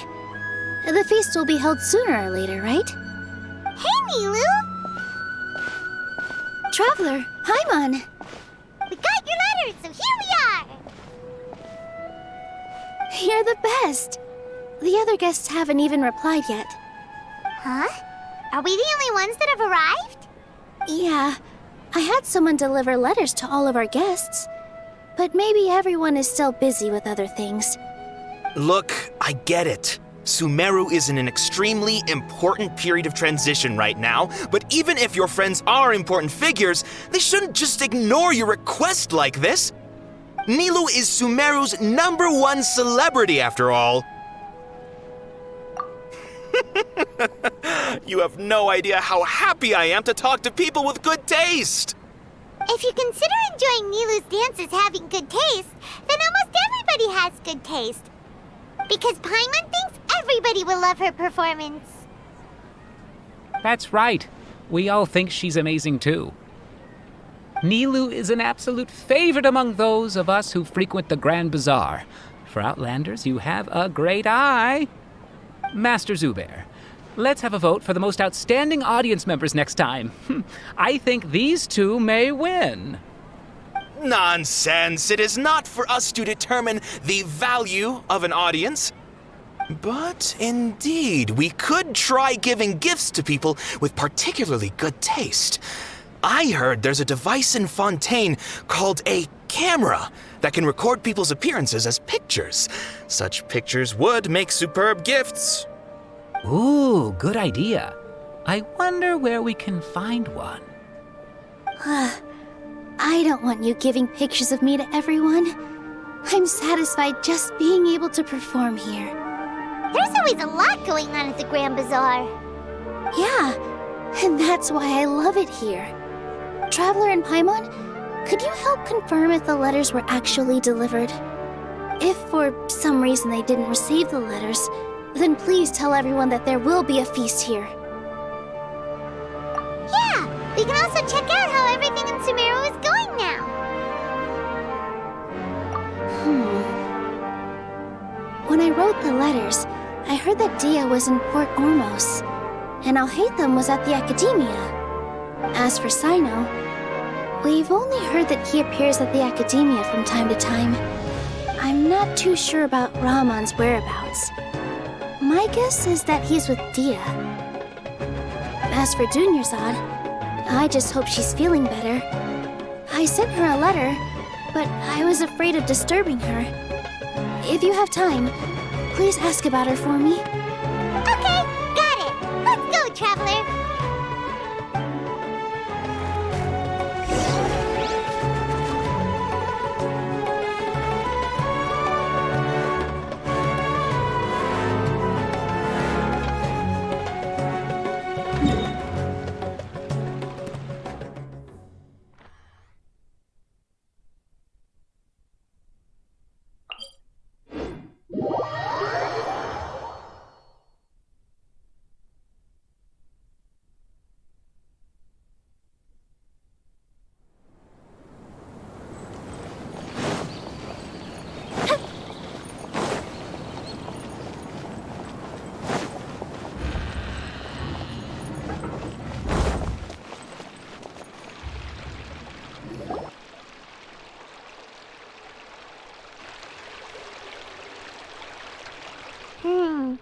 We haven't seen Alhaitham anywhere.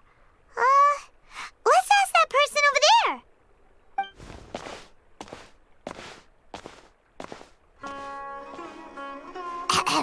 Hey there, have you seen Alhaitham around? Yes, it seems Scribe Alhaitham has gone to the House of Dana. You should be able to find him there. But you're already the second group of people I've seen looking for him today. He must be quite the busy man. Oh? Who else was looking for him? Mr. Cavey was just here asking about him. You wouldn't believe how terrible their relationship is. And now you two are here. Don't tell me everyone's here looking for gossip about the sages. No way! We're strictly here on business. Ah, I see. Sorry, I thought maybe everyone's as interested in rumors about the sages as I am.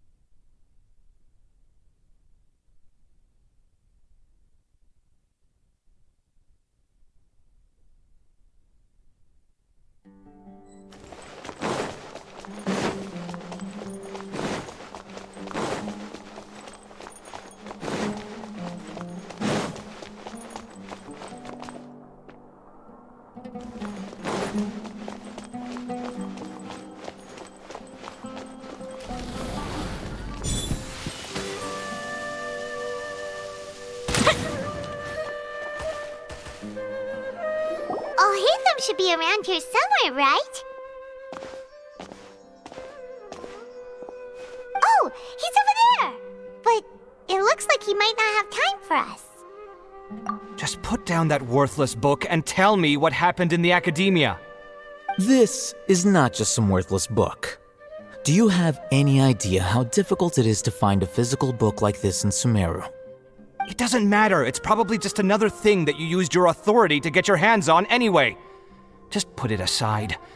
Listen, I came back today only to hear that the sages have disappeared. Oh? You sound surprised. I thought you would already know the inside story. Would I be here asking you if I knew? You're the scribe, not me. So just tell me what you know already. Well, I almost became a sage. Huh? Oh, don't sound too surprised now. You're the renowned Kaveh, light of the Ksharawar.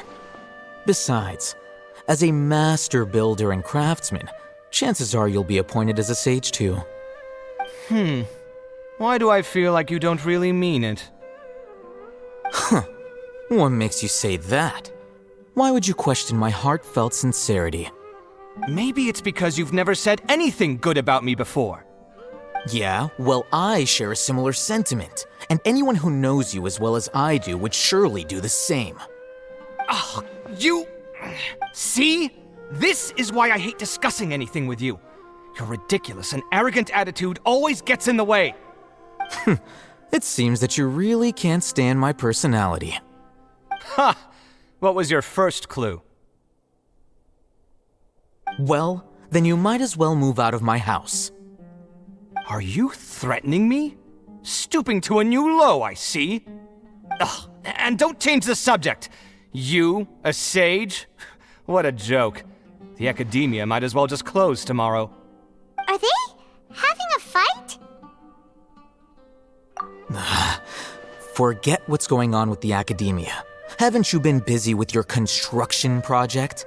Tell me, when are you going to build yourself a mansion? Don't get me started. I get angry just thinking about it.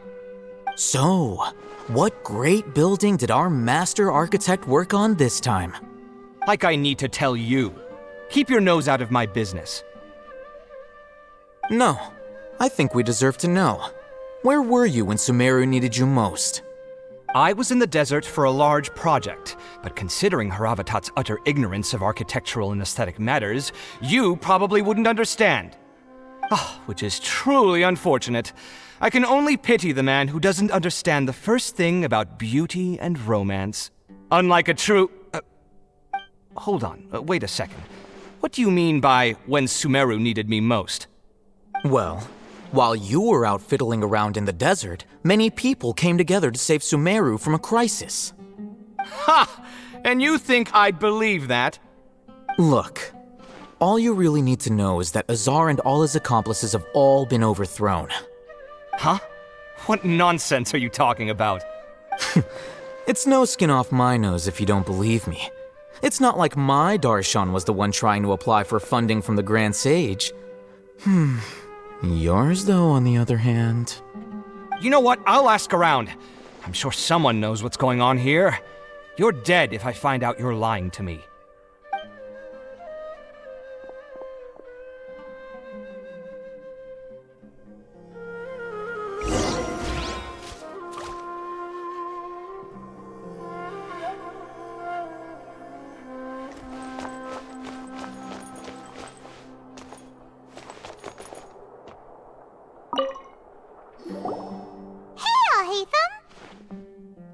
Oh, it's you two. What's the matter? We're running some errands for Nilou. Have you received her letter? Letter? Nilou said she sent out a letter inviting everyone to a celebration feast in 2 days at the Grand Bazaar. We'll also be celebrating Zaino's reinstatement as General Mahamatra. If she addressed the letter to all Hatham of the Academia, then the letter should have gone to my office. I've been busy these days, so I haven't had time to check for any new mail at my office. I only now have some free time to attend to personal matters.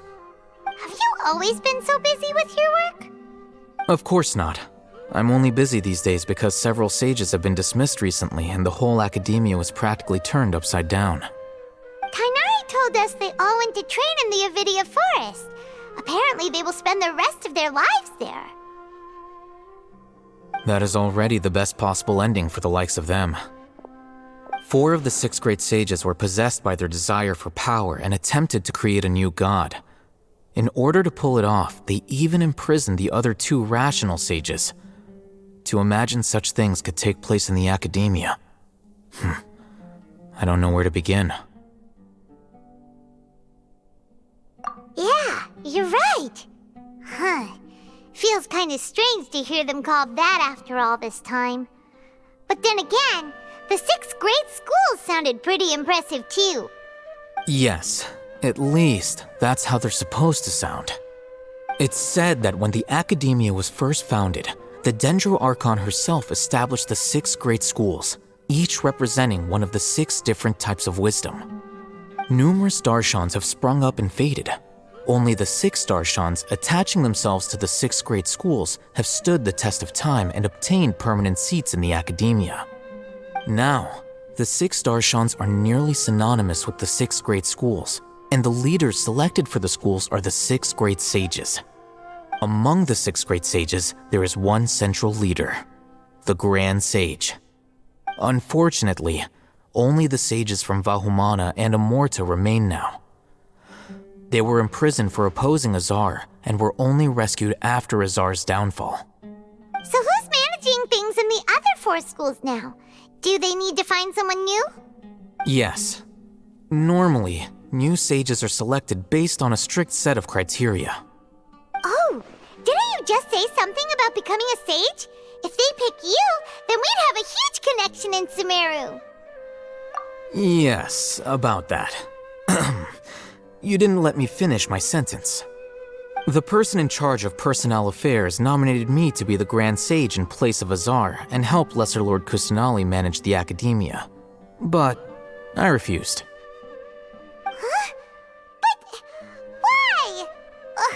Can't you be a little more ambitious? I'm not even interested in being one of the 6th grade sages. Like I said before, I don't like being a leader. Oh, all right. So are you busy these days trying to find others to take the job? That's not my job either. I'm only responsible for handling important affairs within the academia before the new sages take office. And the first thing I'll do is reject Kasharawar's application for funding. By the way, who was that other person just now? Is he your friend? Do we look like friends? Paimon doesn't know. That's why Paimon's asking. His name is Kaveh, my roommate. You could say he's the representative for Ksharawar scholars. Which is exactly why he always has so many problems. So everything that's happened recently must be a huge change for the people of Sumeru. Such is the work of the Academia Scribe. Well, anyway, no matter how busy you are, since you are our planner, remember to attend the celebration feast in 2 days. All right, I'll see you there.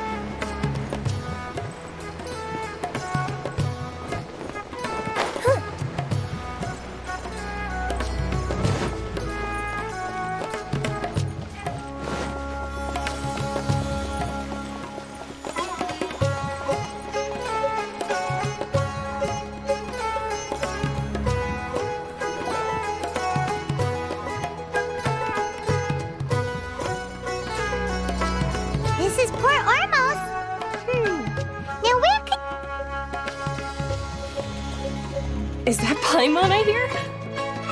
Huh? Oh, it's been a while. How are you doing? Dinner, Dad! It's been so long since we've seen you! I'm doing well. I can go as far as saying I have never been happier in my entire life. I don't know if you've heard, but Alizar has completely disappeared, and all the patients have recovered. You kidding? Knowing them and the connections they've got, I'm sure they've heard about it. That's right. My lady is feeling better now, so I'm accompanying her for a walk. Why do you still call me that, Dia? You've already informed my father of your resignation.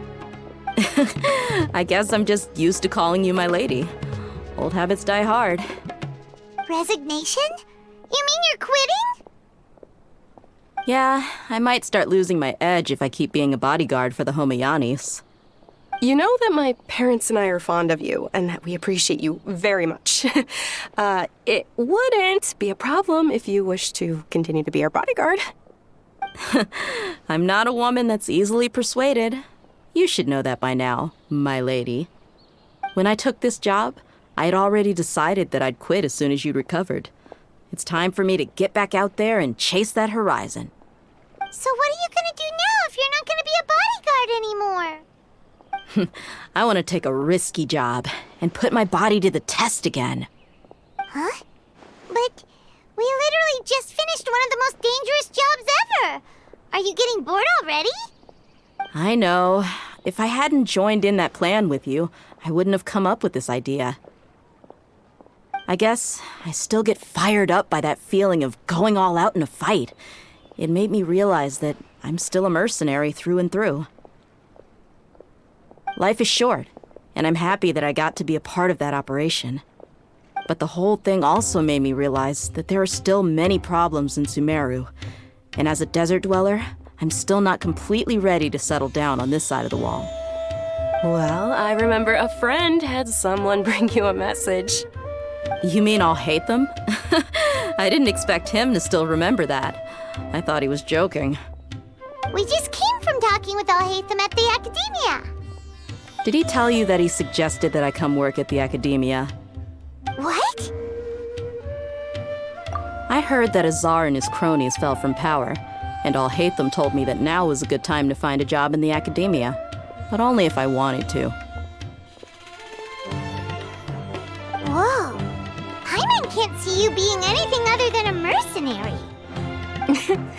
Me neither. But I think Dia would look great dressed up as a scholar. Ugh, forget about it. I wouldn't last 10 seconds in there. Alhaitham probably just liked the way I worked and knew I'm good in a fight. So he suggested I find some work in the Academia. But you know, if you take him up on the offer, Sino might actually agree and let you become a Matra. Because you're super amazing! The Matra have all the talent they need as long as they have Sino. I prefer to be free to live however I choose. In fact, I chose this job from the very start because I knew it'd be right up my alley. Even if being a mercenary means facing all kinds of danger. A lion has to return to the wild sooner or later. If anything, being your bodyguard has been unfamiliar territory for me. I don't want to see you go, but I'll respect your decision. I'm glad to hear you say that. Come on, no need for the sad face. It's not like we'll never meet again. Once the whole Dendro Archon thing is settled, everything in Sumeru will take a turn for the better. That makes me happy too. But a peaceful society will probably mean less demand for mercenaries like me. Before long, we'll be a dying breed. So I'd better get to work while I still can. Huh? But wait a second! You make it sound like you're leaving now! Well, no, not yet at least. I promised my lady I'd stick around until next week. So, have you been in Port Ormos this entire time? We were wondering if you had received a letter from Nilu. Oh, did Nilu write to us? She heard that you were seen in Port Ormos, so she sent the letter here. Huh. It was probably sent to the inn that we're staying at. My lady has been very energetic lately and keeps taking me on hikes, staying out even into the night. By the time we get back, the receptionist is usually off napping on the job. Right, and we tend to leave quite early in the morning, so the old man on duty is also usually dozing off. So what it really sounds like is that the person on duty is always asleep. I bet the letter's at the reception desk. I'll go check later. No wonder there wasn't a reply. You never received the letter. Good thing Nilu asked us to come and check on that. Sorry to make you two come all the way out here. It must be something important for Nilu to specifically write to us like that. Yes, she said they were preparing a victory feast in the Grand Bazaar, and will also be celebrating Sino's reinstatement as General Mahamatra. She was hoping you could come. Great! I'll be sure to attend. Count me in too. But is there some sort of dress code or anything for the feast? Can I just show up looking like this? Since it's being organized by Nilu, I don't think she'll be too picky about that. If anything, I think she wants to see us as our most natural selves. All right, then this is how I'll show up. The feast will be held in 2 days, so don't forget. Sure. Thank you so much for letting us know. We'll see you there. Oh, by the way, do you happen to know where Sino and Raman are? The General Mahamatra always comes and goes without a trace. Normally no one knows his whereabouts. Oh. But last time we met, he mentioned that he had something to do in Aru Village. You can try your luck there. As for Raman, your guess is as good as mine. I only remember he said that he had something to discuss with Sino. You can ask Sino when you meet him. Don't mention it. You better get going. On to our next stop.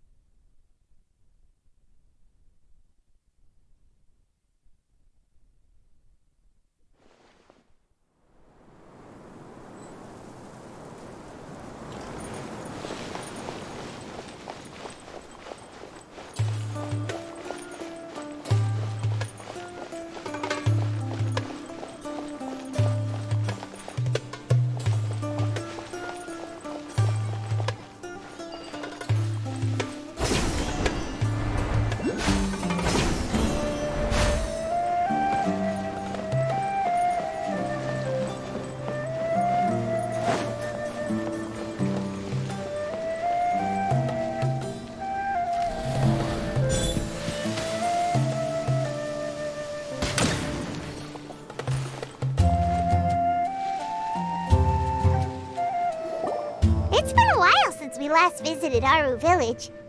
Ah, there's Sino!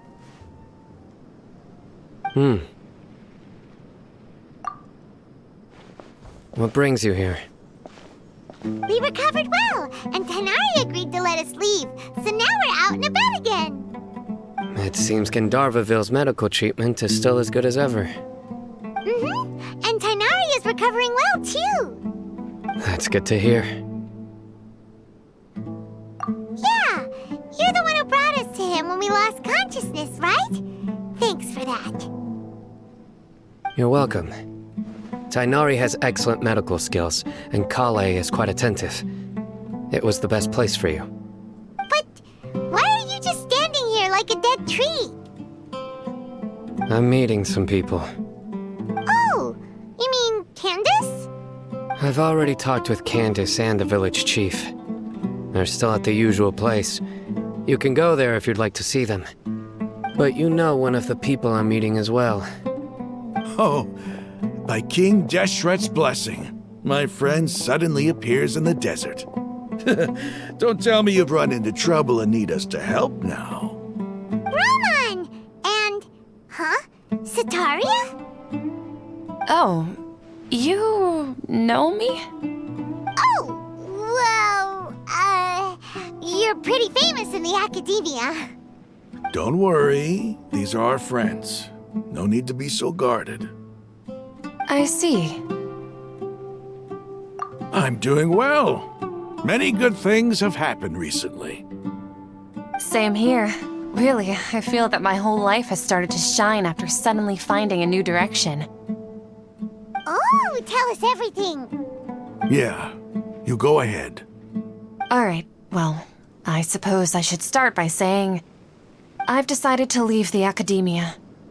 What? It's not that I've given up on being a scholar. Instead, you could say I've found a new identity. I will no longer pursue research like a typical scholar, but I have not completely given up on my relationship to knowledge either. I can see what you're saying now. What do you mean? I plan to leave the academia and return to teach here in the desert. Wow, so you want to become a teacher? Sataria will return to support education here and teach people from the desert. She can't teach everyone on her own, but there are many of us Eremites all over Sumeru. She came to discuss a collaboration with me and hoped that I could bring her ideas to the Eremites. Yes, it's my hope that the Eremites can help me select a group of smart people with the best aptitude for teaching. I'll teach them, and after they've finished learning from me, they can go educate more people. That is the true meaning of education and the spreading of knowledge. The people of King Deshret suffer from sandstorms, exile, and ignorance. Miss Sataria is more than welcome to come teach here. Her arrival is like a star shining in the desert night. The stars have always guided caravans, thieves, soldiers, and travelers who get lost in the night. They lead those in the dark out of trouble and back to safety. Oh, please, where's all of this coming from? I'm starting to feel a little embarrassed. You deserve these compliments. Mercenaries are accustomed to danger and don't fear death, which is why we recognize extraordinary actions that common people would easily overlook. Sataria's idea will bring much good to many people. At first, I feared it was destined to fail. Everyone knows that the academia doesn't allow scholars to teach in the desert without permission. As you know, all knowledge is under their surveillance and control, and very few desert dwellers are as lucky as me. But what I heard at that time has been haunting my heart, as if there were lightning bolts constantly bombarding my soul. Sataria, you tread a treacherous path, and the longer you ignore it, the tighter the academia's grasp on you will become. Sataria, why haven't you gone home? Never forget that the desert that belongs to you lies elsewhere. Miss. These words sparked something in me, and I knew that I had to bring something back to my people after going home. I gathered up the courage to approach the Grand Sage, only to find that he was no longer at the academia. Lord Sino told me that Azar didn't belong there anymore. Azar has received much-needed punishment. Though, if you ask me, it may have been too light. You probably have already heard. Lord Sino helped me obtain permission to leave the academia for the desert, and accompanied me here to discuss collaboration with members of the Eremites. My plan was able to go smoothly thanks to him and Rahman. You're all doing so much for the desert. Aside from that, I also have some other business to discuss with Sino. Lesser Lord Kusanali has allocated many resources to support and develop the desert. I've done some business for her, and part of it required the assistance of the Eremites. I applied for a few batches of educational materials from the academia, and sent them to several groups in the desert, as instructed by Lesser Lord Kusanali. I believe the people will make good use of them. That's exactly what the people here need. Physical books and other related items. If it weren't for Sino and Lesser Lord Kusanali, I'm afraid we'd never be able to get our hands on them. Apart from this, the academia is also recruiting scholars that are willing to teach in the desert. I'll let you and Sataria know as soon as I have any more news. We must be persistent about this, and maintain these resources to ensure long-term effectiveness. This is the first time in hundreds of years we've had a glimmer of hope. I think this may be the turning point for the desert. Remember these words. Here lies our faithful priest, Kasala. His wisdom is a miracle among the people, deserving of high praise and admiration. I hope people with wisdom like that priest will rise again among the desert dwellers. Then we'll once again see the wisdom and glory that once shook the world.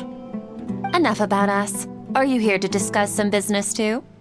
No, not at all. We're actually here on behalf of Nilu.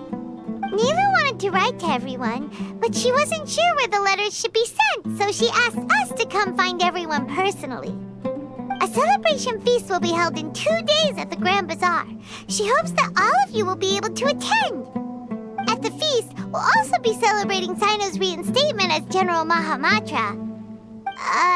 Although, judging from your appearance, it seems you've already been reinstated. Paimon thought you would only start working for the Academia after the feast. Celebration? Feast? It's the first I've heard of it. Tighnari was right. He really didn't know. This feast is for you, Sino. Sounds to me like you'll have to be there. It's rare to see that kind of expression from Lord Sino. You must not like feasts very much. No, not really. But I'll go. Well, I still have a lot to handle here. Besides, I need to look after Miss Sataria in the desert, so I'll have to pass. I'm afraid I won't be able to join you. Although, if you'd be so kind, please give a message to Miss Nilu for me. The message is, I'm sorry for how I treated you before, but now I understand the beauty of your dance. It's like a light shining in the sky. You and the art you symbolize are not only beautiful, but also lively and powerful, so much so that it was prohibited. Please keep dancing, and someday I'll be able to appreciate your art in person. Okay, we've got all that down. Our job here is complete as well. Oh, Sino, remember, party's in 2 days. Make sure you're there. Got it.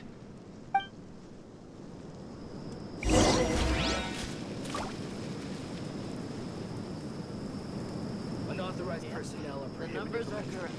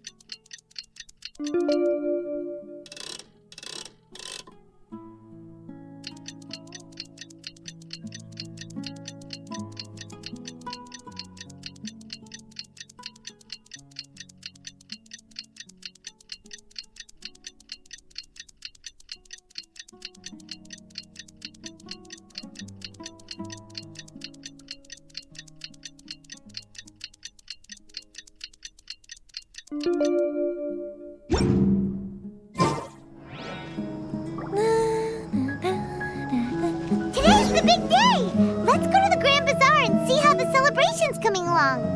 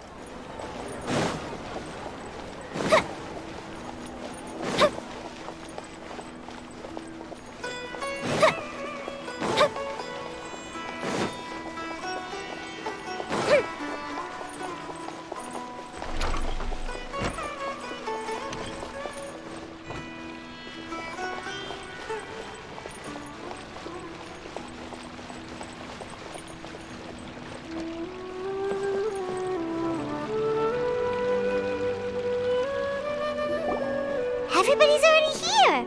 Looks like we're the last ones to arrive. I'm here. Ah, there you are.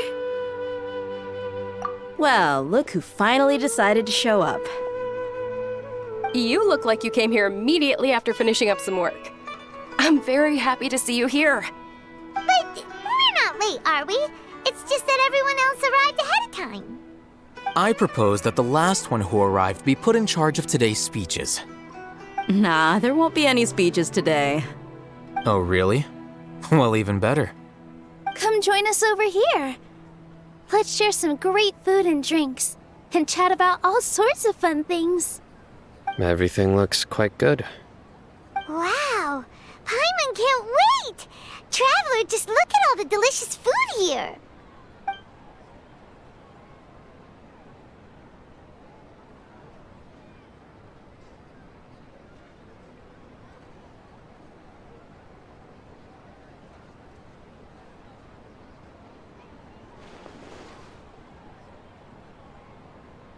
Whoa! It's so delicious! Oh, this grilled meat tastes amazing! The food was specially prepared for you by everyone in the Grand Bazaar. And we have gifts that were sent by the residents of Sumeru City when they heard we were holding a feast. Everyone that came said that you saved Sumeru, and wanted me to thank you all on their behalf. Ah, feels kinda nice to be seen as a hero. I could get used to this. Being a bodyguard is also a hero's job. You've always been amazing, Dia. My lady sure has a way with words. Thanks. I'm glad to hear it. And I'm happy to meet everyone that participated in the great plan. Don't mention it. Come to think of it, we've really done something impressive together. It's unbelievable. We owe it to our abilities. And luck. Really? Why do I remember everybody thinking that luck was against us and feeling like we hardly had a chance of succeeding? That's how I remember it too. It's luck that brought us together, and it was luck that let us form a team. Then, it took even more luck for us to formulate a plan and implement it successfully. Moreover, judging from the results, everything worked out well. Yeah, everyone gave it their all when it mattered most. It was almost like a performance. We took the stage and put on our best show. Everyone played their part, and thanks to everyone's efforts, the performance was a great success. So, would you say we're good actors too? It's such a blessing that Lesser Lord Kusanali was able to return to power at the Academia. Yes, even after being abandoned and neglected so many times, she's finally returned. Uh-huh. Lesser Lord Kusanali once used all her power in a great disaster, which resulted in her losing all her wisdom and memories of the past. The Academia basically abandoned her because of it. This should be something everybody should remember. Huh? You look surprised. I didn't say anything wrong, did I? No, everything you said is correct.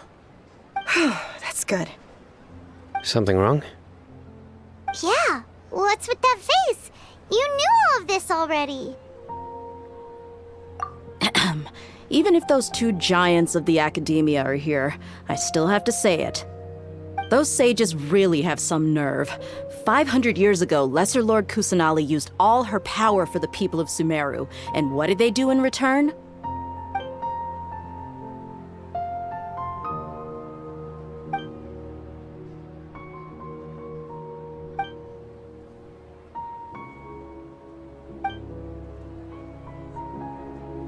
If you bite the hand that feeds you, don't act surprised when it turns into a knuckle sandwich, right, Sino?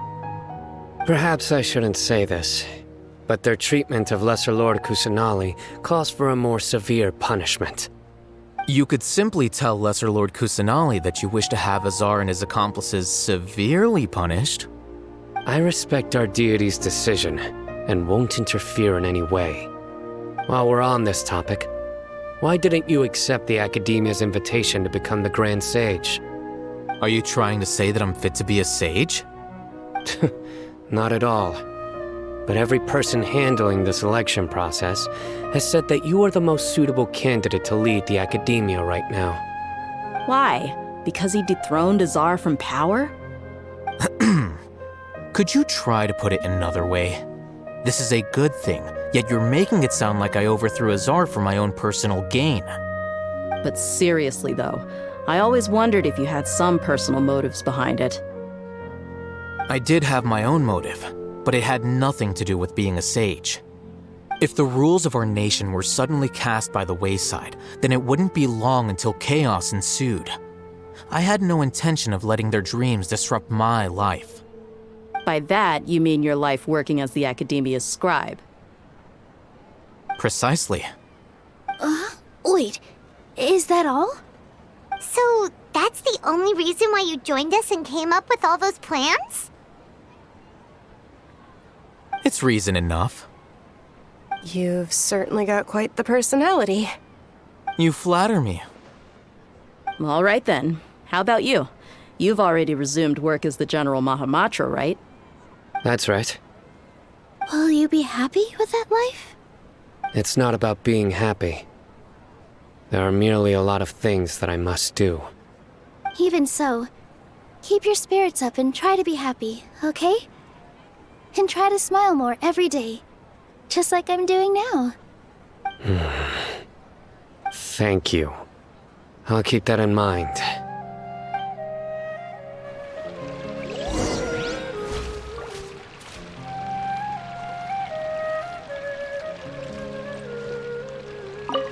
I seldom participate in such lively gatherings, but the atmosphere here is quite good.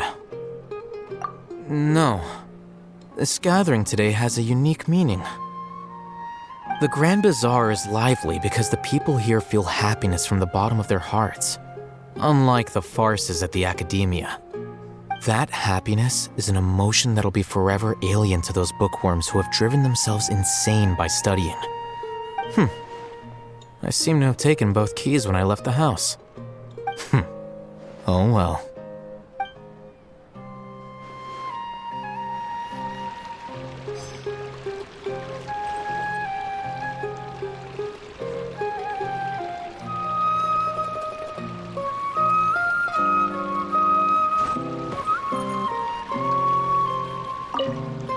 My lady, the grilled meat over there is delicious. Have you tried it? Yes, I also tried some fruit just now. Oh, they're very sweet. What an amazing place to relax. No wonder everybody likes to rest at the Grand Bazaar. You said it. Oh, look who else is here. Hello. Oh, I'm so happy Nilou invited everybody. Oh, now I have the chance to meet all the heroes. Hey, less of that polite chit-chat and more eating and drinking. The feast is about having fun, not stuffy formalities.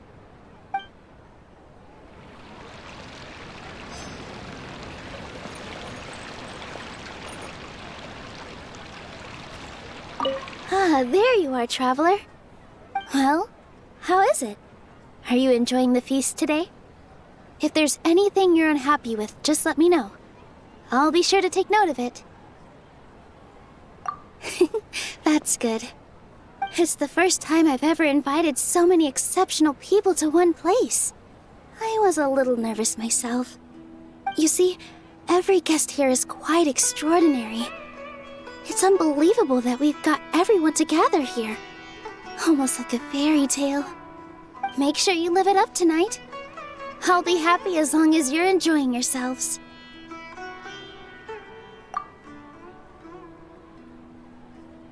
I'm honored to have her think of me this way. If I have a chance in the future, I would really like to invite her to one of my performances. I can't explain why, but I just feel elated right now. Thank you.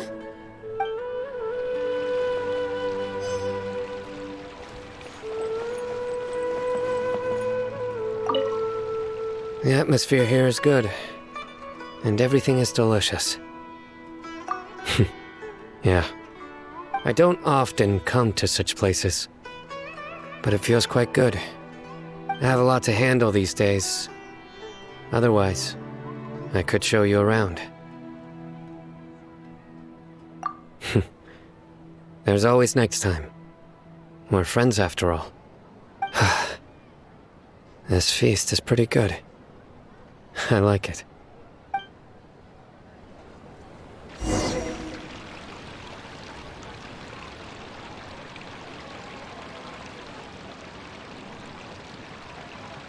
Hey, what's wrong? Your head is starting to droop.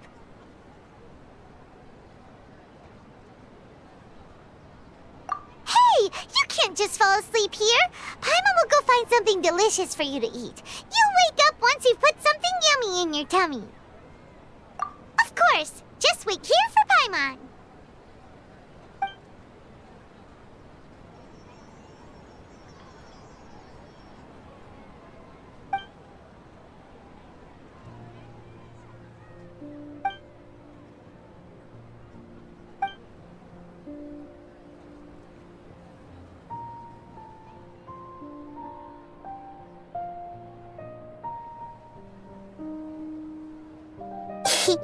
It's me.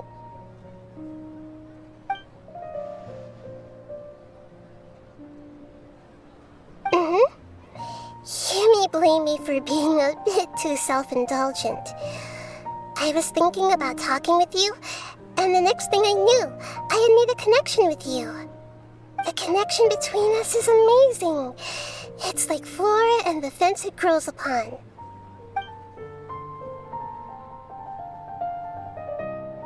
I heard there's an amazing celebration feast today at the Grand Bazaar. I wanted to have a look for myself, so I snuck in. Lately, I've been so busy dealing with all the fallout from recent events, so I really haven't had any free time. Although you've already helped me with a lot, there's still one more thing I hope you can help me with. Please say thank you to everyone for me. Oh, is it not convenient for you to do that for me?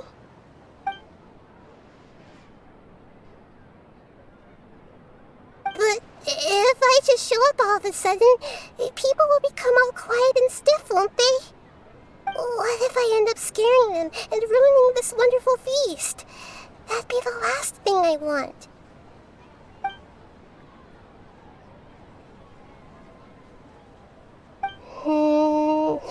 Let me think about it.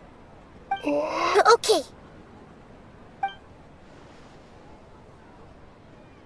Yes, I have.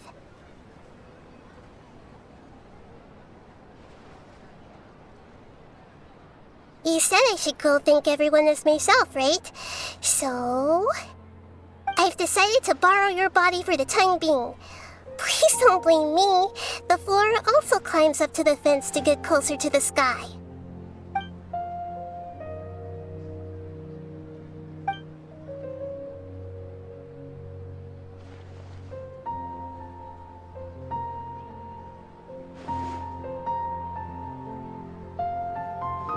Everyone! Are you awake now? Paimon was just about to bring you the food. It's me. Huh? That voice. Nahida? Hold up. What's going on? I didn't expect to have a conversation with the consciousness of Lesser Lord Kusanali in the Grand Bazaar. Interesting. Is this also a part of the feast? No, of course not. Are you... Lesser Lord Kusanali? Hello, Nilu. You know who I am? Yes, I already know every one of you. Nilu, Alhaitham, Sino, Dia, Paimon, and Dunyarzad. Lesser Lord Kusanali? I took the liberty of occupying the traveler's body so that I could thank all of you in person. Thank you so much for rescuing me, even if that meant placing your own safety in peril and taking the risk of becoming enemies with the academia, the sages, the doctor, the balladeer, and even the entirety of Sumeru. Without you, without any of you, I would have been in a much more difficult situation. Had you not helped me to resolve the crisis, Not only I, but Sumeru and even the entirety of Tevat would have suffered great misfortune. People refer to you as the heroes who managed to rescue a god. I'm quite fond of this name. It not only explains your identities, but also bears witness to your relationship with me. Please, allow me to present to you my most sincere gratitude. Lesser Lord Kusanali, you have done so much for Sumeru, and I didn't even have a chance to do anything for you. You don't have to do this. Dinyarzad, the suffering you endured during your illness is also proof of you being with me and praying for me. Thank you. You don't need to be so ceremonious. It's always been my duty to protect you. This is how the relationship between the Academia and Dendro Archon should be. We just did what was necessary and set things back on the right path. You're an Archon, but you act so humble. You really don't need to be so polite with us.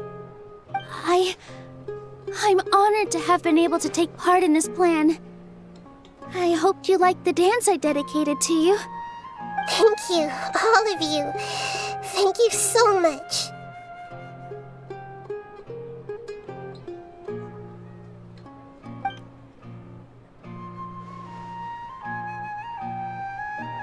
Yeah.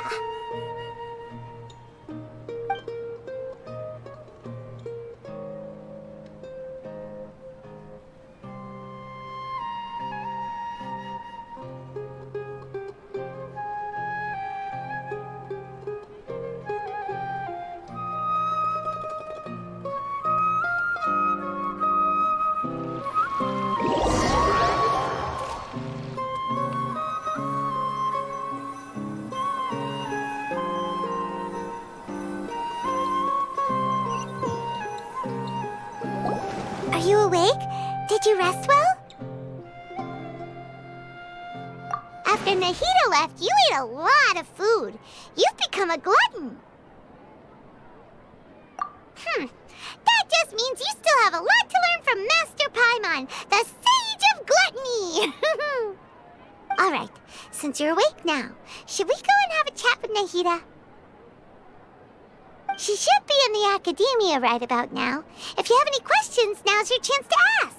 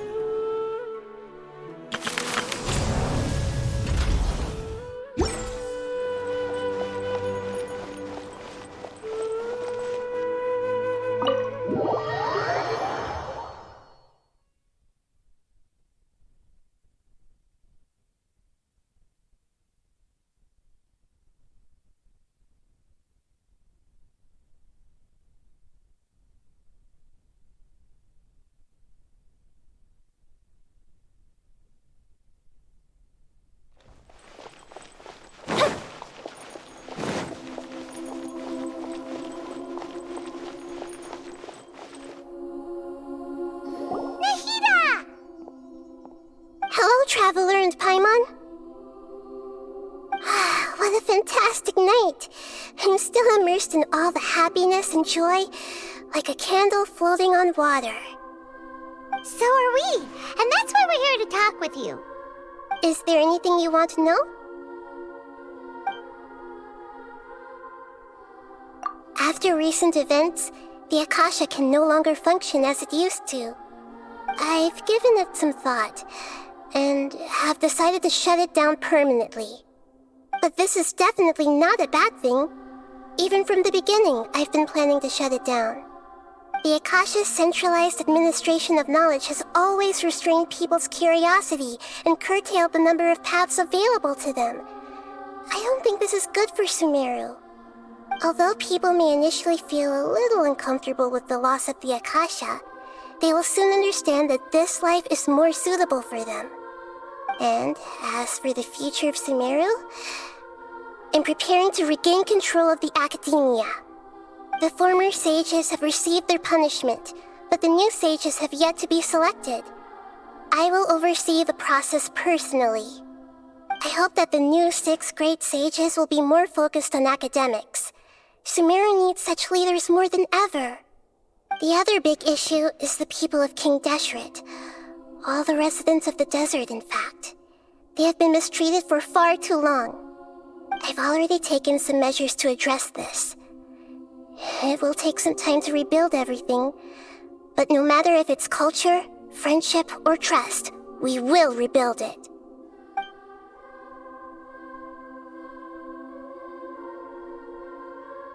You mean, what happened after the doctor put you to sleep? Not exactly. The top-ranked Fatui Harbingers, up to number 3, possess power comparable to that of gods. I was no match for him in that kind of situation.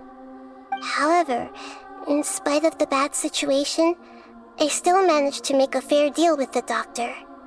I'm sure you remember the entity that changed your fate, the Heavenly Principles. In fact, the Heavenly Principles has been quiet since the Conria disaster 500 years ago. I used this point as leverage against the doctor. I told him that the Heavenly Principles may be awakened if I destroy the Gnosis. Although it was just a bluff, he still fell for it. I assumed that the Heavenly Principles wouldn't just stand by and let such extensive damage to its laws take place. And as for what I exchanged for the Gnosis, the exchange served as both punishment for the doctor as well as a boon of new knowledge that I couldn't refuse as the God of Wisdom.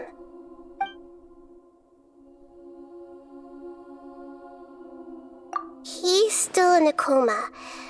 I've hidden him like how one would hide a feather. I know you have many misgivings about him, but as someone who had become a god, he has retained a number of very useful features. Don't worry, I'll keep an eye on him and make sure he doesn't do any evil. In addition, there are still some mysteries left in him. Some things may be very clear from my perspective, but he is still yet to understand them himself. His future will be determined by fate.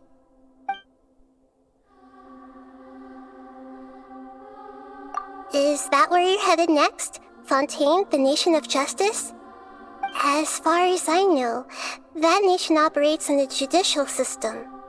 Does their Archon personally judge people? No, there's a Chief Justice in Fontaine. Generally speaking, the Hydra Archon, Focalor, won't preside over individual trials. However, even then, Focalor will still make herself present at just about every trial. It seems that she just likes to immerse herself in that sort of atmosphere. As Archon, she still reserves the right to influence the final verdict. Anyway, let's just say she's got, a very unique personality.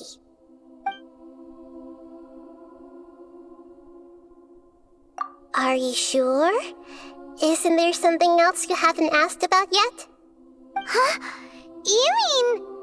About your brother. While you were resting at Gandharvaville, I took some time to perform an Irminsul search for information on your brother.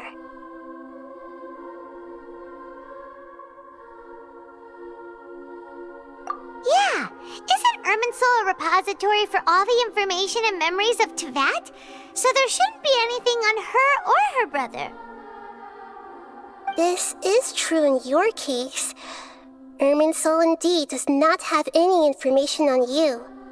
However, there must be something different about your brother. Because, as it turns out, the world has recorded information on him after all. What? There's only one possible explanation. He belongs to this world.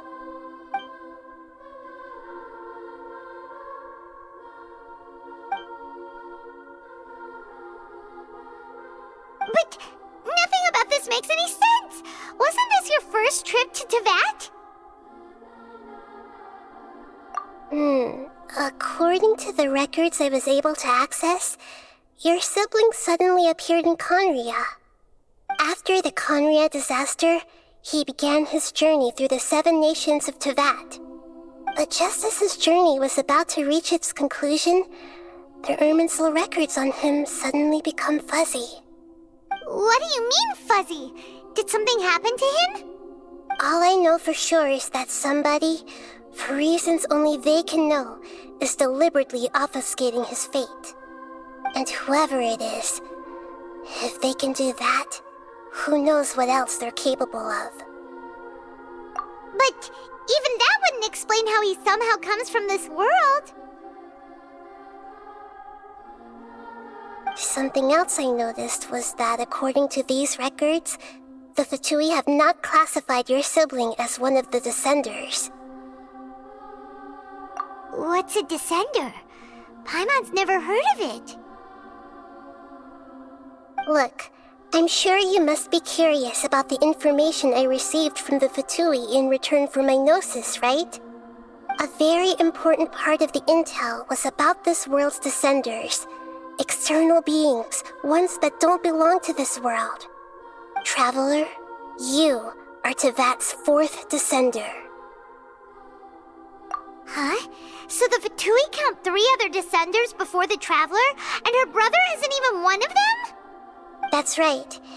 My current hypothesis is that the first Descender was likely what we now call the Heavenly Principles. As for the other Descenders, I still need to verify their existence.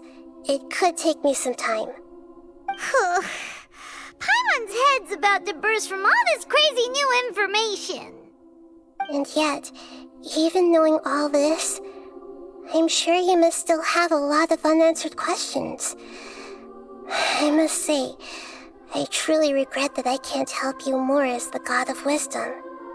There are many questions in my heart as well. I will need some time to go through each one of them. And soon, you'll also begin your journey anew and depart from Sumeru. I'm very interested in your future. It's a journey that can't be observed or recorded by this world. If fate is the ultimate knowledge, then your future will be the ultimate fate. Paimon's sure glad we got to meet you, Nahida. The pleasure is all mine. I can't thank you enough. Alright, that's enough talk for today. If you ever miss me, just close your eyes, and maybe I'll appear in your dreams.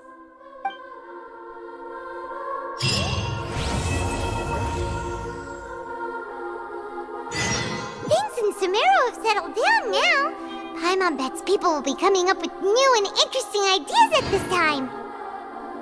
How about we take a walk around Sumeru City and see if anyone needs our help? Paimon has a sneaking suspicion that it just might pay off.